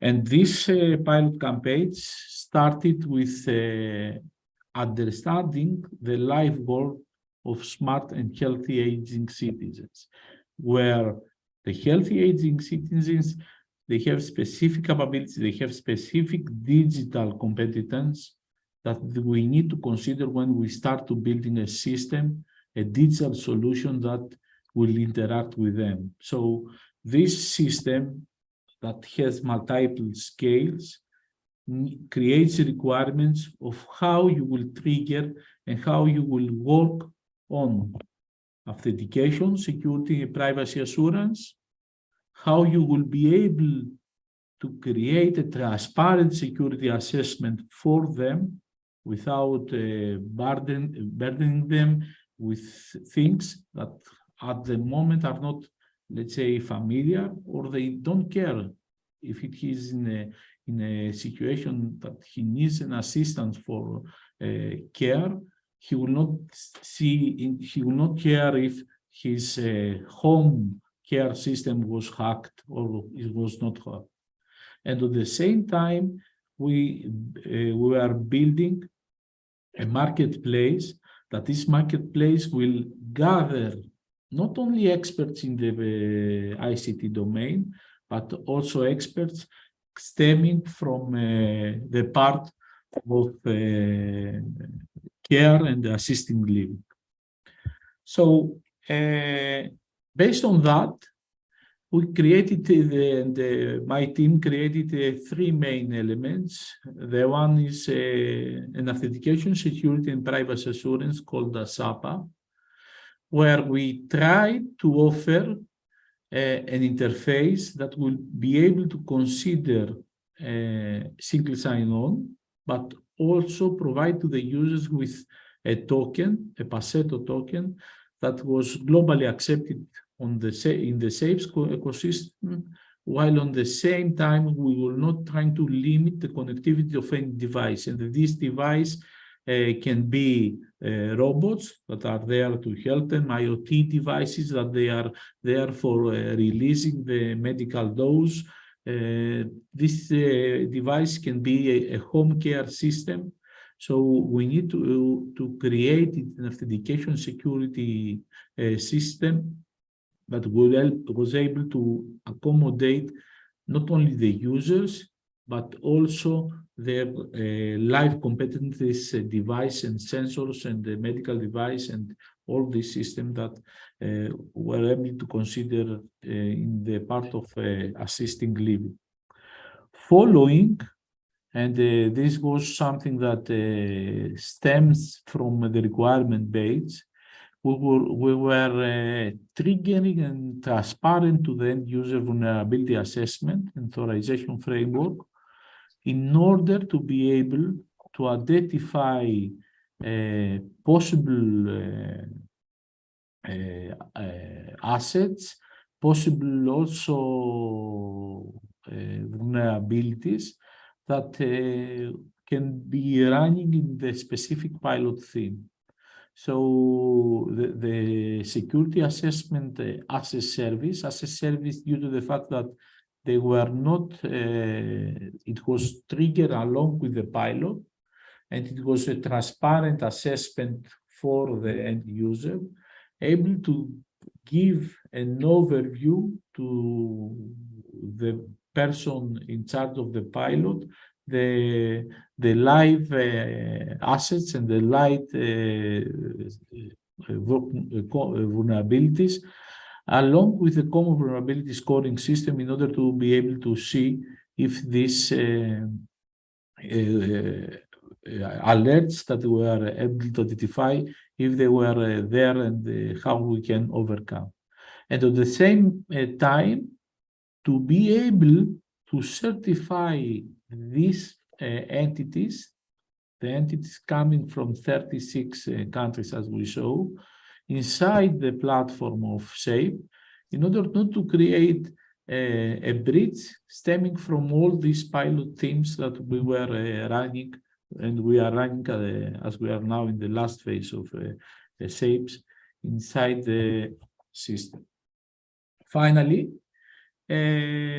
we wanted to build a different approach on the part of how assisting living system can be exploited. So in this sense, we created this that we call as Shape Marketplace, that it was there not only to create solutions stemming, let's say, from the digital solution provider, but also at the same time to be able to receive guidelines, let's say. If we have a practitioner that has a good guideline of how you trigger the daily routine of a specific person, he was able to create this best practice platform, a best practice report, and be able also to sell even this part, not only the part of ICT digital solution.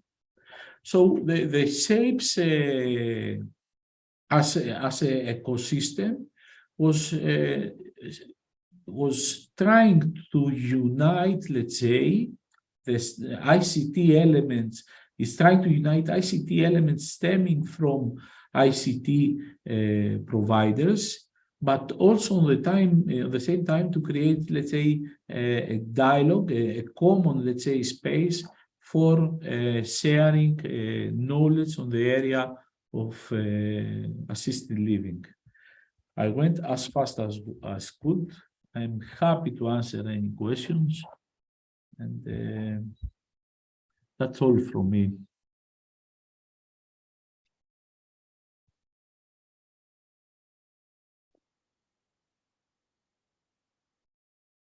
Can you hear me?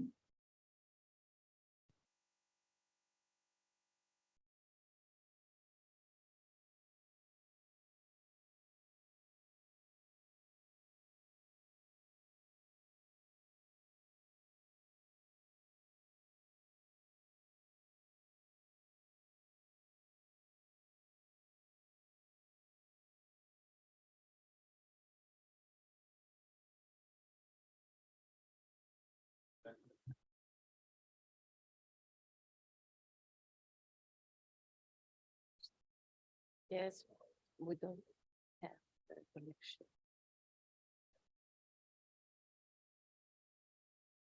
We have connection problem now. Can you hear me?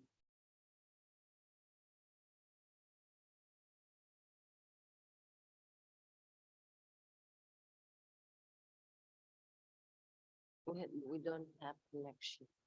We have a connection problem.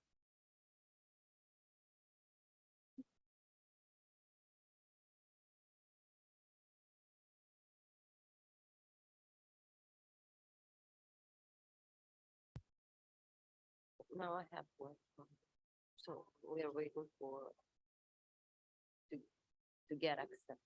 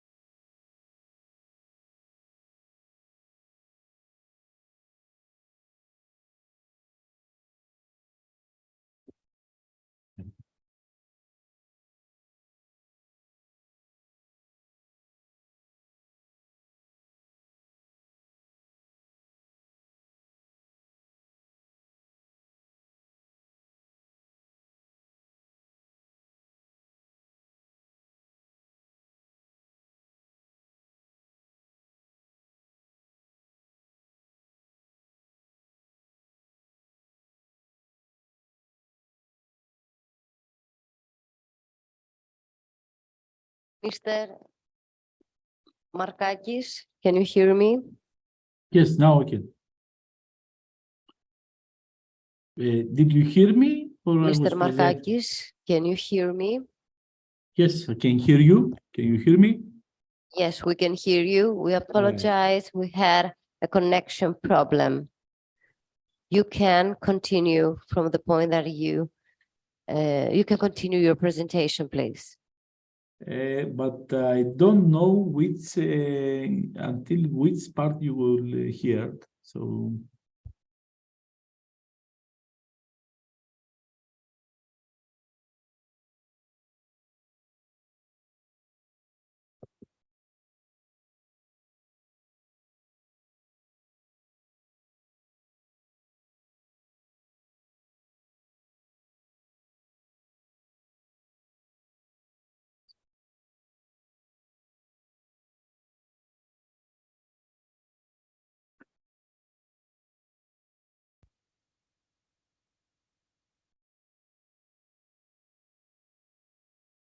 you missed all the presentation, or you missed? No, we need just the last minute of the presentation.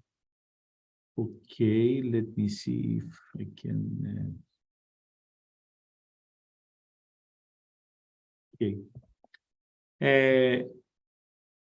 The last minute. I hope that I have the last minute. So what I was saying is that we need, in order to be able to accommodate the various persons that are part of the assisting living ecosystem, and these persons, we need to understand that they are persons that are stemming from elderlies, or they are persons that they have some disabilities. So the system that we built was able to accommodate a vulnerability assessment framework for them in a transparent way, and able to detect if these entities will be a problem in accessing the SAPES ecosystem. And on the same time, to be able to certify each one of these entities coming to the same ecosystem with a common vulnerability scoring system. Finally, the part of the marketplace was there in order to create a transparent dialogue between, let's say, the personnel that is providing the various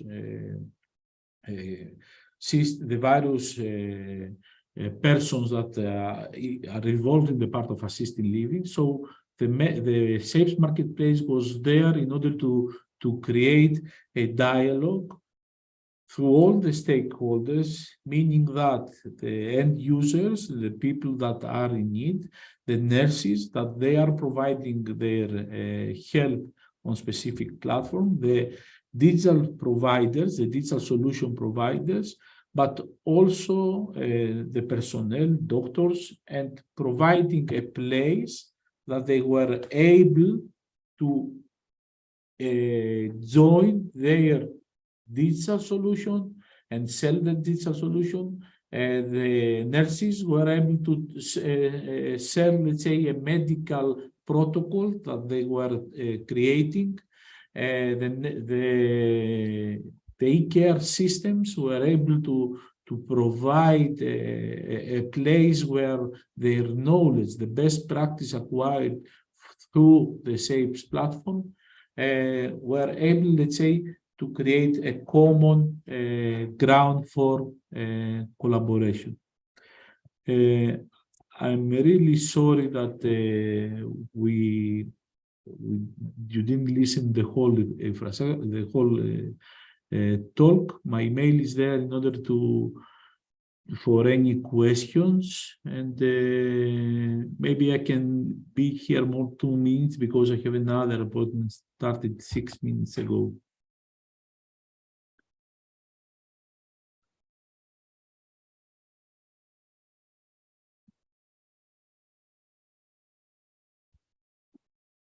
Any question?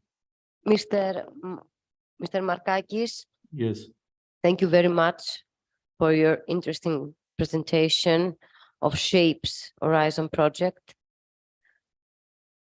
In that point, I would like to inform you that we are going to have a 10 minutes coffee break, and we will get back at 4:50 sharp in order to continue with the next presentations. 10 minutes break. Thank you.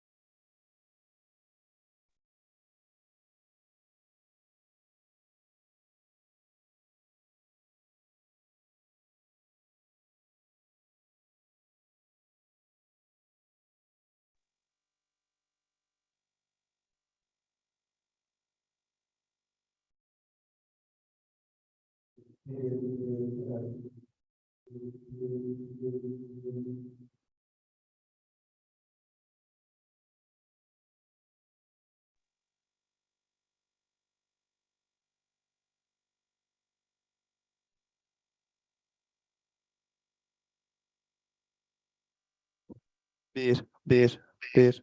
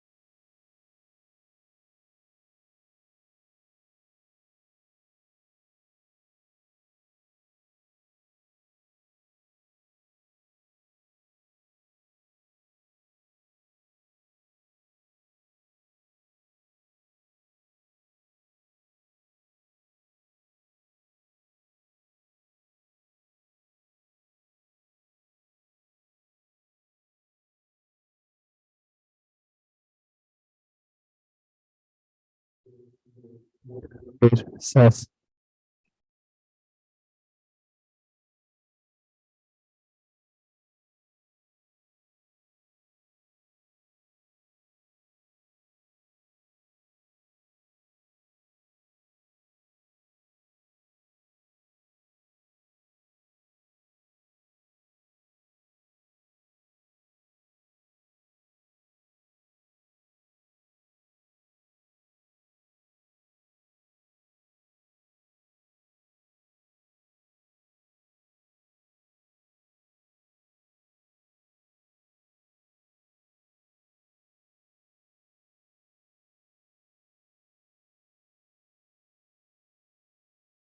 Bir.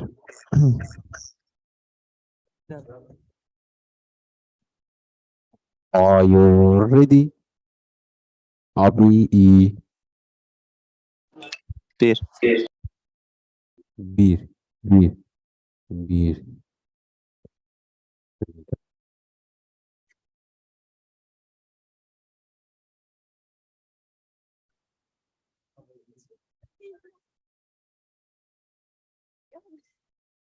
Hatta benim gelecek burada da karşı. Yaxşı.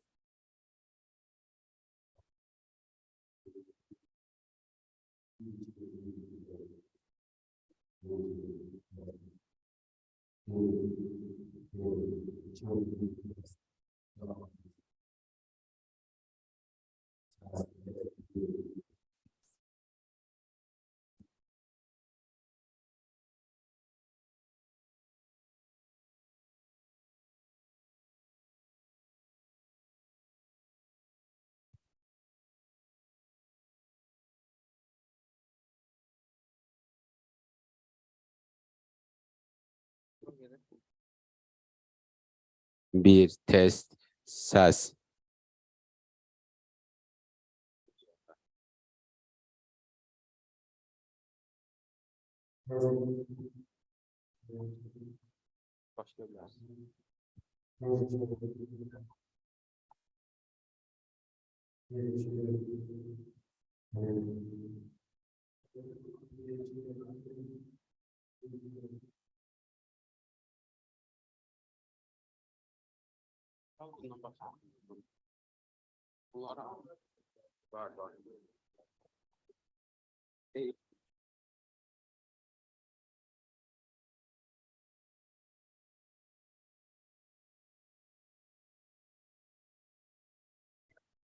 Hello, everyone.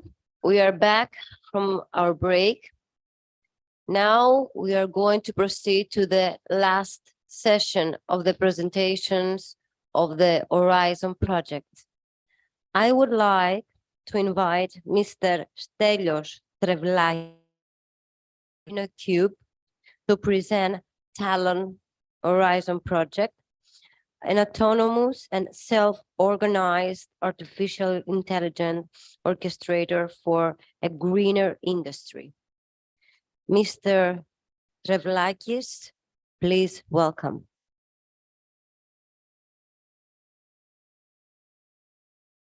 Yes, hello everyone. My name is Lianos Trevlakis. I'm from InnoCube, Greece, and today I will present to you the Talon project. Hello, Mr. Trevlakis. We can Yes. hear you. Perfect, thank you. Today I will present to you the Talon project. I'm filling in for Dr. Alexandros Vlogiorgos, who is sick, unfortunately. So my presentation will consist of 4 parts. First, we will discuss the Talon consortium, followed by the motivation and objectives of the project. And next, the concept and methodology, closing with the expected impact.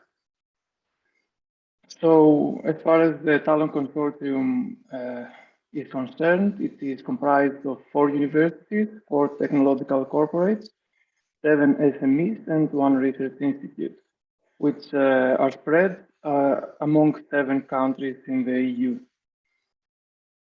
So the Talon project motivation was initially incentivized by the revolution of the industrial world and the formulation of Industry 5 ecosystem, which is comprised of diverse services, use cases, and applications. The common denominator between all these services, applications, and use cases is the requirement, such as flexibility, adaptability, transparency, and more specifically security and privacy that concern this event. However, all of them need to fulfill the low enough response time and energy footprint, which are two of the main outcomes of the Talon project, expected outcomes. So the problem that arises from all these new technological advancements is the need to combine them and coordinate them in zero-touch fashion, thus eliminating the human factor that inserts some delay and the requirement for more supervision on the system. And this can be done by providing an edge cloud AI orchestration of the whole network and the sensors, which in turn requires the security aspect that we will discuss today. On the right of the slide, we can see the various applications split into 3 categories. First, the latency critical applications, which require high availability and low latency. On the right corner, we have the distributed intelligence, which are based on accuracy and reusability. While on the left, we see the computational capabilities enhancement, which require high energy efficiency, and low operational costs. All these applications abide by the industrial standards, and the main incentive that we based the proposal and the whole idea on was the forecast from Practical that there are 3 billion units of edge devices estimated to be shipped by 2025, which, as we understand, means that all these units need to be interconnected, need to be intelligently orchestrated in order to achieve the low requirements of time and energy, and also the high requirements of security and privacy that we need to provide practical business solutions. With this in mind, the Talon objective is to create the AI orchestrator that will balance and coordinate all the resources between the edge and the cloud. These resources can be both high computational storage and communication resources and low ones. And we need to derive, as we see it in the Talon Consortium, a holistic optimization approach that will leverage these resources, both in the edge, where they have mostly limited capabilities, and also in the cloud, where we have the servers and more high computational capability resources. And when we talk about resources, we mean both the network orchestration, as we know it very well, but also the AI service orchestration, that is a more recent topic. In order to achieve all these requirements, Talon is based on the AI orchestration, on blockchain for security and privacy, on edge networking, and also digital twins. And we derive a novel experimental verified theoretical framework for the performance estimation of both AI services and network services. In more detail, the Talon project consists of 4 pillars, and in this figure and the next slide as well, we will see those pillars and how they are connected to objectives, challenges, actions, and results of the Talon project, as well as the demonstrators and the requirements or the KPIs.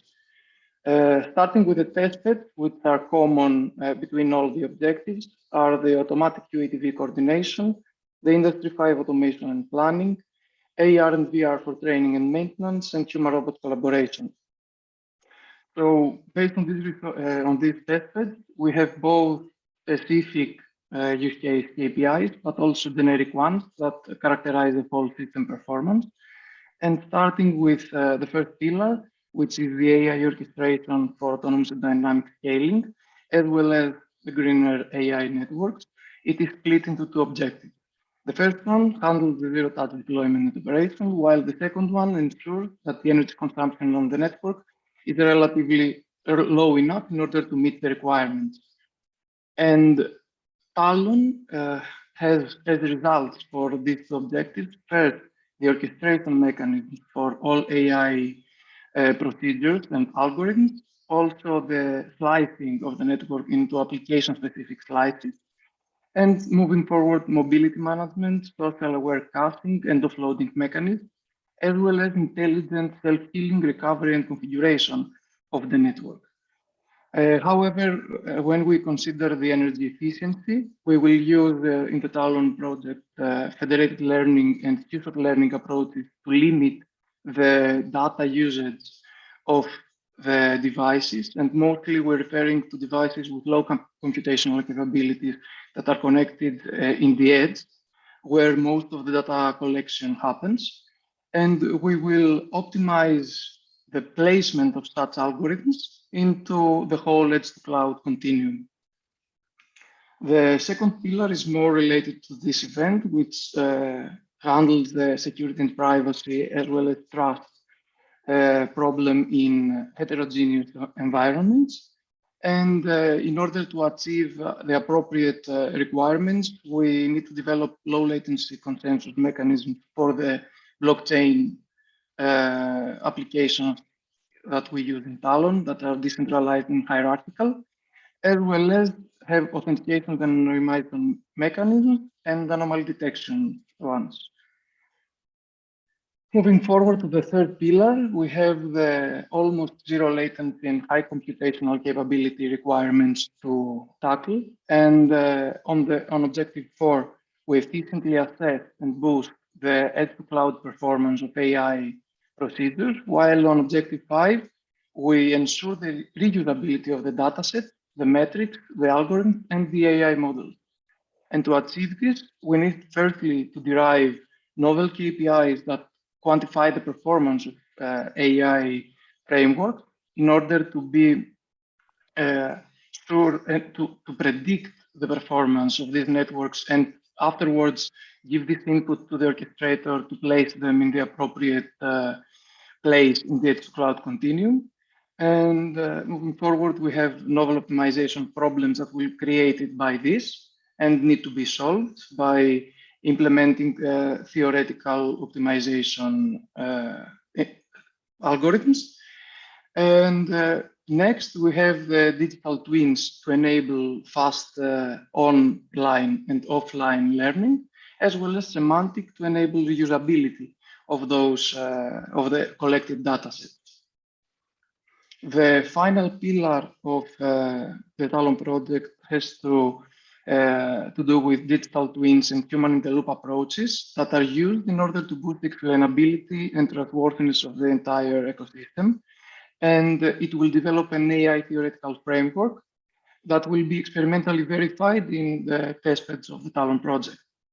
In this respect, digital twins will enable the proper visualization of the decision-making process throughout the edge-to-cloud continuum, and it will boost explainability in order to be able to both quantify the performance of these algorithms, as well as decide or maybe criticize on the extractions of the zero-touch system and make them better. Moving forward to the concept and methodology of the Talon project, we start from showing the concept in a nutshell from a higher level. As we said before, the usage scenarios are automatic ATV coordination, automation and planning, training and maintenance based on AR and VR, and human-robot collaboration. In order to enable and document these usage scenarios, we based our approach on AI, on orchestration, and on slicing technologies. And we use as enablers the blockchain to ensure the security and privacy, cloud and edge computing to interconnect these devices, as well as 6G networks, software-defined networking, and digital twins. The fundamental characteristics that are shared between these application scenarios and are taken advantage by the Talon project are semantic approaches and human-in-the-loop approaches for supervision modeling. However, we will develop new novel KPIs in order to extract the estimated performance of the system, and also a theoretical framework for the AI algorithms. The generic key performance indicators that are applied to all these usage scenarios are listed on the left, and they include energy efficiency, security and privacy, latency, explainability, dynamic reusability in order to transfer the knowledge from one domain to another, flexibility and scalability in order to be able to apply the learned lessons in higher and more dense networks, as well as reduction in operation costs and fail component identification, especially in the automation and planning of Industry 5 applications.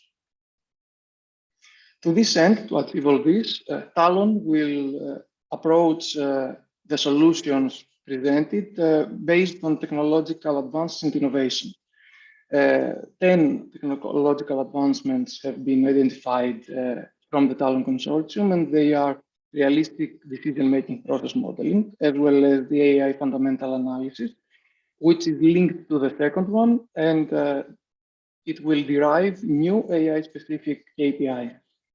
Moreover, digital learning parent transfer learning, experimentally driven AI, novel resource mobility management, and edge AI with real-time learning capabilities will form an edge-to-cloud AI orchestrator that will be the final and the basic outcome of the Talon project. However, in order to ensure that the security and privacy that are required for these systems are state-of-the-art, we will develop and augment current blockchain, self-healing, self-recovery, and configuration mechanisms, as well as resource mobility management. And how does this all fit together is the basic question that formulates. And based on the ONF SD Fabric architecture, we augment it in Talon by all the aforementioned innovations. And we read the Talon overall architecture, which has some functional innovations listed on this figure. And we can see that the main goal is to jointly optimize this cloud AI network and service orchestration and achieve high levels of atomicity and energy efficiency.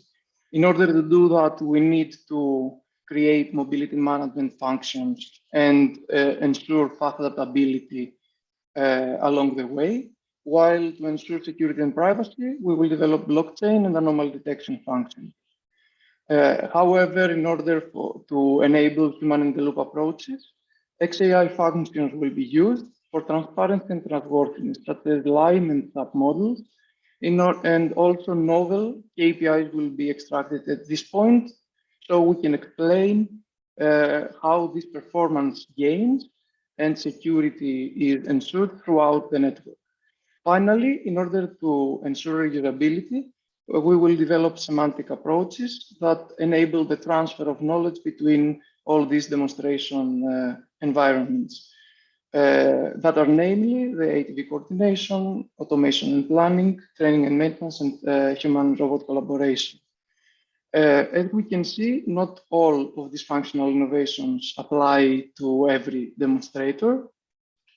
And the demonstrators can be then generalized in order to extract knowledge for variable deployment scenarios, such as distributed, federated, and peer-to-peer intelligence. The expected impact of the Talon project can be seen in this figure, which is quite an extensive one, and I'm sorry for that. On the left, to explain better, is the several end-user groups, starting with industrial end users of AI application, AI solution integrators, cloud and 5G service providers and providers of AI services for cloud systems, AI researchers and regulators. And all these end users have specific needs, which have been identified by the consortium as 6 general categories, namely the seamless, trusted, secure, and scalable deployment of wireless systems and networks, also their green operation and practices boosting the twinning processes of such systems. Moving forward to see the optimized cloud to edge ecosystem and the proper placement of AI algorithms throughout this continuum. And next, we have fast, efficient learning, despite the lack of training datasets, which, as we said before, few-shot learning approaches will be used. And novel KPIs will be derived in E for the quantitative framework of the AI performance, as well as an increased trustworthiness of AI systems based on the theoretical framework and the novel AI KPIs.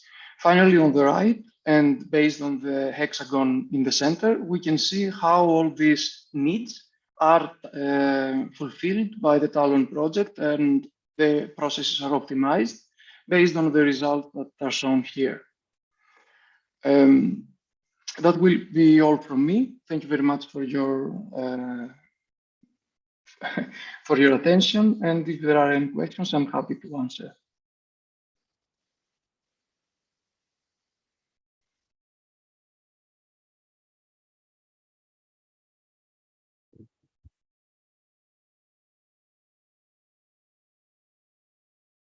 Dear Mr. Trevlakis, we thank you very much for the interesting presentation of Talon project. I would like to move fast to the next speaker, and I would like to invite Mrs. Daphne Deliogianni from Draxis Environmental SA to present the Horizon project Up 2030, and urban planning and design ready for 2030. Mrs. Deliogianni, I would like to welcome you. Yes, hello. Can you hear me? We can hear you. Great. You can also see my screen, I suppose.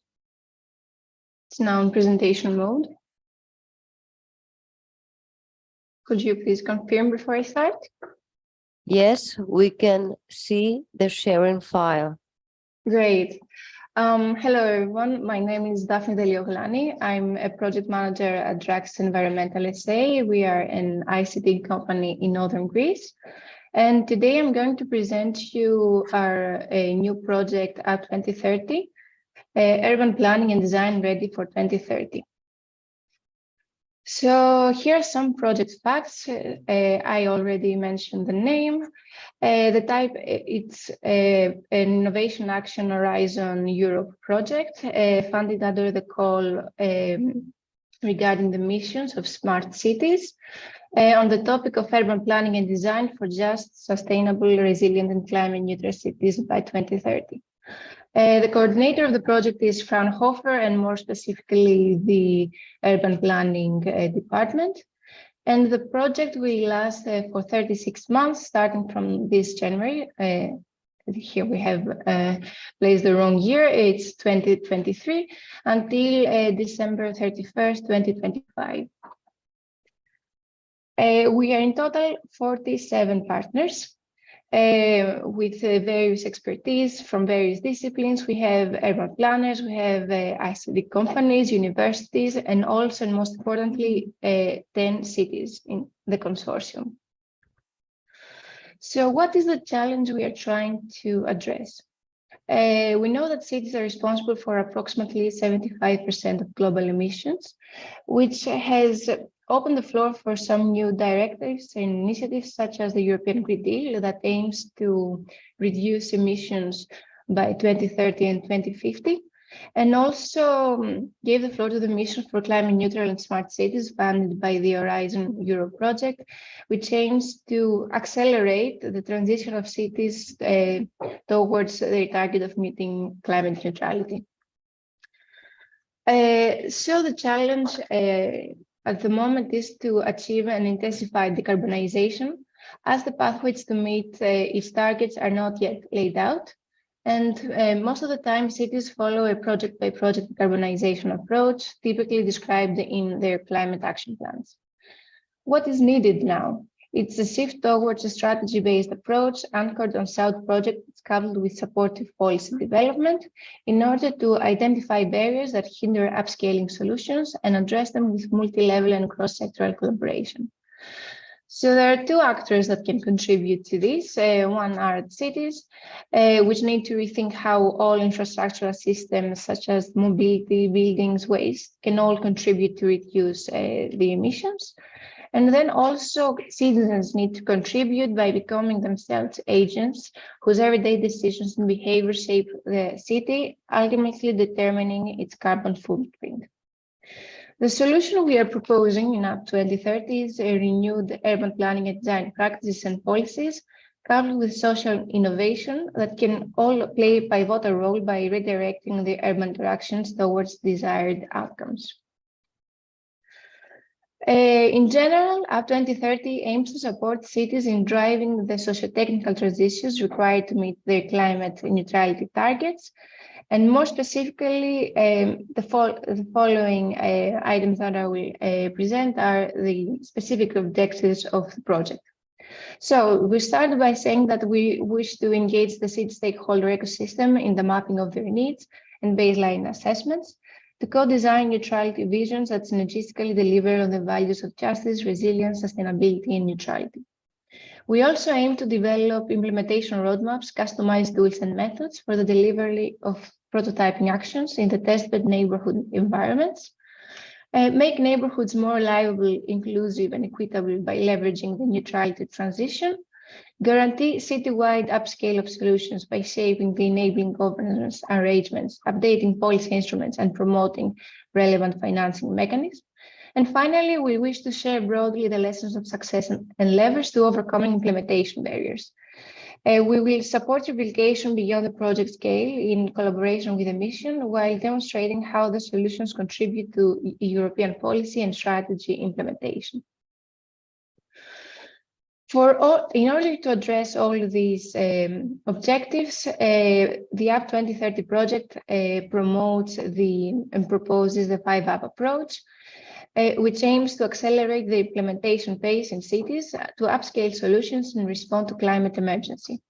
In this figure, we can see what are the 5 steps of the UP approach. We have the update, which addresses the following questions. What needs to be left behind to make room for a neutrality vision? Which planning and design approaches, standards, codes, and policies need updating? The upskill step, which capacities and resources need to be in place to enable an update and trigger upgrades. The upgrade step, which is what are the built and natural environment prototypes supporting models and tools for planning and design that help upgrade our neighborhoods. The upscale step that answers what are the governance arrangements, integrated policies, financial mechanisms that will enable the environment for citywide uptake. And finally, we have the uptake of the solutions. What actions will transfer knowledge for replication across European cities and beyond to maximize impact? I would like to note that the 5UP approach puts the city at its center rather than a proposed solution, offering an integrated strategy for multi-level action on identified leverage points. Here is a conceptual diagram of the UP 2030 project. Key thematic domains such as connected, compact, net zero, and cross-cutting expertise areas, natural capital participation, digitalization will be integrated. And it's making sure that different levels of innovation facilitate this integration constitutes the primary ambition of the consortium and the project. So the UP 2030 solutions consist of tools and methods. So the UP 2030 tools are only means to help the transformational change in cities and are not the goal of the project. We actually want to see real change in the cities. This is our ambition. As regards the tools now, we have kind of distinguished them into 4 main categories, depending on what they wish to achieve. We have tools for positive energy districts, digital energy twins, and digital infrastructure. We have digital spatial planning and design tools for climate resilience and co-benefits, participation and engagement tools towards spatial justice, and multi-criteria analysis, cost-benefit analysis tools. Our pilot use cases are located in 10 European cities, plus 1 pilot in Latin America. It's worth mentioning that these 10 European cities are also part of the consortium. And here I have provided a more analytical summary of our pilot use cases. So in Belfast, we wish to create the first net zero district through tree planting, green infrastructure, and play. In Budapest, the ambition is to have healthy neighborhoods for climate neutrality. In Granollers in Spain, we wish to have balancing between urban growth and climate resilience in the new rail station development. In Istanbul, we aim to go towards positive energy districts through digital twin opportunity screening. In Lisbon, we wish to foster synergies of adaptation and mitigation in underserved parishes. In Milan, we want to develop a net zero of the 2026 Olympic Porta Romana Park and facilities. In Münster in Germany, we wish to shape climate neutral and resilient compact neighborhoods. In Rotterdam, we wish for an energy transition as a driver for urban prosperity in vulnerable neighborhoods. In Thessaloniki, we wish to address the energy poverty and housing affordability for the most vulnerable. And in Zagreb, a circular economy approach to low carbon urban food systems. And finally, we have Rio de Janeiro, the one city that is not directly funded by the EU Commission, where we wish to move towards an just energy transition, challenging informal sentiments. And this is all from my side. Thank you for your attention. If you have any questions, I'm here to answer them. Mrs. Deliogianni, we would like to thank you very much for the great presentation of UP 2030 project. And now I would like to invite Mr. George Gogos from Center for Research and Technology in Greece, Information Technologies Institute, to present the Horizon project PEST New that prevents cyber attacks on smart farming infrastructures. Mr. George Gogos, you are welcome. Yes, hello. Can you see my screen?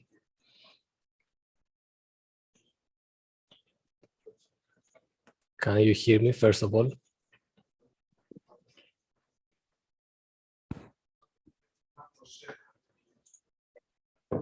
Mr. Gogos, can you hear us? Yes, I can hear you. Can you hear me?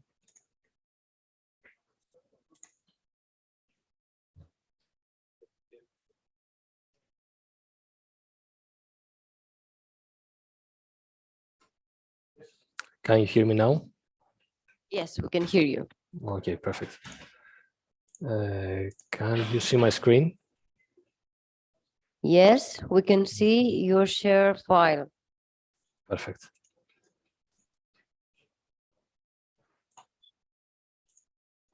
Okay, so hello everyone. First of all, I want to thank you for the invitation. It is an interesting event with many great project ideas on cybersecurity.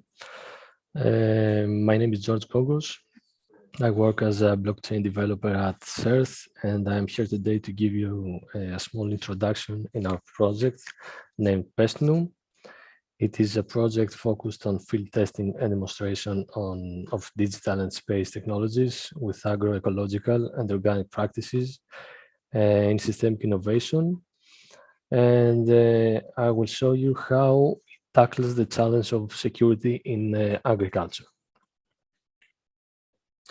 So PESTNU is an innovation action project, including 20 partners from all over Europe. We try to cover testing and demonstrating systemic innovations in support of the farm to fork strategy.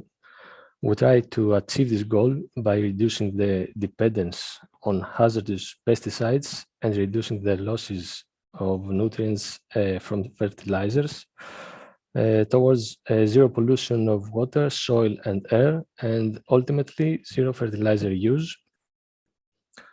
PESTNU brings under a systemic innovation novel digital and space-based technologies named DSTs, combined with agroecological and organic practices, the AOPs, already at TRL 5, which will be further deployed, upscaled, field tested, and demonstrated to TRL 7 in novel circular economy food production systems, such as aquaponics and circular horticulture systems as closed and semi-closed hydroponic greenhouses.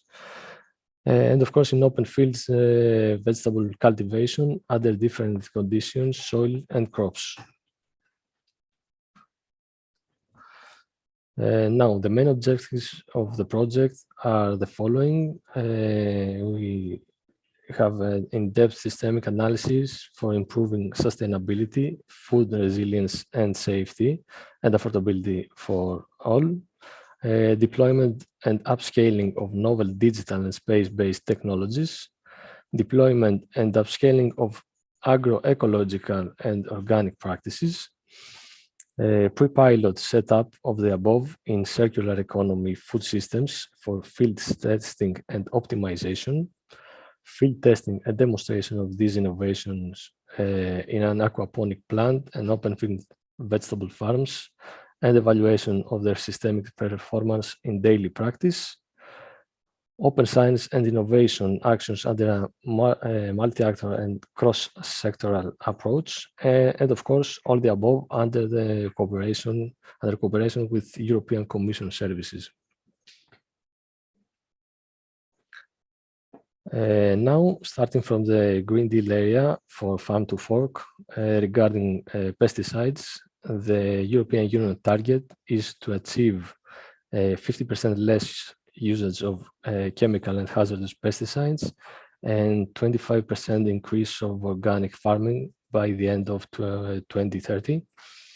The technologies and the practices we use in our project to reach this target are, as you can see, AI robotic traps for real-time pesticide monitoring, AI satellite imaging for agricultural anomalies, monitoring using Copernicus data services, an autonomous mobile robot for effective pesticides and fungal disease monitoring, and autonomous 3D spot spraying. We also use biopesticide foliar product targeting botrytis.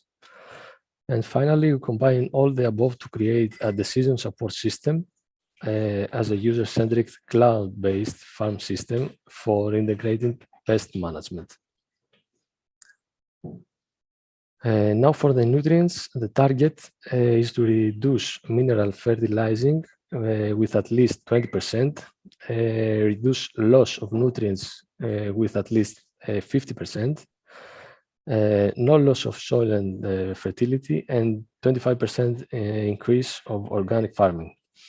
To reach this, we leverage portable energy autonomous real-time UVC nutrient analyzers, real-time algae and bacteria sensor analyzers, on-site production of microalgae-based biofertilizer via an automated self-controlled recycling system of agro wastewaters, and we establish adapted nutritional programs for organic farming. As for the pesticides, I mentioned in the previous slide, we combine all the above in a decision support system in a user-centric and cloud-based farm system for integrated nutrition management. Now going into depth of the components of the holistic decision support system, we start from the digital technologies that have been used. Firstly, we have the AI robotic trap for real-time pest monitoring. PestNews AI robotic trap attracts, captures, and recognizes crop damaging pests through AI algorithms and analyzes weather conditions for prediction, sending proactive alerts directly to your smartphone in case of a threat. And the benefits of that is that this device brings a reduction of monitoring costs and reduction of the crops losses and improvement of the plant quality. And also by reducing the use of chemical pesticides, we increase the diffusion of organic crops. Now, the second tool we leverage is the Earth Observation Sentinel satellites with AgroRadar AI algorithms. AgroRadar provides temperature anomalies detection that can be related with pest and disease risk, crop anomalies detection due to soil, water, plant, and irrigation problems, generation of personalized alerts for the above, food sustainability index for CO2 footprint traceability using blockchain technology, georeferenced evidence record for certification, and finally, generation of historic benchmarking of crop and region. Next, we have the autonomous self-navigating robot for pesticide monitoring and 3D spot spraying. It provides autonomous navigation indoors and outdoors, lifting mechanism for reaching up to 6 meters in height, and a robotic arm for elaborate movement and reaching in the crops. Sorry. These operations allow automated operation all day, every day, early insect detection, minimization of pesticides usage, staying in line with farm to fork policies.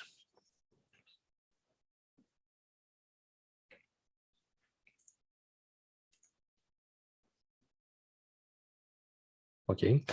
We also integrate in situ and real-time UVC nutrient analyzers for the presented elements. The usage of these analyzers find place in wastewater treatment plant, drinking water, aquaculture, agriculture, monitoring applications in the field, and industry monitoring. In our case, in agriculture, they bring nitrite and nitrate detection, real-time in situ measurements, minimum sample intervals, remote data access, no hazardous reagents, and low consumption of reagents and generation of waste. Finally, regarding the digital space technologies, PESNU provides the flow cytometer, a real-time algae and bacteria sensor analyzer, counting microalgae and bacteria to follow growth dynamics. It gives real-time information for optimizing conditions for growth of beneficial organisms, as well as to warn for presence of malevolent agents and organisms.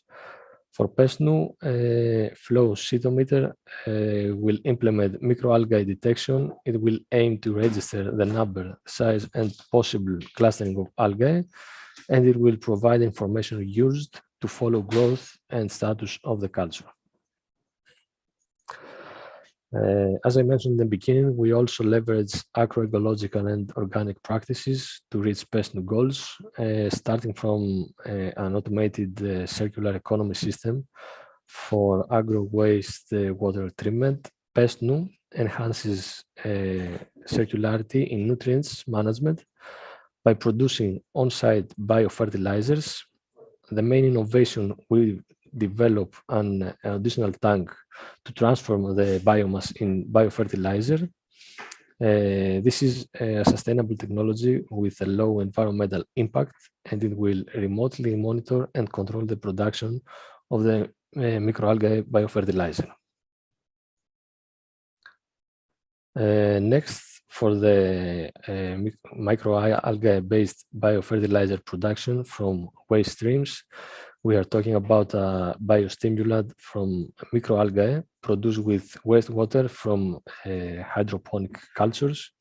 The development of biostimulant from microalgae brings a slow release of nitrogen.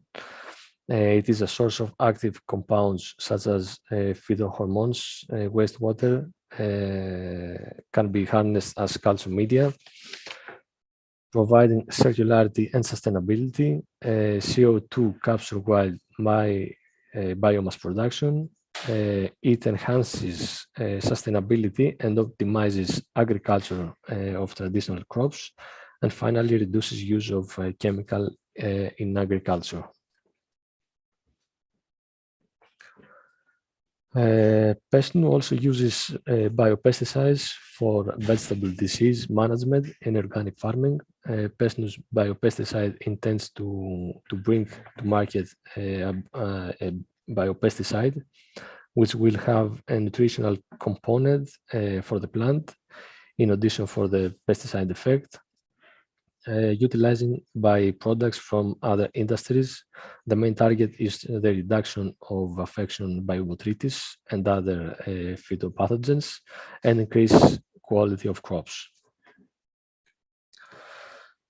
In addition, nutritional programs based on Fertinagro's experience and its commercial efficient organic and biostimulant products will be applied. The design of PESNU integral fertilization plan can reduce 20% of fertilizer units, reduce 10% of carbon footprint, and increase 20% of nutrient efficiency.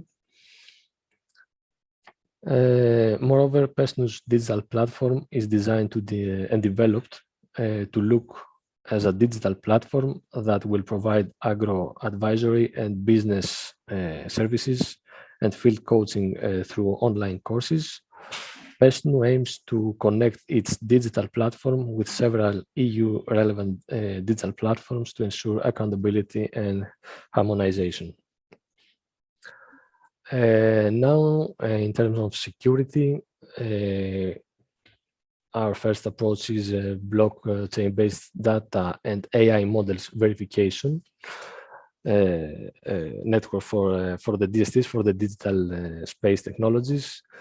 Blockchain-based system we have a blockchain-based system to allow the verification of the DST's data, and will also be extended to provide AI model results verification, acting as a tool for AI models digital evidence. We're going to connect the decision support system with the blockchain on top of a federated cloud infrastructure, where data will be exchanged and services interoperate across borders. Stored data will be leveraged as digital evidence to increase traceability, ensure non-repudiation of actions taken by the operators of the system, avoiding self-denial of decision, and also let users ensure the integrity of AI models results. As you can see, I have a small conceptual architecture of the blockchain. In our case, we're using the Hyperledger Sawtooth. It is a framework for private permission blockchains. It's best suited for ensuring transparency for groups of organizations that do not fully trust each other. And one more advantage of this framework is the parallel transaction confirmation functionality that allows for simultaneous authentication of several exchanges with more security, privacy, and efficiency, reducing the load on the network, thereby minimizing the processing time. I have some terms at the bottom. What is a permission system? It is a distributed ledger that is not publicly accessible. The users deploy the smart contracts. That is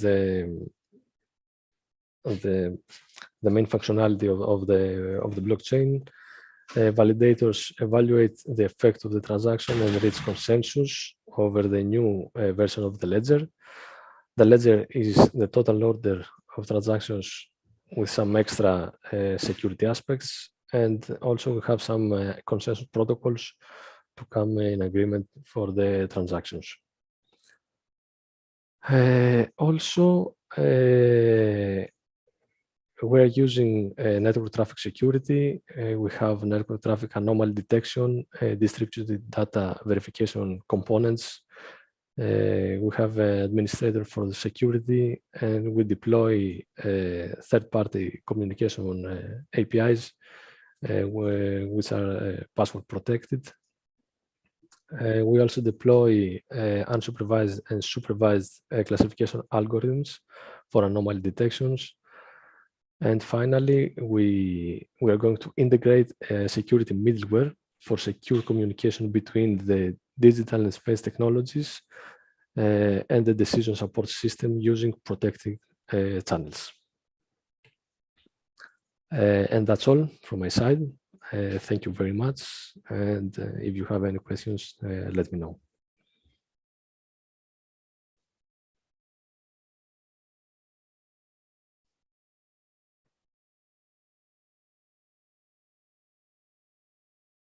Mr. Gogos, thank you very much for your presentation. Thank you. Of the presentation of PESNU Horizon project. In that point, I apologize. Yeah, we have one question, please.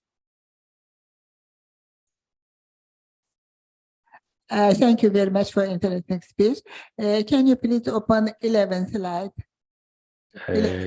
Yes, just a moment.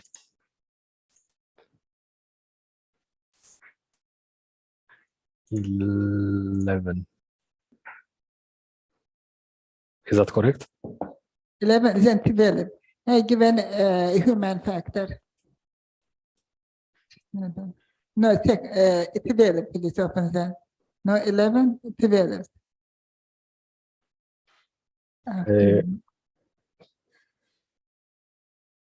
Which one? No, it's the next slide. The next. This one. No, I cannot. What was about? Excuse me, please develop open, please develop. Hey, given automated system, interesting human impacts the result. Human factor in automated system from artificial intelligence viewpoint. Can you explain me? I'm not sure for what system are you talking about, because we have many systems integrated in the holistic system. I mean, every partner develops. Given automated system, customer time. No. Please develop open. Let us tell 11, please, sure. 11. 11. No, 11. No, 12. The next. The next, please. No, the next. The next. No. Here, inside given automated system benefit and the tool is given from information. Maybe this one? No. Mr. Gogos? Yes. And previous slide, please, from This. number 7. Thank you. This one.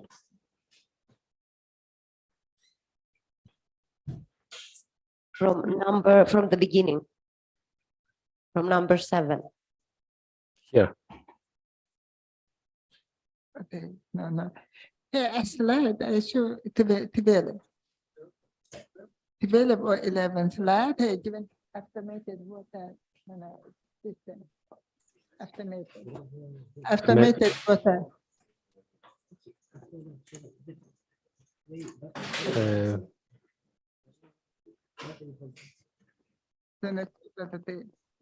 Okay, I can start from the beginning. You tell me. No, first slide at the middle. This we have here. We're starting talking about the tools. We have the robotic trap. We have the satellites, the robot, the nutrient analyzers, the flow cytometer, and then we're going to the yes. IOPs. This system will be automated and linked to a web based. Here, human factor. Actually, I'm really sorry, but I'm not really technical. I'm not technical in this part, because this automating system is going to be developed from STAM. So if you go in depth in technical questions, I'm sorry, but I'm not able to answer them. Okay.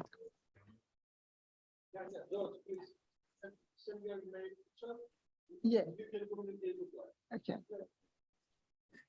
Mr. Gogos, could you Yes. write down your email in the chat room in order to? I have the contact mail over here. Perfect. Thank you very much. Thank you. So for any additional information, you can Yes. directly Dr. Exactly. Eleftheria Maria Pechlivani, who is the supervisor. Exactly. Any questions? Now we have arrived successfully in the end of the first day of energy crisis and cybersecurity networking event. I would like to thank you very much for participating in this event in the first day. Before we get finished, I would like to inform you about a minor change in the agenda. We will skip spare presentation for today because of the fact that we have run out of time, and we will include the presentation of spare project in tomorrow's list. So I would like again to thank you for your participation, for your presentation, and I would like to renew our appointment for tomorrow morning. We will start at 9 o'clock in the morning, Baku time. Thank you very much. Goodbye.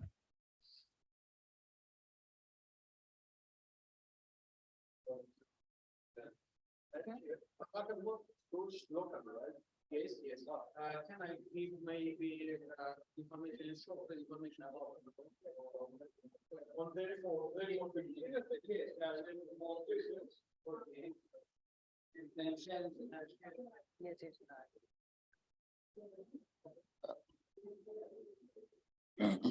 Hello, everyone. I want to give short information about hackathon.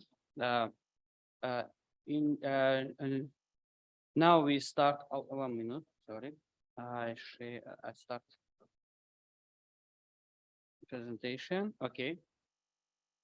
Hello, everyone. We start hackathon after 10 minutes. 10 minutes about the hackathon cybersecurity and in energy infrastructure. I give the short information who can participate in our hackathon. The first, our hackathon open everybody who wants be in participate start in this hackathon. We open the registration form. After registration form, 25 teams registered in hackathon, in industry, in university students and master students. After we see the CV, all the people, and select the nine team. Every team has the 4 team member in hackathon. And now we go to our library. Some teams in our library, and after 5 minutes we start our hackathon. I give this short brief information. Thank okay. you. Okay. Thank you very much. Some information to new players. The officer needs to know about the hackathon. So everything written down. Yes. Okay. Of course. The participant group. Yeah, all information I give. Yes. Okay. Good. Okay, no problem. I give the report and the 1-page report about the participant and all the who in our hackathon. Okay. Thank you. Thank you very much. Thank you. Thank you. Okay, good. Excellent. Oh, of course. We give the free idea. Everyone must find the problem in this area, and after gives us some solution. And after solution, how they start solving this problem. And we give them flexible idea. Yeah. We are going slowly to the library. Okay, thank you. Thank you very much. Thank you very much. Thank you. I close the library. And yes, we are coming our library and see hackathon place. Yes, yes. Yeah. Oh, okay. Yes, come back. After okay.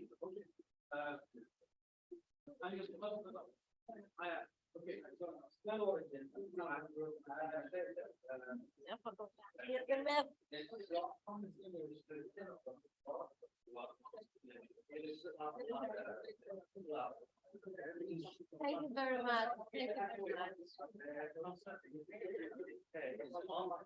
I understood that you should do something right. We have right by the supervisor.